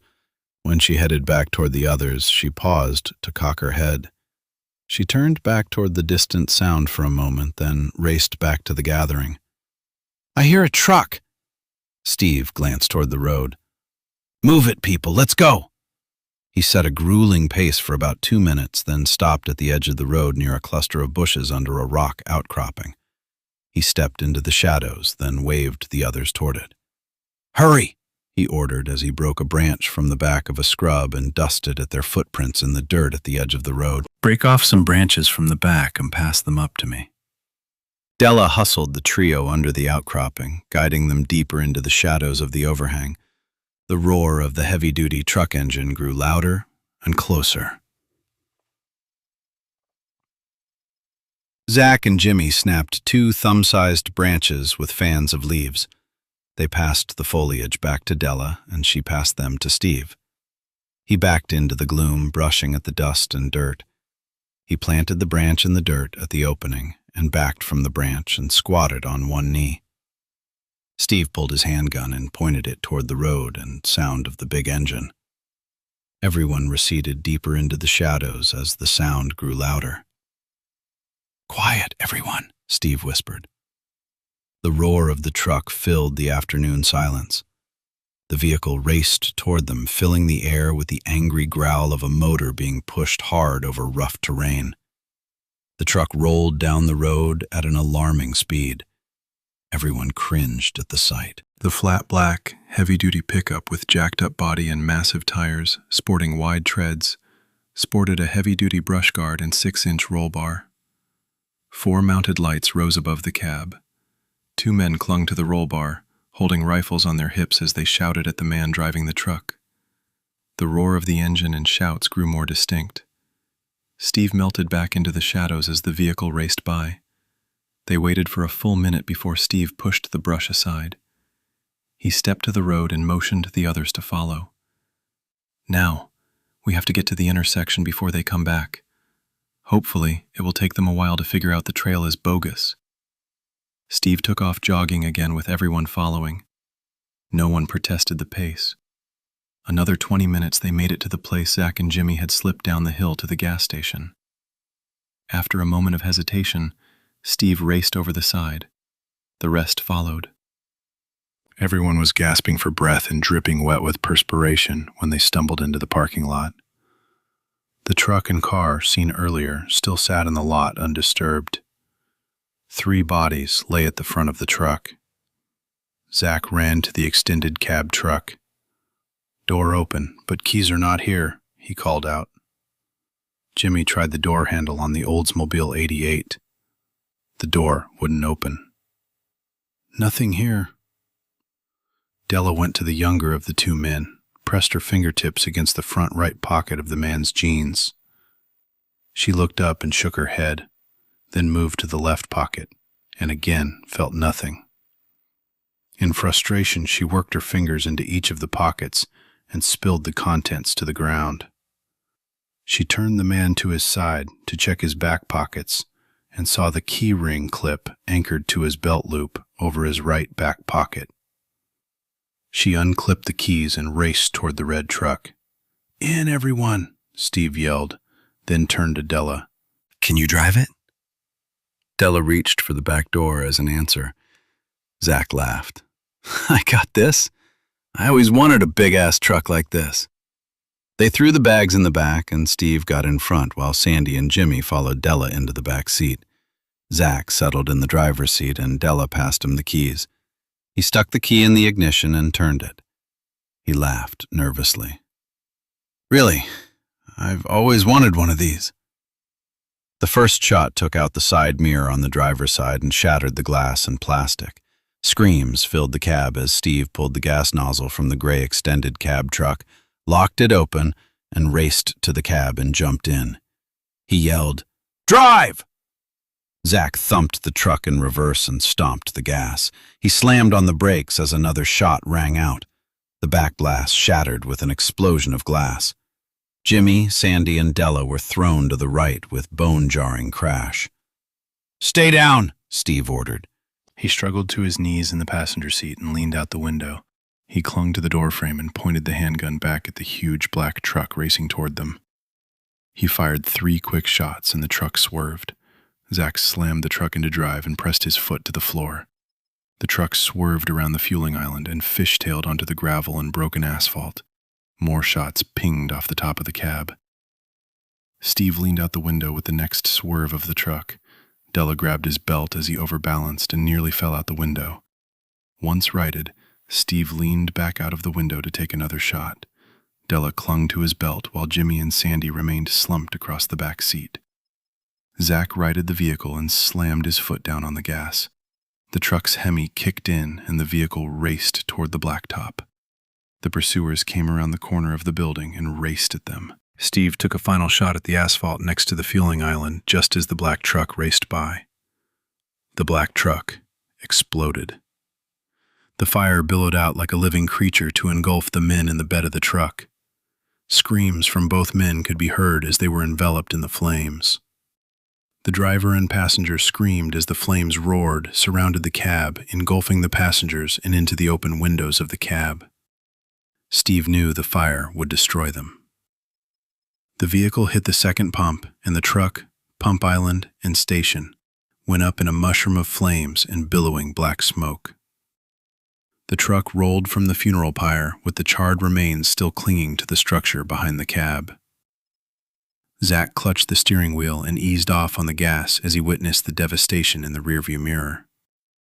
He forced breath from his lungs and glanced toward Steve as he settled back into his seat. Della released Steve's belt and tried to ease back on the seat, but Jimmy and Sandy still lay behind her. "Okay, you two.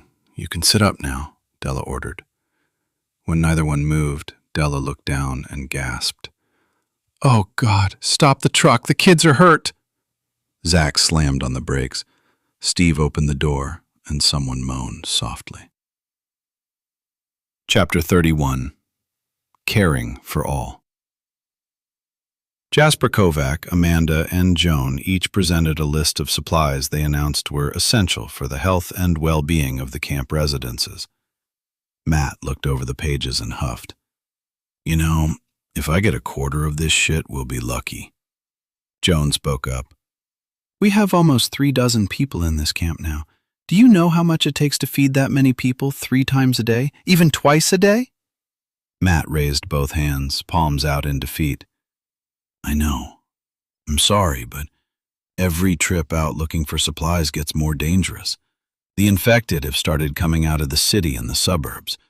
It just keeps getting worse." "We have to be careful not to lead them back to the camp." Jasper squared his shoulders.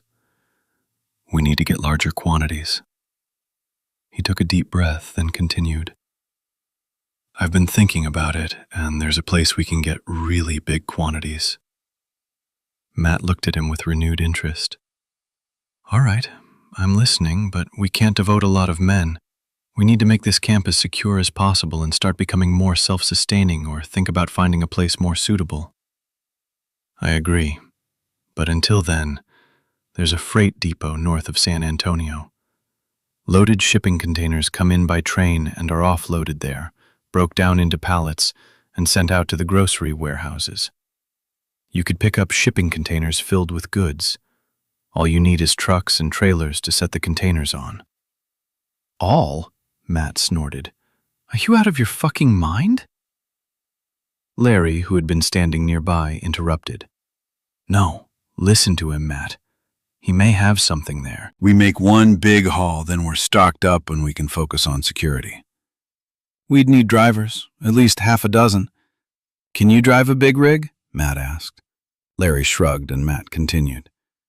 "We have a camp full of kids. Out of all the people we have here, we have less than a dozen adults, 4 women included, 1 pregnant, 1 barely out of high school, and the other ready for retirement." "Young man?" Joan interrupted, lines creasing her face. "Excuse me," Matt responded, then continued. "That doesn't leave enough adults to provide security and scavenge for supplies at the same time. A trip to that place would take days to complete and involve going into the city. Besides that, we'd need to find drivers or we'd be leaving the camp without protection." "But," Jasper protested. Matt held up his hand. "We don't have enough people. Plain and simple. We have to keep the camp secure." "That has to be a priority, so we can't take more than 4 people for supply runs." Jasper's shoulders slumped and he shrugged. "I guess you're right." "Wait," Jake stepped up to the small group. "He's onto something, just not the right location. There's a train about 15 miles east of here filled with storage containers." Matt shrugged as he rubbed at his temple. He wanted to head back to the house and the bottle he had stashed behind the couch. Finally, he answered, That's still a lot of moving parts to work. How far is the track from a highway? That's the good part. The road runs parallel to the track where the train is sitting. It's probably 3 miles of cars with containers double stacked. Jasper grinned. Was it a southbound train headed into San Antonio? Jake shrugged. On State Road 16, west of us. They would be headed that way, I guess. How will we know what's in those cars? Larry asked. Matt shrugged. We can't. I'm sure it's all electronic inventories these days, all computer controlled. I would think the engineer would know what he's carrying. But that was him, and won't be us. We'll have to open containers until we find one we want. Then we load it. Larry snapped his fingers and grinned. If we can find a heavy-duty crane truck, we can move whole containers. We won't have to transfer supplies into a trailer that way. We'd only need 4 people to get 2 or 3 containers at a time, Jake commented. In and out in less than an hour. I can tell you the type of containers by what would we do with all those containers, Jasper asked. Matt answered. We offload them and use them for storage and security. They could be used inside the fence as added protection. We can weld plates between the units on the outside. Amanda nodded. That sounds like a long-range plan to keep us safe. Joan nudged Jasper. What do you think? If I could get some help inventorying, Jasper began. Matt looked back at the gathering. Okay, then it's settled. We'll need a couple days to locate a crane, rigs with container trailers, and maybe even scout the train. That evening, Matt sat at the table with a glass of amber liquid clenched in his hand. His eyes drifted from the glass to the yellow pages. Amy sat a few feet away on the floor playing with Claire. Amanda sat in the kitchen going over an inventory listing of supplies in a spiral binder, adding items to the list to be given to the Matt in the morning. How long are we going to stay here? Amy looked up and asked. Matt looked up from the yellow pages of ads. Honestly, I don't know. There are a lot of people here who need our help. If we leave, there won't be enough folks to find food and supplies or protect everyone from the sick people. I miss my mom. Amy looked up at Matt with sad eyes. How will my mom know where to find us? I know you miss her, sweetie. I've been thinking about that. I'm going to start leaving messages for your mom. Matt answered. He pulled a piece of paper from his pocket. It was the drawing Amy had done for her mother. It was a red heart with Amy and Claire's names in the middle of the heart. I think she recognized this message. Yes, Amy nodded excitedly. Amanda gathered her papers and stacked them on the binder. She turned to Amy. Let's get you and Claire in bed. Amy got to her feet and followed Amanda up the stairs. Matt downed the 2 fingers of Jack Daniels and poured another. An hour later, he stumbled into the living room to join Larry and Jake on cots, recently retrieved from a sporting goods store. The next morning, Matt downed 3 Tylenol and found the supply list, phone book, and the map still sitting on the table. He fanned the pages and dog-eared the page for a sign service company he'd seen listed in the yellow pages. He glanced over the route for the scouting trip to locate a crane and the trucks. Matt walked out of the house and met Jake, Jenkins, and another soldier by the name of Dreschel at a picnic table to plan the coming supply run. Larry came out of the rec center, and Matt looked up. You're off? Larry asked. Matt nodded. In a little bit. Roger that. Guard shifts are squared away. I'm taking some of the kids to the garden. We're going to try to resurrect some of the plants and get them producing again. Later, Matt mumbled as he leaned his head back against the headrest. Jenkins pulled the Humvee through the wrought iron gate. 2 soldiers pulled the gate closed as they drove away. Larry gathered the 6 oldest kids and headed for the garden. Each carried a thick wooden stick with a sharp point. He stopped at the corner of the office and picked up a coffee can of dirt. The can contained night crawlers he had gotten up early to collect from the dew-dampened grass. Mister, Larry, what are we doing today? A 16-year-old girl asked as they all walked toward the back of the property. Larry stopped at the back gate. We all have to contribute. You girls get a choice. Pick tomatoes and peas and weed the garden or clean out the barn. He chuckled at the screwed-up faces looking back at him. He studied the trio in matching soccer shorts and t-shirts, a blonde, redhead, and brunette. We all have to help out, he added. I'll pick vegetables, Mandy, the blonde, answered quickly. The girls with her nodded their agreement reluctantly. Larry grinned at the boys. Well, looks like you boys will have to muck out the barn. One of the boys screwed up his face in protest. Hey, we believe in equal opportunity. I would rather work in the garden, Larry interrupted. It's a dirty job, but someone has to do it. I appreciate your volunteering, fellas. The girls laughed. Larry took the time to hand the girls 2 buckets and point out the peas and tomatoes to be picked. Joan said bring a couple onions, too. Pay attention and don't miss anything ready to harvest. We want the plants to keep producing. One of you take what you pick back to Joan, and then come back and you can all spend an hour weeding.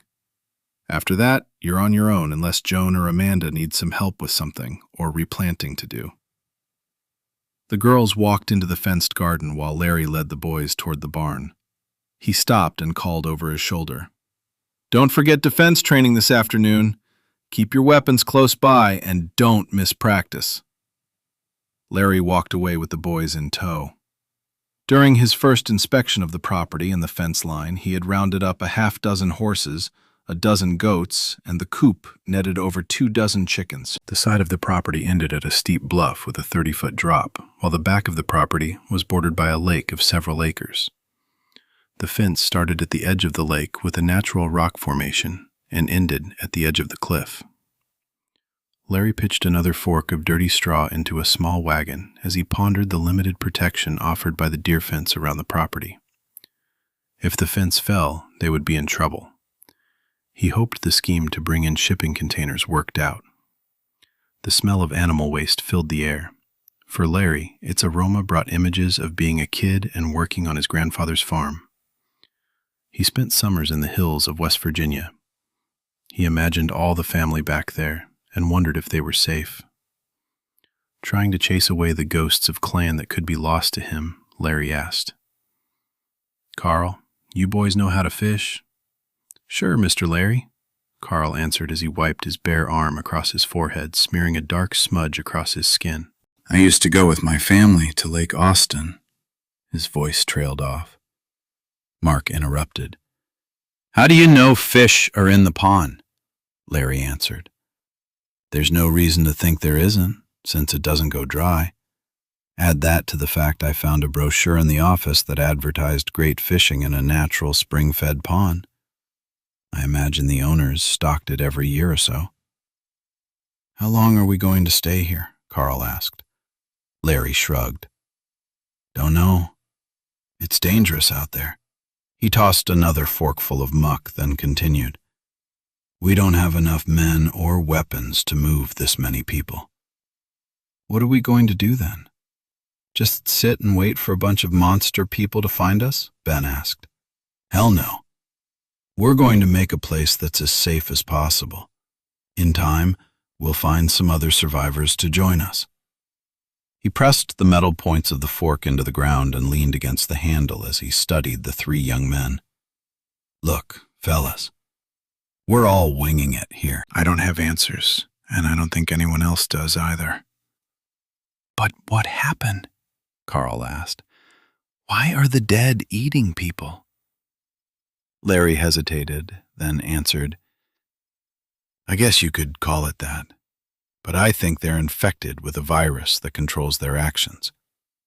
My unit investigated an outbreak about a year ago. A terrorist group infected a small village in the Middle East.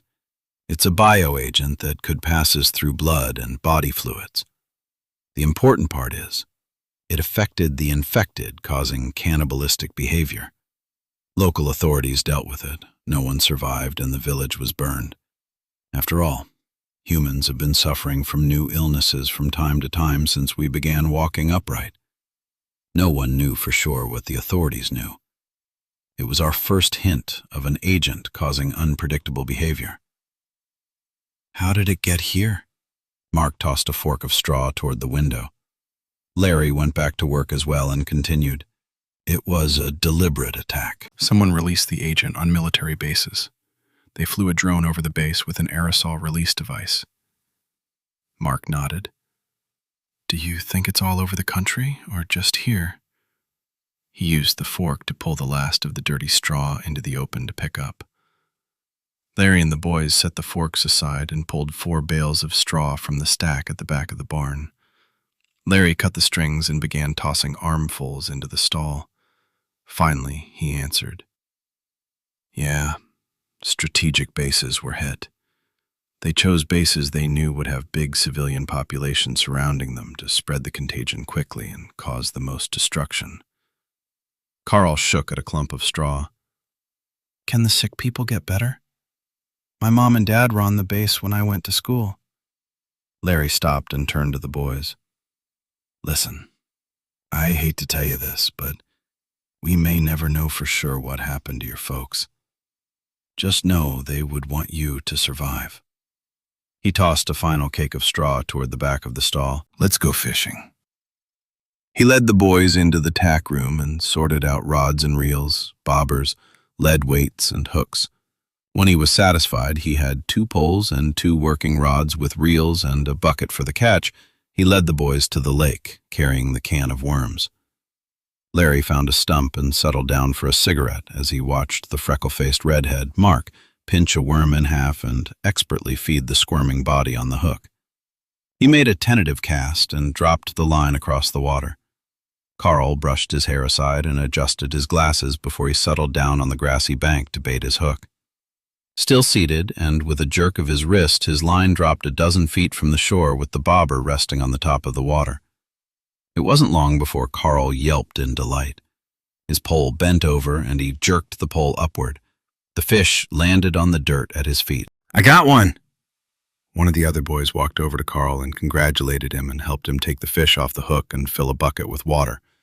With a plop, the 3-pound catfish was dropped in the bucket. Carl waved at Larry with his face glowing with his accomplishment. I fished good, Mr. Larry.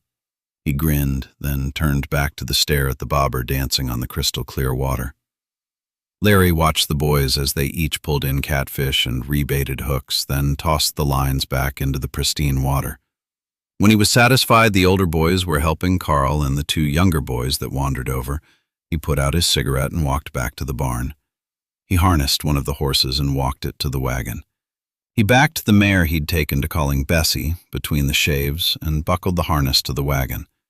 He led the animal forward until he'd cleared the edge of the barn and made his way to the garden. The girls had both completed the harvesting and headed back to the food truck with the bounty. He guided the wagon to the edge of the garden where a compost pile had been started by the previous owner. He pulled his shirt off and pulled the contents of the wagon to the pile. If they stayed, the compost would be mixed into the garden before the fall planting. When Larry finished with the wagon, he cleaned it out and returned it to the barn and let the pregnant mare out into the pasture. He walked back to the pond with a second bucket. He found the boys still fishing. He looked into their buckets and found 3 in one bucket and 4 in the other. All in all, Larry figured the boys had caught at least 25 pounds of fish. Not bad, fellas, Larry commented. It's about time to head back for lunch. Carl puffed up his chest. I'll catch more. He cast the bait and it landed in the water with a splat. Mark nodded. We're on a roll, aren't we, Carl? Can't we stay for a while? I guess another 30 minutes won't hurt anything. Just don't miss lunch or you'll be waiting until the evening meal. Defense lesson is at 1. Larry sighed. I'll clean what you have and take them back to Joan. Sure, Mark laughed. Maybe you can teach us to shoot a gun and we can kill some deer tomorrow.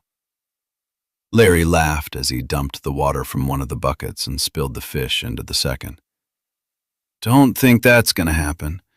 We won't be any shooting around camp if we can help it. We don't want to draw any unwanted attention. He picked up the bucket. You boys clean what you catch before you take it to Joan. Bury the trash in the back corner of the garden and make sure you clean up when you're done. Larry stopped by the food truck just as lunch was in full swing. He called out to Joan. Can you fix a meal with fish? Joan stopped dishing macaroni and cheese long enough to give him a quick wave. Sure, I have all the makings for a gumbo. We can use the fish and deer sausage the fellas found yesterday. Larry opened the door at the end of the truck to pick up a metal pan, fillet knife, and a butcher knife. Joan grinned. Bring back my knives in the same condition you found them, she ordered. Yes, ma'am. Larry carried the fish to a trailer pad at the back of the yard.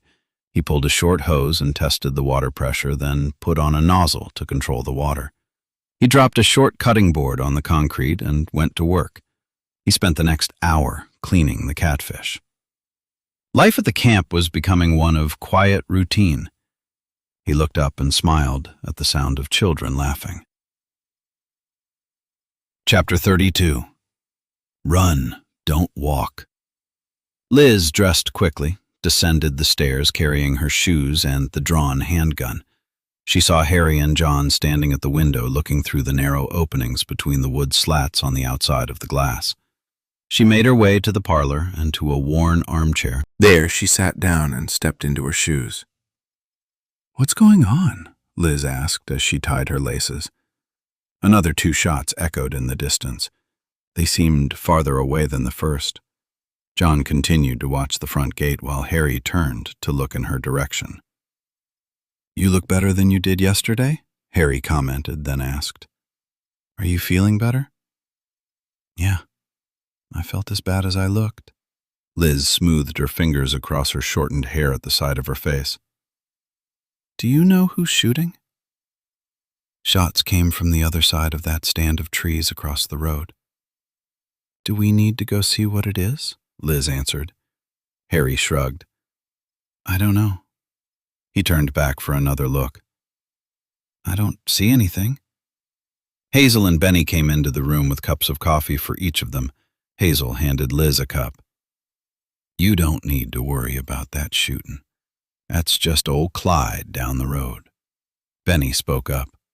"He's giving peace to those soulless folks coming from the highway down south." That's why we don't get many coming up this way. They have to go past Clyde's, and he sits at the window shooting anything that walks past his place. Benny chuckled. "Long as you drive, you're fine. I wouldn't want to be on foot and walking too slow, though." Hazel slapped Benny's arm. "Now, don't be scaring folks. You know Clyde don't shoot no one running." John chuckled. In other words, run, don't walk. He and Harry accepted cups of coffee and settled on 2 straight-backed chairs. Benny swigged a mouthful of coffee, then settled into his recliner. "You got time for breakfast?" John answered. "Sure. We don't have many supplies. Breakfast would be appreciated."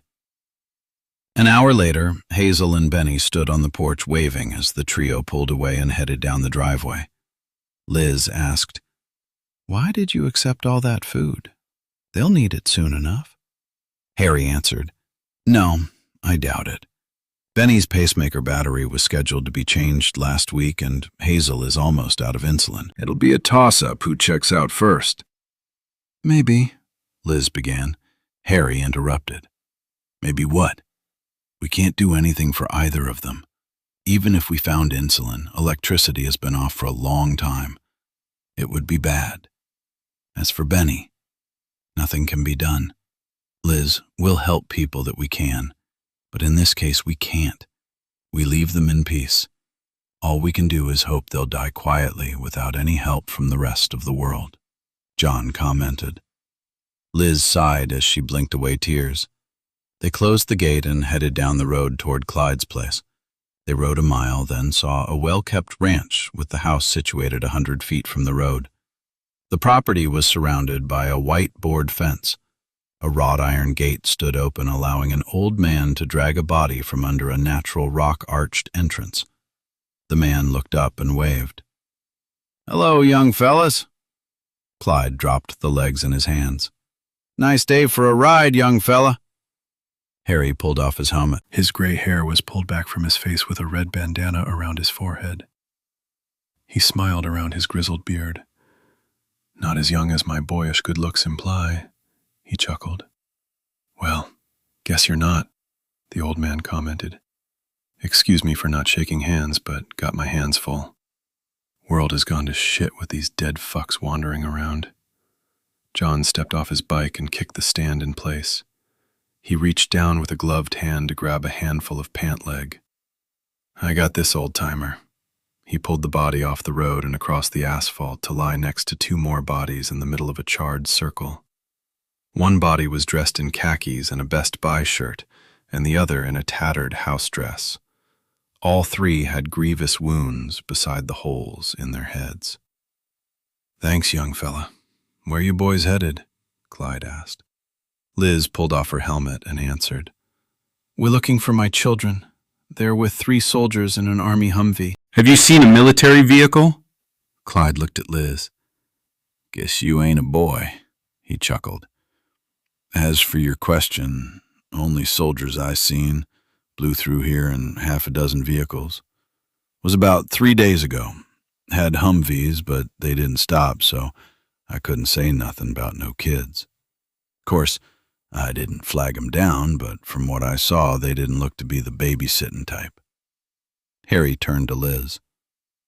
"I doubt they would be racing around like that with the kids. I'm sure there are more military vehicles in this neck of the woods than the Rangers. We're less than 100 miles from San Antonio." Clyde interrupted. "Maybe the military is setting up refugee camps for the people they evacuated from the city." "Would they go there? I mean, to some place like that?" Liz asked to no one in particular in a near panic. Her stomach felt queasy at just the thought of her children wandering around an overcrowded camp without someone to care for them. Harry answered, "Who knows? But it wouldn't be my first choice." "With communications down now, how would anyone even know where to go?" John answered. "I think our best chance is still our original plan. Those boys are Rangers. They would take it personal and make it their mission to get those kids to family, not drop them off in an overcrowded camp.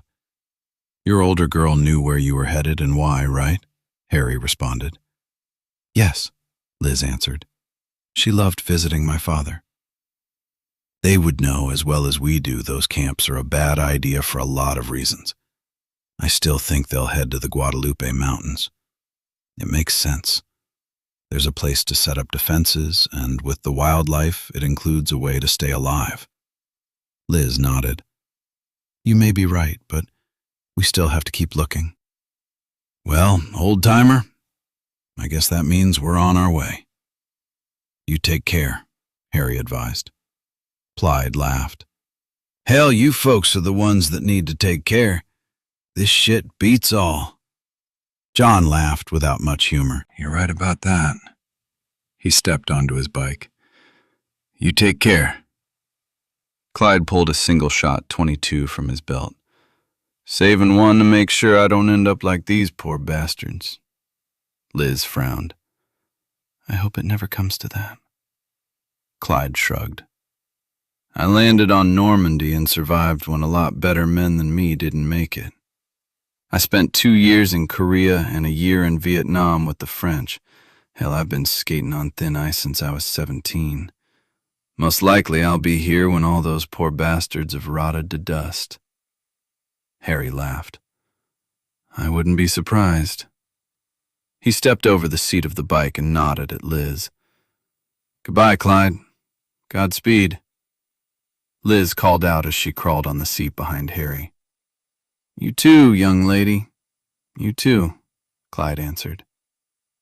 He picked up a red gas can and walked across the road to the bodies in the blackened circle. He began splashing liquid on the dead as they rode away. Harry called over his shoulder, "Let's get back to looking for those girls." Chapter 33. Paybacks.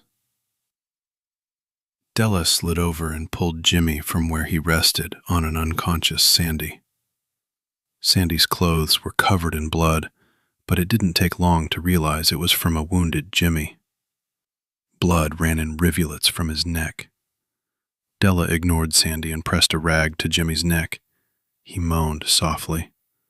Still pressing her right hand against the wound, she jerked the door open with her left.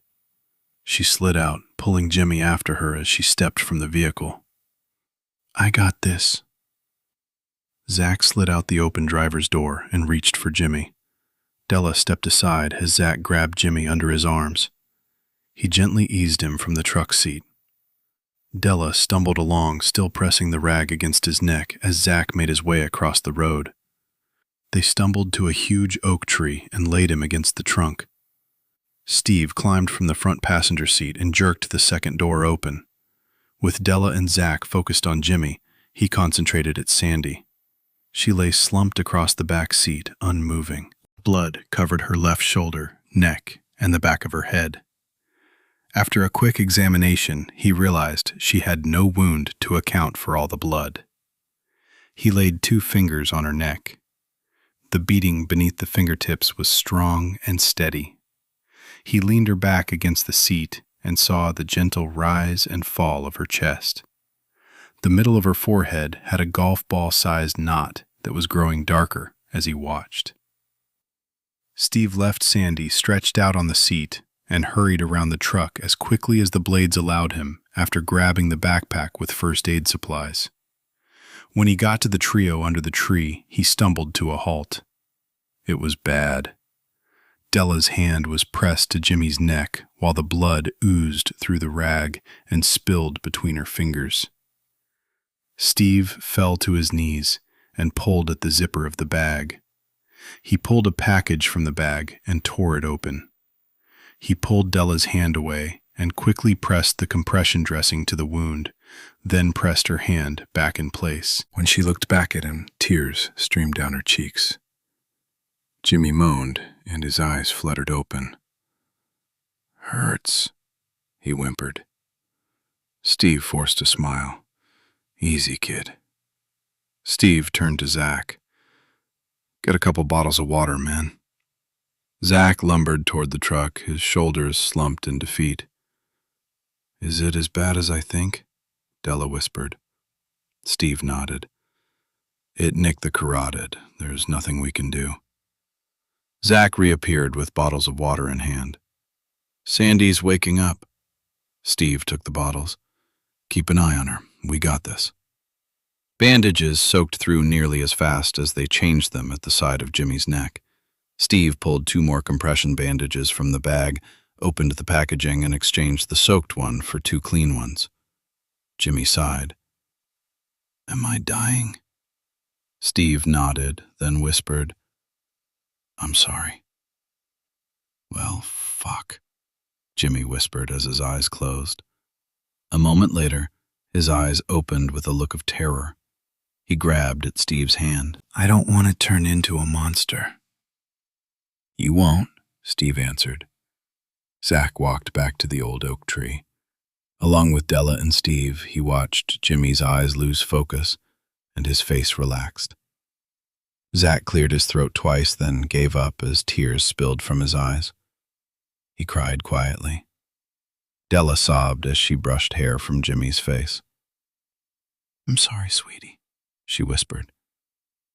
"I wish I could do more." Jimmy's chest rose and fell more slowly as the color faded from his face. It rose one last time, then his whole body relaxed and the tension in his face disappeared. Steve reached to Della's hands and pulled them from the blood-soaked bandages. She leaned back and watched as he used the bottles of water to wash the blood from her hands.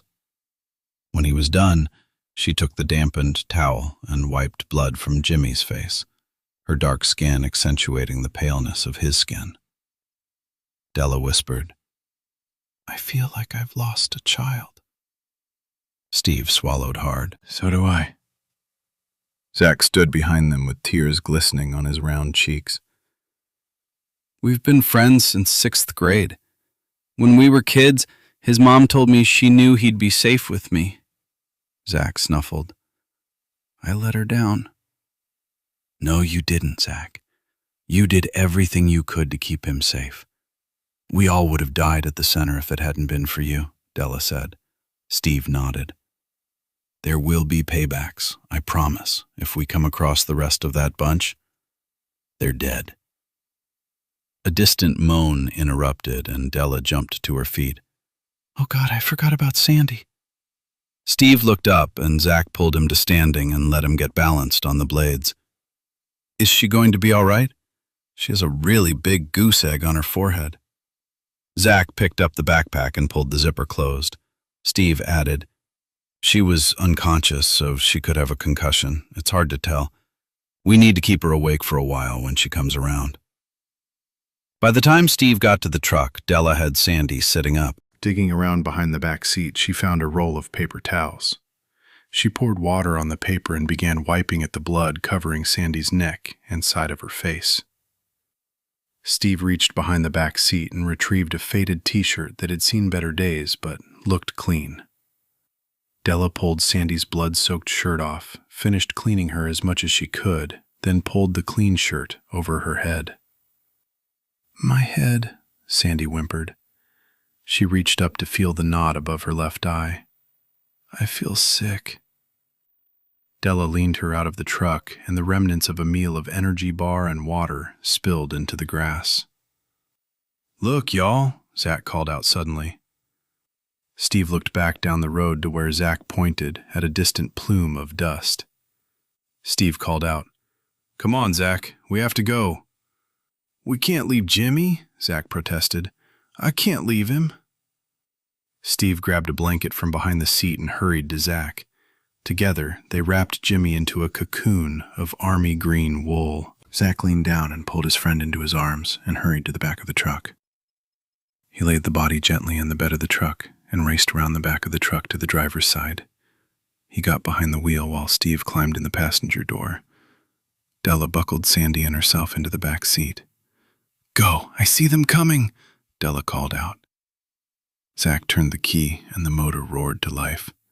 He slammed his foot on the accelerator and they sped down the road with no real destination in mind. Zach made random turns until Steve finally pointed to a crossroad at the base of the steep hill they had just crested. "Slow down," Steve ordered. "It'll take them a few minutes to get here, and I got an idea." They could see multiple vehicles ahead had been abandoned on either side of the road. One of the vehicles was Department of Public Safety, white and black. "What are we doing?" Zach asked. Steve's mouth turned up in a lopsided smile. "Paybacks. Stop by the DPS unit." "Okay. Then what?" Steve used the drive time it took to get to the DPS vehicle to outline his plan. With tire iron in hand, he climbed out of the truck and walked to the black and white vehicle. He quickly realized the officer sat slumped into the steering wheel. A headshot had taken the officer out, shattering both driver and passenger windows. It looked like a vehicle had pulled up and either the driver or passenger pointed a gun and fired. Steve looked into the front seat and saw the officer's service belt and revolver were gone.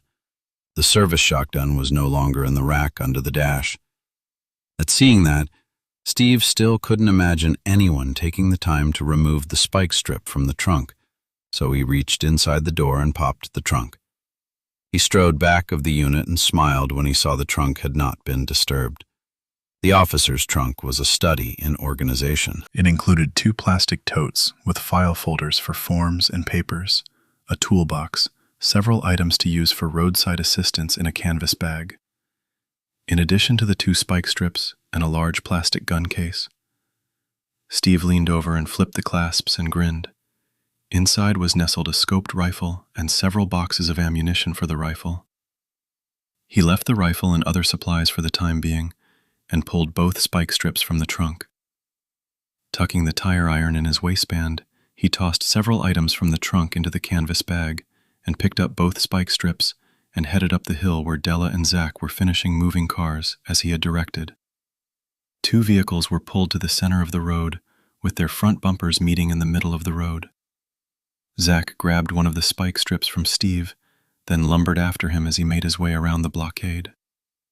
As Steve lurched past Della, he called out, "Head down the hill and open some of the car doors. Make sure it's safe first. If no one's inside, then toss the contents around. Make a big show. We want the guys in the truck as distracted as possible so they don't see the spike strips." Della took off toward the cluster of vehicles after checking on Sandy. Steve rolled the first spike strip across the road and could clearly see the zigzag pattern of spikes. He motioned for Zach to roll out the second strip.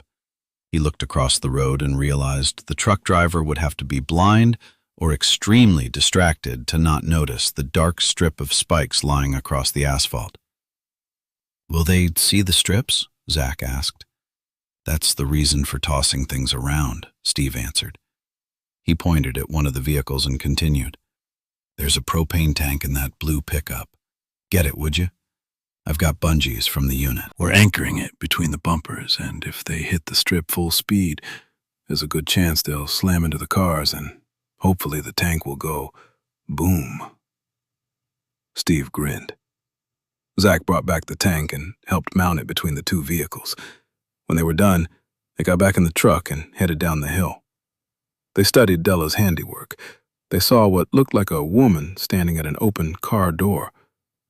As they got closer, Zach's eyes got big and Steve snorted. "I'll be damned." Steve snorted. A life-sized plastic doll had been taped to a car door with duct tape.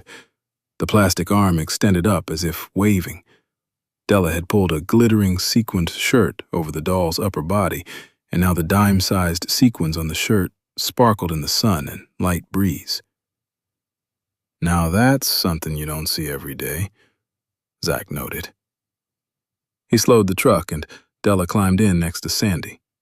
She glanced over her shoulder and commented, "I'll never stop being amazed at the stupidity of people." What kind of person takes a blow-up sex doll with them when they're running for their lives? Steve smirked. "It works for us." Della leaned over Sandy to check on her. She was slumped against the window and dozing. "She shouldn't be sleeping," Della commented as she attempted to rouse Sandy. Della dampened a rag and wiped at Sandy's face. Zach stopped the truck at the side of the police car and Steve stepped out to retrieve the rifle and filled the canvas bag with additional salvageable goods from the trunk. When he was back in the truck, he pointed to a side road at the base of the hill. Zach drove down the hill and made the turn. When he had gotten far enough from the intersection to be hidden from the highway by a stand of trees, Steve told him to stop, again. "Stay here and keep an eye out. If you hear that truck make it around the roadblock, or you see anyone else besides me heading through those trees, take off and don't come back."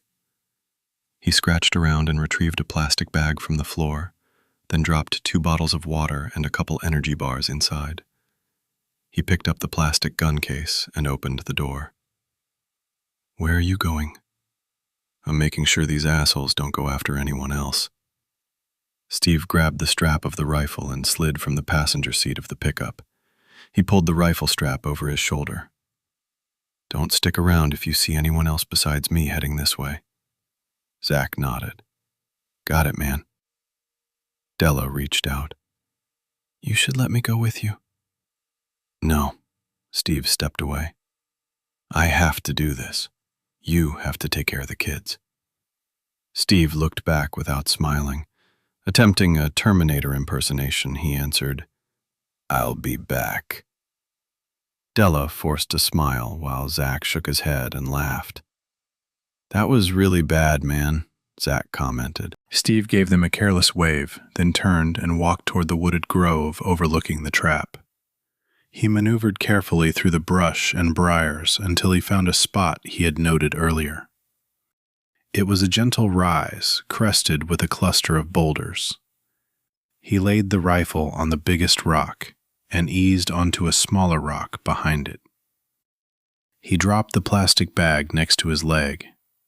He opened a bottle of water and drank most of the bottle. He was tired. The stump of his right leg hurt like hell. He wanted to pull the thermoplastic cup and silicone sleeve from the tender flesh, but he didn't dare. If his little trap failed to stop the men chasing them, he had to be able to move quickly. The sound of an engine in the distance interrupted his silent musing. Steve rose and looked toward the hill in the distance. The big truck with the roll bar and lights crested the hill. The vehicle had been jacked up to allow room for the massive, oversized wheels with thick tread. mud tires. The engine screamed as the truck vaulted over a distant hill, with the tires leaving the road for a heartbeat. Steve raised the scoped rifle to his eye and watched as the vehicle landed hard and the sound of its approach grew louder. He waited for the truck to climb the last hill before the trap. The truck raced to the top, caught air, then landed with a bone-jarring thud, the engine screaming in protest. The driver struggled to control the vehicle, but didn't let up on the gas. Steve aimed at the driver, then moved the barrel to lead his target. He took a breath, then let the air out and squeezed the trigger. The explosion of the shot was all but obliterated by the roar of the truck engine when the driver slumped forward. Steve watched through the scope as the passenger jumped into action, reaching the stirring wheel, struggling to get control of the truck. The front tires hit the spike strips. Tires exploded. The vehicle swerved to the left, and the tires lost any semblance of traction. The truck tipped and began to roll. The two men in the bed, clinging to the massive roll bar, sailed over the side of the truck, then disappeared under the crush of metal as the massive machine made the first rotation. The second rotation took the truck into the two cars with the propane tank. The resulting explosion was deafening. A billowing mushroom of flames rose up from the twisted metal. One by one, the gas tanks of each vehicle succumbed to the heat and exploded. Within seconds, the entire trio of vehicles burst into flames. Debris fell from the sky all around the crash site. Steve pushed himself onto his blades. He picked up the bag and rifle. He turned to walk back to the truck where Della and Zach waited. He grimaced with each step. By the time he got within sight of the truck, he was using the rifle to support his weight. Zach jumped from the truck and raced to Steve's side. He grabbed the bag and pulled the rifle from his hand. He slid his shoulder under Steve's arm and took the weight off his right leg. They stumbled back to the vehicle. Della opened the passenger door and Zach eased Steve inside. "How bad is it?" Della asked. Steve grimaced as he eased the cuff from the stump. "Bad enough." Della pulled the blood-filled silicone sock from the stump. The skin across the stumps was raw and angry red. Pressure sores had formed and opened. Blood seeped from the open eruptions. "Oh my God," she whispered. "I guess it's a little worse than I thought." Steve rubbed at the skin above the stump. Della pulled at the second prosthetic. When it was also removed, she found the skin was red and angry, but not yet blistered or broken. "Well, at least it's not as bad as the right leg." "We have to get out of here," Steve advised.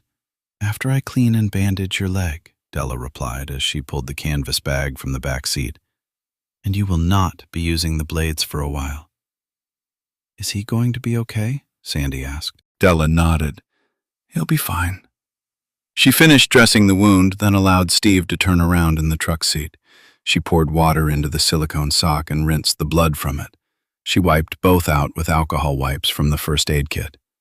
When she was finished, she picked up the blades and handed them to Sandy to store on the floor in the back seat. She closed up the bag and passed it back as well. "Zach, get behind the wheel. We need to find a place to hide out for a few days," Steve ordered. Della climbed in the back seat and slammed the door. "I second that." She passed Steve 2 white pills from the medical kit. Zach turned the extended cab pickup around and steered the pickup back on the main road. He saw a sign advertising Utopia only 20 miles ahead. "We're heading to Utopia? It's pretty far off the beaten path." Steve downed a couple Tylenol. "I'm hoping so. Let's see what it looks like."